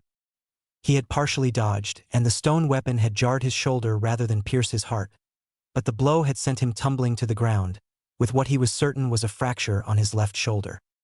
All Naruto had seen was the blow and the statue that had struck the Nara tower over him as he attempted to scramble to his feet. It was as though the rest of the battle had disappeared, and all Naruto could see was Shikamaru about to be crushed by the next blow. He dived out of the reach of the statue he had been fighting, and flew in Shikamaru's direction. However, the blonde's inexperience shone through, and his tunnel vision was punished with extreme prejudice. One of the statues had landed fierce punch to the side of Naruto's chest as he ran, sending the genin tumbling across the clearing, smashing him into the far wall of the canyon. That had been a minute ago now at least, and a ragged Shikamaru couldn't help but fear the worst. Even above the din of battle, he had heard the cry of the only medic Nin of the team, and the few strangled sobs that had escaped her lips since. Shikamaru wasn't sure if a blow like that would be able to kill a person, but he was sure that it could cause damage that would, if left untreated. At any rate, he knew Hana would not have reacted in such a way if it were not serious. It had been his fault. Naruto had been hurt because Shikamaru hadn't been willing to put in the work. And now, as he leapt back from another attack, clutching his shoulder as his left arm hung limply by his side, he realized that unless Kakashi could defeat his opponents in time to save him, he had little chance of living to regret his mistakes, let alone learn from them. He vowed secretly that if he did live, he would beg Asuma-sensei to train him and his team properly. He ducked under a horizontal slash from the statue directly in front of him, and was forced to dive between its legs as a thrust from another of the reanimated statues attacked from the left. He grimaced as the landing jarred his shoulder, and rolled instinctively to the right as he caught movement out of the corner of his eye. It was a wise thing to do, as yet another statue attempted to stamp on the genin before he could get himself to his feet. Unfortunately, it wasn't enough. He hadn't even seen the stone behemoth approach from the side he rolled towards, and was too slow reacting when it did. It slammed its sandstone hand against his shin, trapping him in place and breaking the bone cleanly. Shikamaru didn't think he had the air left in his lungs to scream, but a cry of agony forced its way from his throat regardless. Held in place on his back by the cold, lifeless hands of one statue, he gazed directly at the nightmarish head of another, searching desperately for a pair of eyes to look into, forgetting between the pain and fear that he would find none. What he did see was the sword of the statue standing over him raised for the killing blow. Pain. Quite possible more pain than he'd ever felt. His ribs, arms, back, legs, they were on fire. He tried to move only his fingers at first. Even they sent shivers of pain through him, jarred him as he tried to form fists. Arms next, tried to push himself up, support himself. He could only gasp in pain as they gave way underneath him. He hadn't realized just how out of breath he was. What had he been doing? Fighting? He had to have been. It was the only explanation his clouded mind could provide. Where was he then? He couldn't seem to find the answer. A scream, one soaked in pain rather than fear.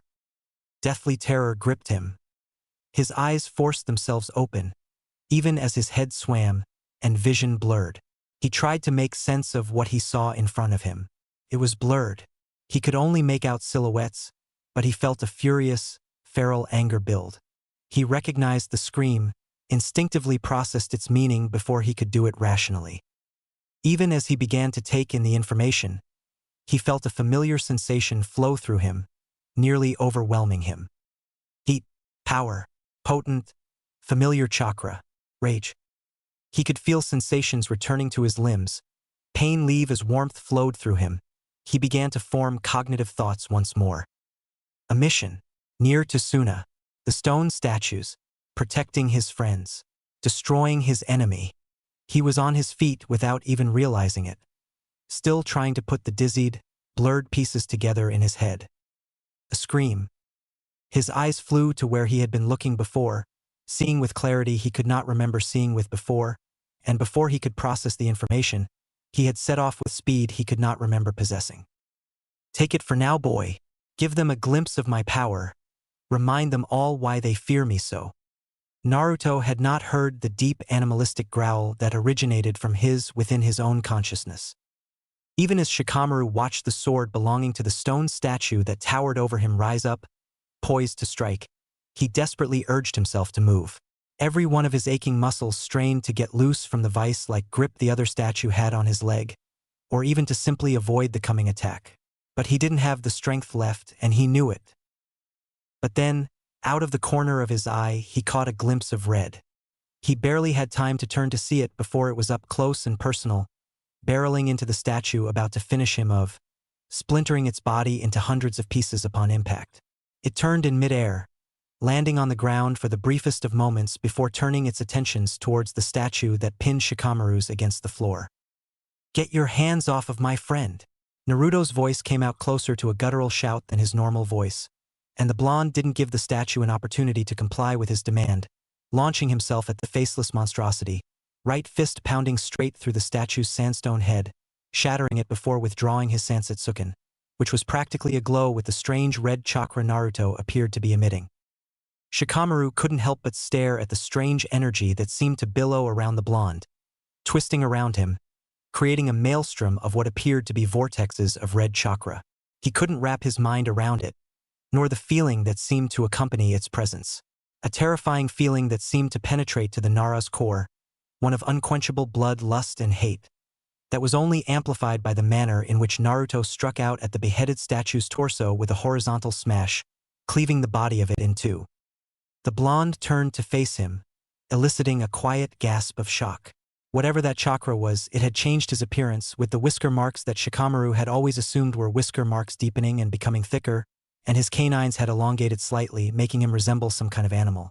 The most shocking change was in his eyes.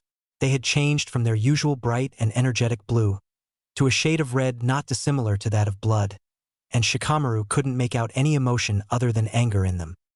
Naruto winced a little at Shikamaru's reaction to his gaze.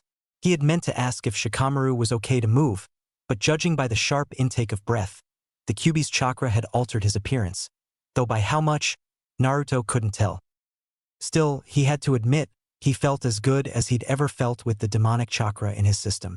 He was faster, stronger, more alert than before, not to mention it felt like he hadn't used a single jutsu in a few days. However, Naruto knew the strength was coming at a price. He didn't feel like he was losing control as such, but he could hear whispers in the back of his mind. Whispers urging him to kill, wound, and hurt, spill the blood of everyone around him, telling him to call on more and more of the fox's chakra, more and more power.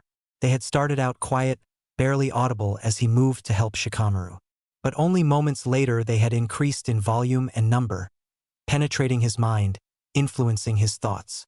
He wouldn't be able to maintain using this much of the Kyuubi's power for very long and still be able to maintain control of his own actions. And the blonde wasn't about to lose control again. He knew he didn't have a second chance where the Kyuubi was concerned. He'd have to end it as quickly as he could, and with as little chakra as possible. A task made all the more complicated by the fact he could feel the Kyuubi's chakra increasing in his limbs whenever he moved, in order to facilitate his enhanced speed and strength. In other words, with every movement or slight exertion, he was pulling on more and more on the Kyuubi's power, the rate at which he did so increasing relative to how fast he was moving or amount of strength he was using. What's more, he could no longer feel his own personal chakra. It was like it had been superseded by the Kyuubi's once. He allowed himself to draw on the fox's chakra. Fortunately, Naruto had a plan. He wasn't sure whether or not he would be able to get all of the statues, and it would draw upon more of the fox's chakra than he could handle. If he had have thought it through a bit more, he would realize it was reckless, and would need to come off almost perfectly to avoid causing himself some quite serious harm. But he would also realize it was all he had. Silently, he created a pair of Kagebunshin who headed over to Shikamaru and lifted him, doing their best not to put any stress on his shoulder, and placed him with Hana, who had stopped working on Baki the moment Naruto had begun to use the fox's chakra. Realizing she had been distracted by the events around her, a glaring mistake for a medic nin, who are expected to be able to work on patients in the heat of battle without being distracted by the events around them, she moved to check the Nara's shoulder and leg. They were both broken, although the shoulder was in far worse shape, with the collarbone shattered at the location of impact. Mentally, she decided the best course of action would be to administer a pain-killing jutsu and continue work on the Jonin, who had been nearly ready to move. The Kagebunshin had since returned to the side of their creator, who was preparing to make his move. 3 more Kagebunshin appeared alongside them, and immediately the group made to surround the statues, who had begun to move towards them. Futon! Futon! Gokuhu no Jutsu! Each of the Narutos shouted simultaneously. Several spheres of chakra infused wind that seemed to glow red, much larger and more intense than anything he had used before, erupted from each of them, tearing into the group of statues that they had seemingly rounded into a tight group. Naruto had aimed for the legs, where weak points still remained on most of the statues, and the result was devastating. Each sphere ripped through several sets of legs before dissipating, causing almost all of the statues to crumple in on themselves in a heap on the cold sandstone floor, leaving only a pair of the stone giants standing, but Naruto was not done. His Kagebunshin leapt into the air, using chakra to get the required height needed to get into an aerial vantage point from which they could all focus the jutsu they were each racing through the hand seals for. The original had stayed on the ground, forming his own set of seals at a more reserved pace.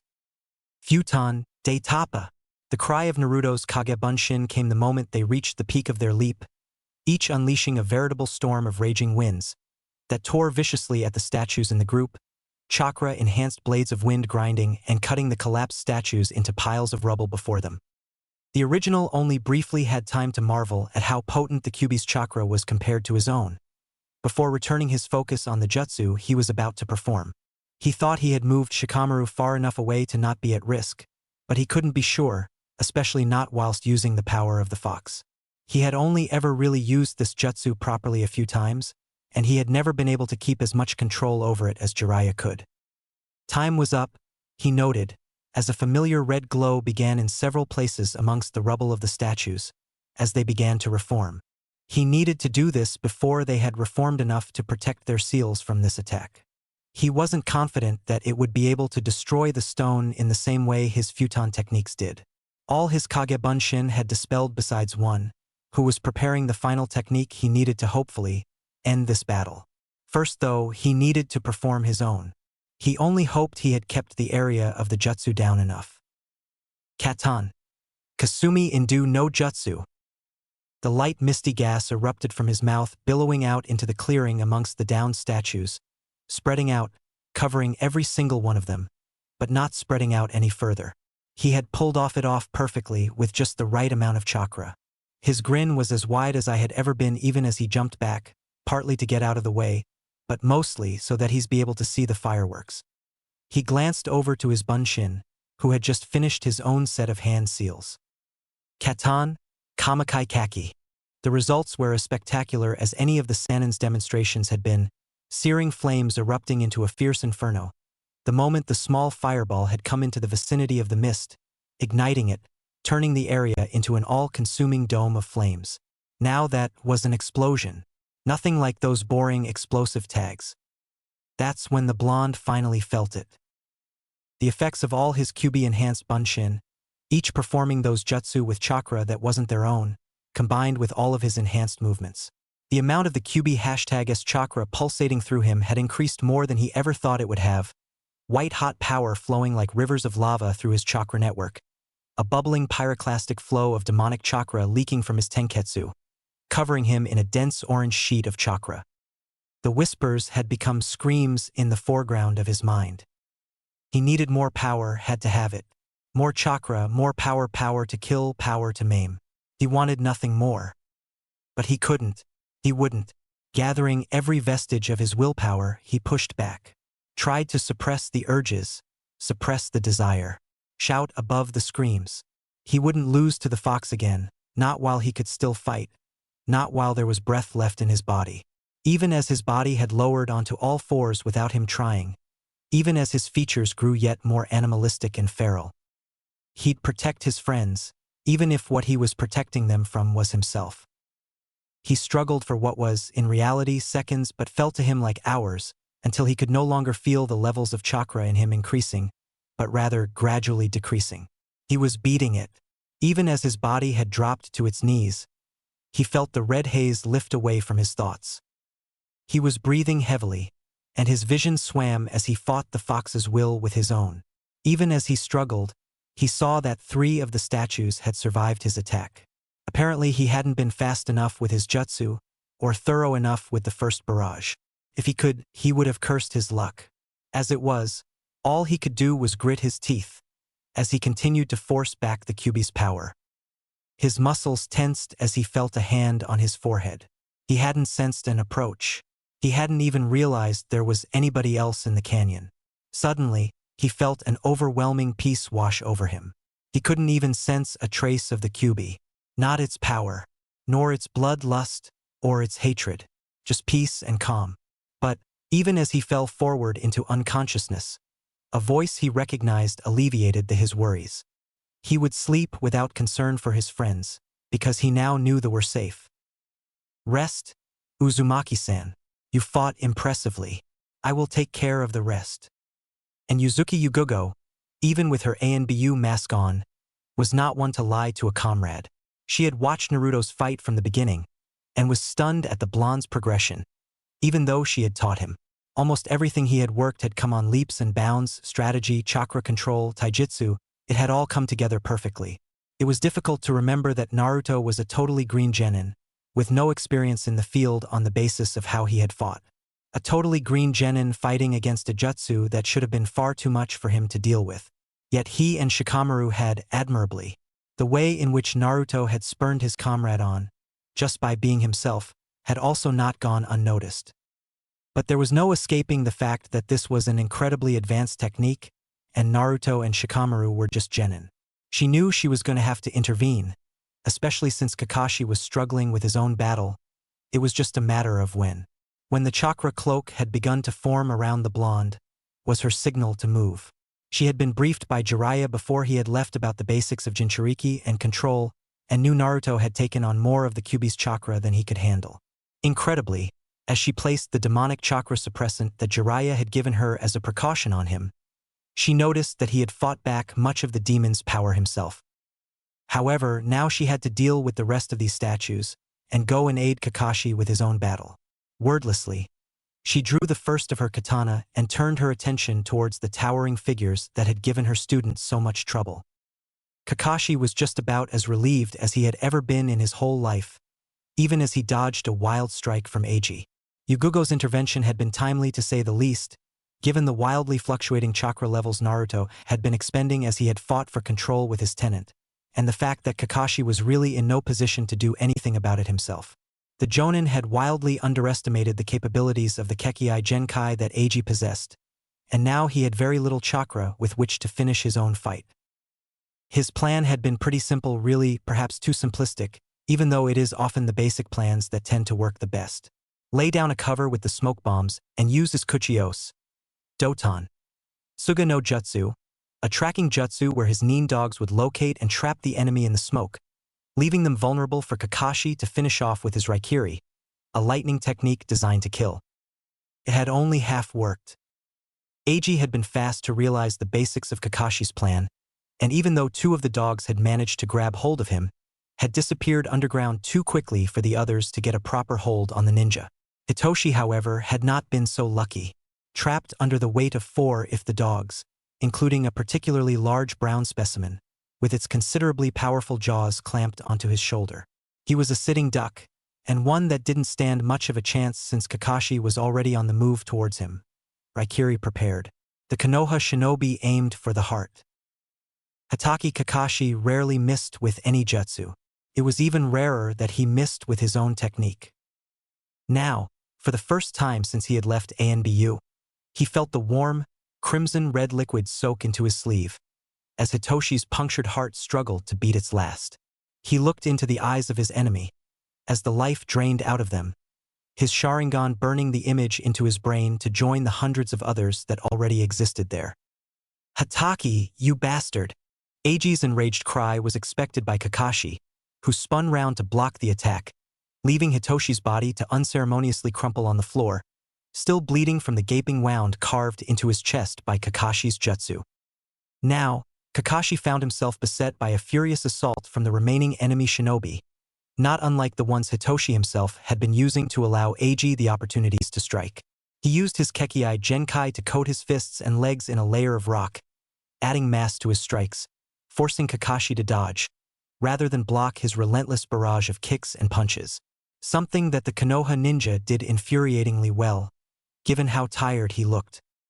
Gradually, Eiji opened himself up more and more, allowing Kakashi windows to counter. Eiji launched a wild punch, its wide arc making it easy to predict and dodge. A careless error brought on by fatigue both mental and physical, and Kakashi capitalized. He caught the punch at Eiji's wrist, avoiding the danger of stone-covered fists, and brutally drove his elbow into the IWA shinobi's face, staggering backwards, clutching a broken nose that was leaking crimson down his face. He is in no position to block a powerful kick aimed at his chest that sent him tumbling to the ground, momentum taking him a few feet away from where he had originally stood. "What I still don't understand," Kakashi began, walking slowly towards the downed IWA shinobi, a kunai in hand, prepared to deliver the final blow, "is how you managed it all. Taking Baki down, killing the rest of his squad, the Fuinjutsu on the statues, and then fighting me is no small accomplishment for the pair of you. Who has been helping you? Where are they?" The slight on their abilities Kakashi had slipped into his questioning did not stop Eiji from erupting into a harsh, wheezy laugh as he struggled to fight the pain from his wounds and regain his breath after being winded from the kick to his chest. "Telling you wouldn't make a damn bit of difference. You're a dead man whether you know who's after you or not. The people who helped us set this up, they're a class above, powerful beyond belief. Not even you have a hope. Although, strangely, they didn't seem to be all that interested in you, Hatake. They seemed far more interested in that blonde piece of shit tagging along." Kakashi stopped dead. Incredibly powerful shinobi out to get a genin? Except he wasn't just any genin, was he? He was the Yandame's son, and the Jinchuriki of the Kyubi no Kitsune. His mood darkened considerably as he recalled a conversation with Jiraiya, just a day before he had left for the mission with Naruto.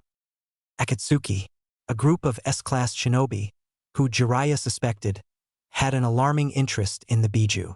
Naruto could be in danger, and even the presence of Yugugo, an exceptional ninja in her own right, made little difference to their odds should they decide to attack.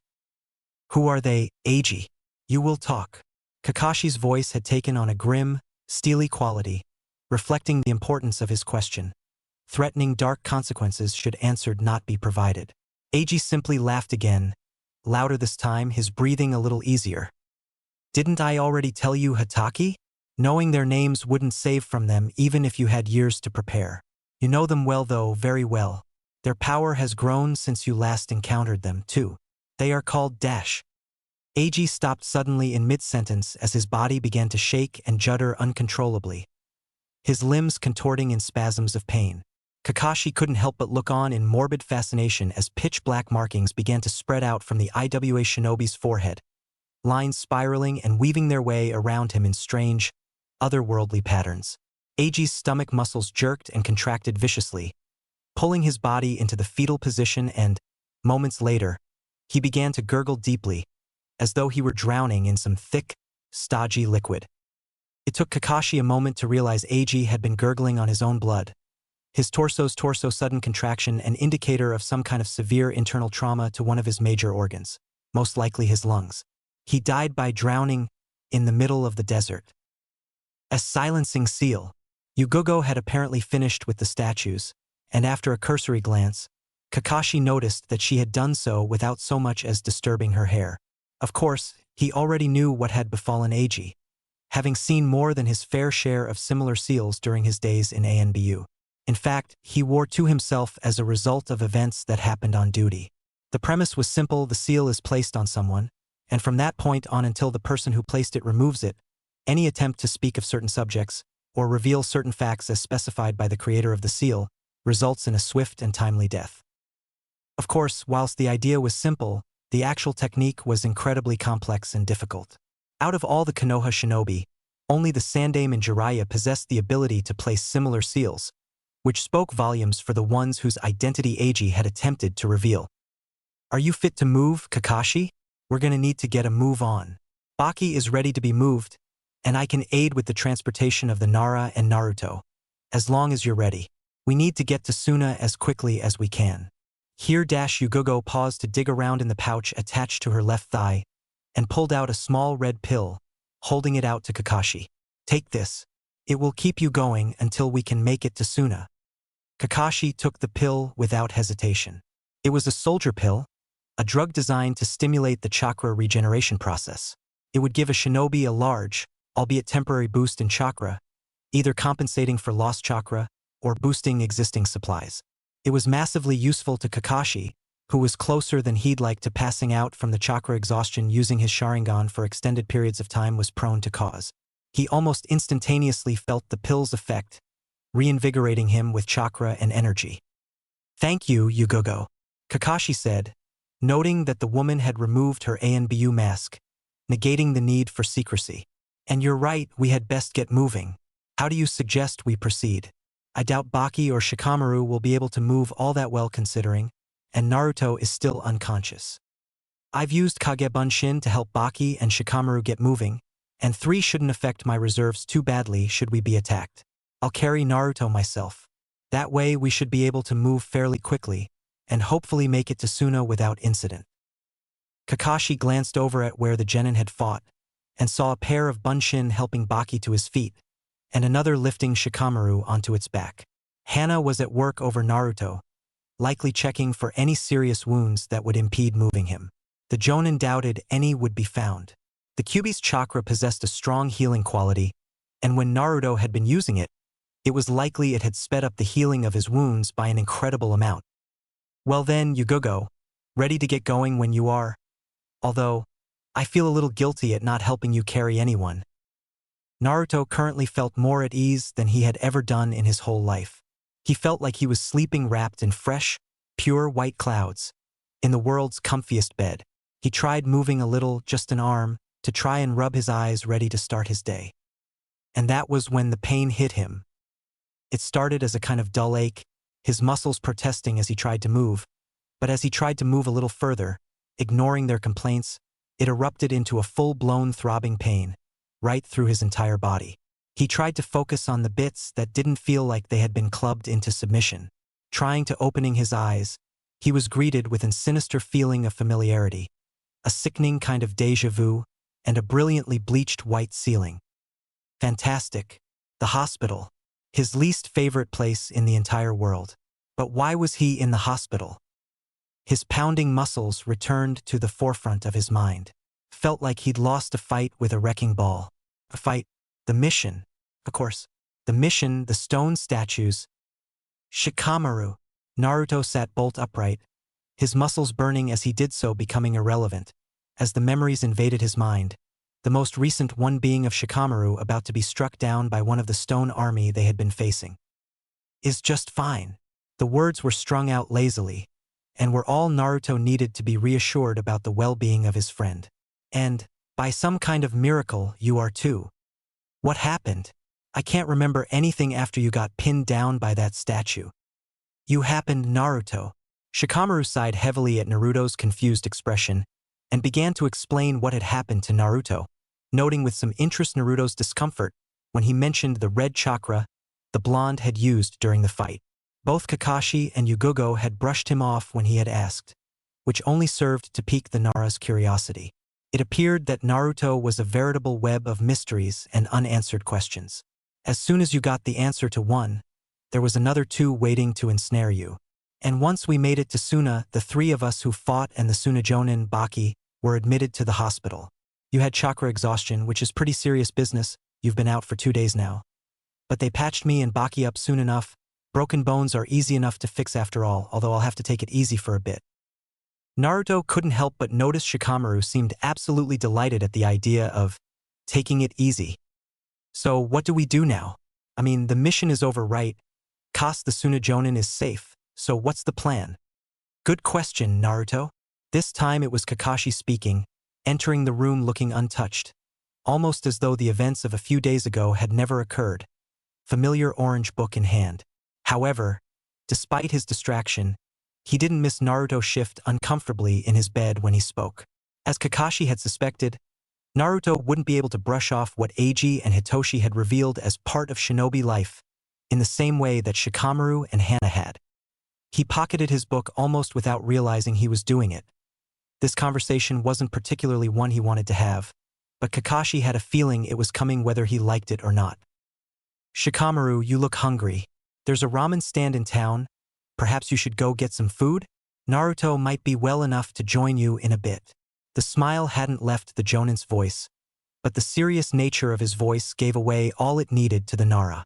Shikamaru glanced between the Jonin and Naruto and sighed heavily, almost dragging himself to his feet, and finally made for the door.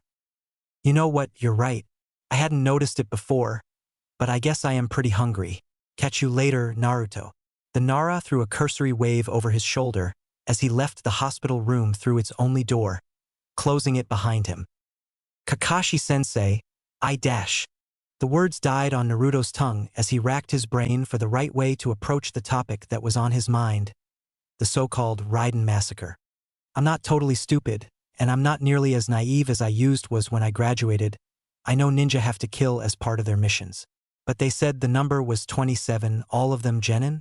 Even during a war, I don't understand what kind of a mission dash. It wasn't a mission, Naruto. Kakashi sounded tired beyond his years, like the retired, grizzled old veterans that Naruto would occasionally see around the village. Scarred, wounded old men and women, each never having totally recovered from the damage countless battles and comrades lost causes to a human, both physical and mental.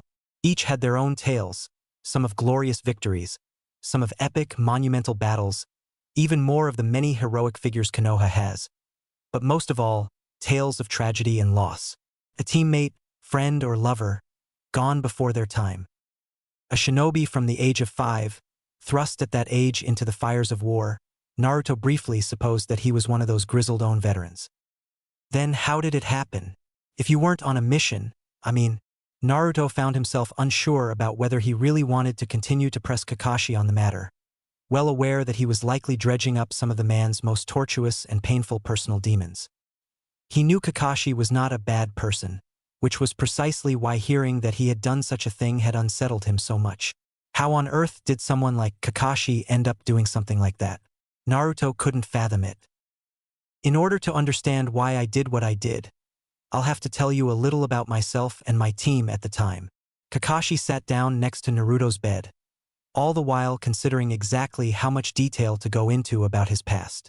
Early on in my shinobi career, I was obsessed with the shinobi code of conduct.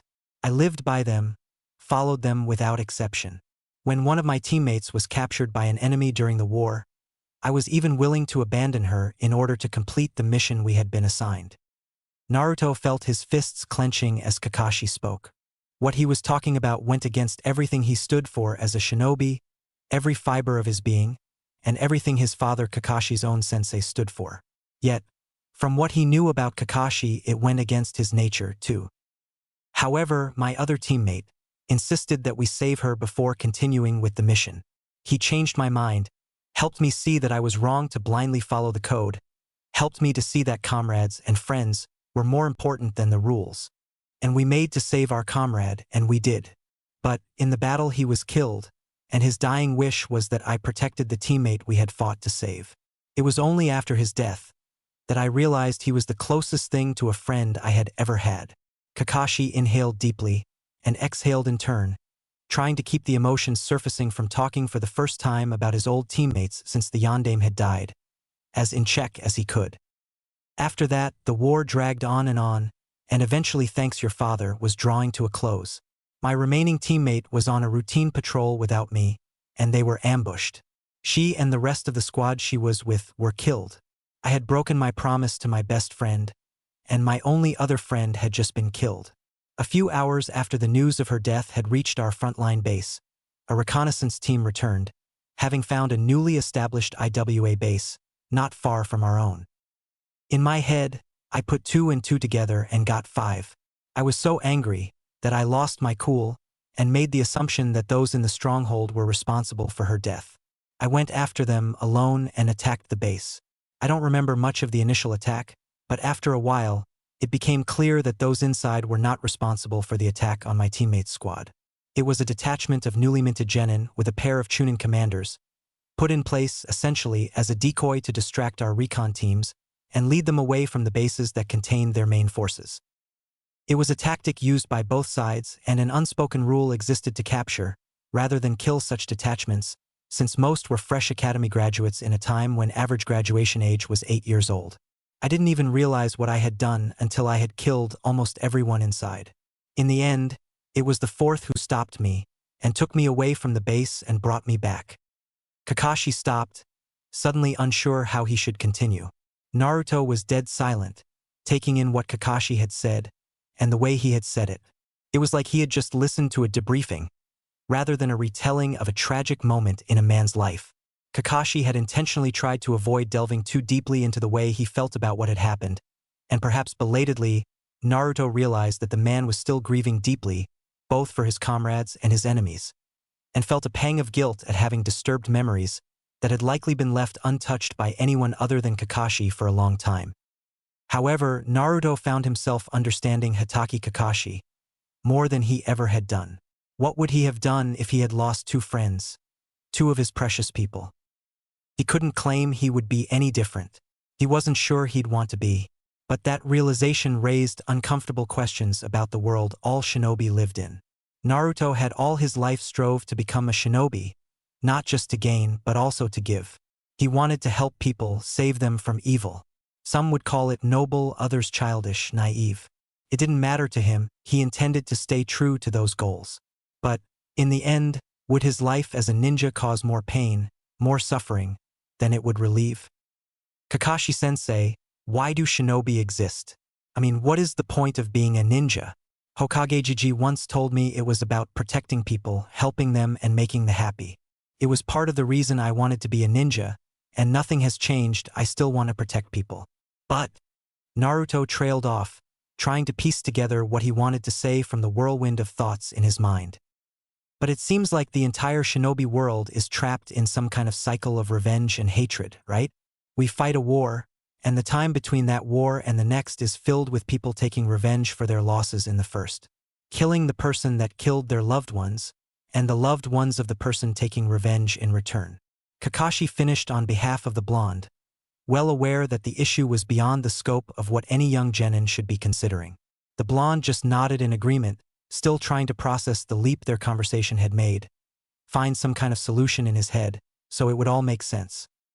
I think it's something that every shinobi discovers in their own time, and most simply accept it, carry on with their lives until either they succumb to it or retire. Your father and Jiraiya, his sensei, both spent their lives trying to find an answer, trying to stop the cycle. Jiraiya, I believe, has been looking his entire life and still is.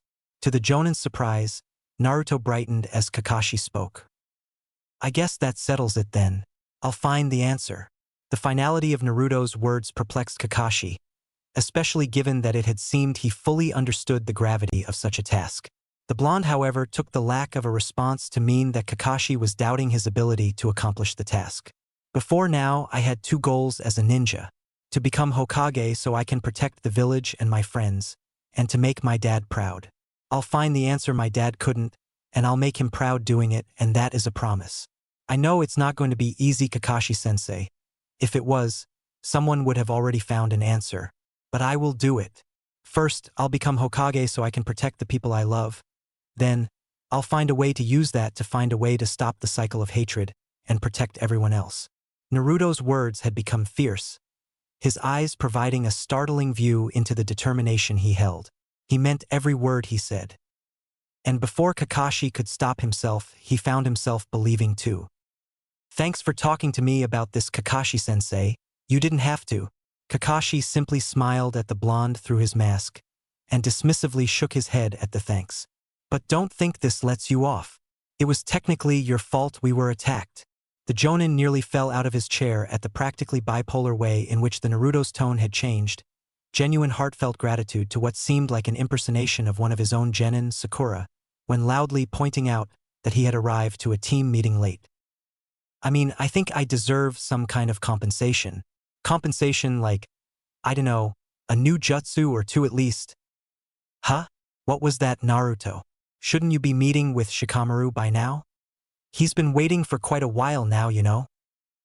Naruto hadn't seen Kakashi pull out the book he had his nose buried in, nor did he notice the Jonin form the single hand seal required for the shunshin he used to escape the punch Naruto had aimed at his face, leaping from his hospital bed to reach his target. As it was, all he made contact with was air, and the floor with his face, when he unceremoniously landed in a crumpled heap close to where Kakashi had been. You owe me a jutsu, Kakashi-sensei. I don't ever forget when it comes to jutsu. The blonde shouted, fist raised threateningly in the air to no one in particular.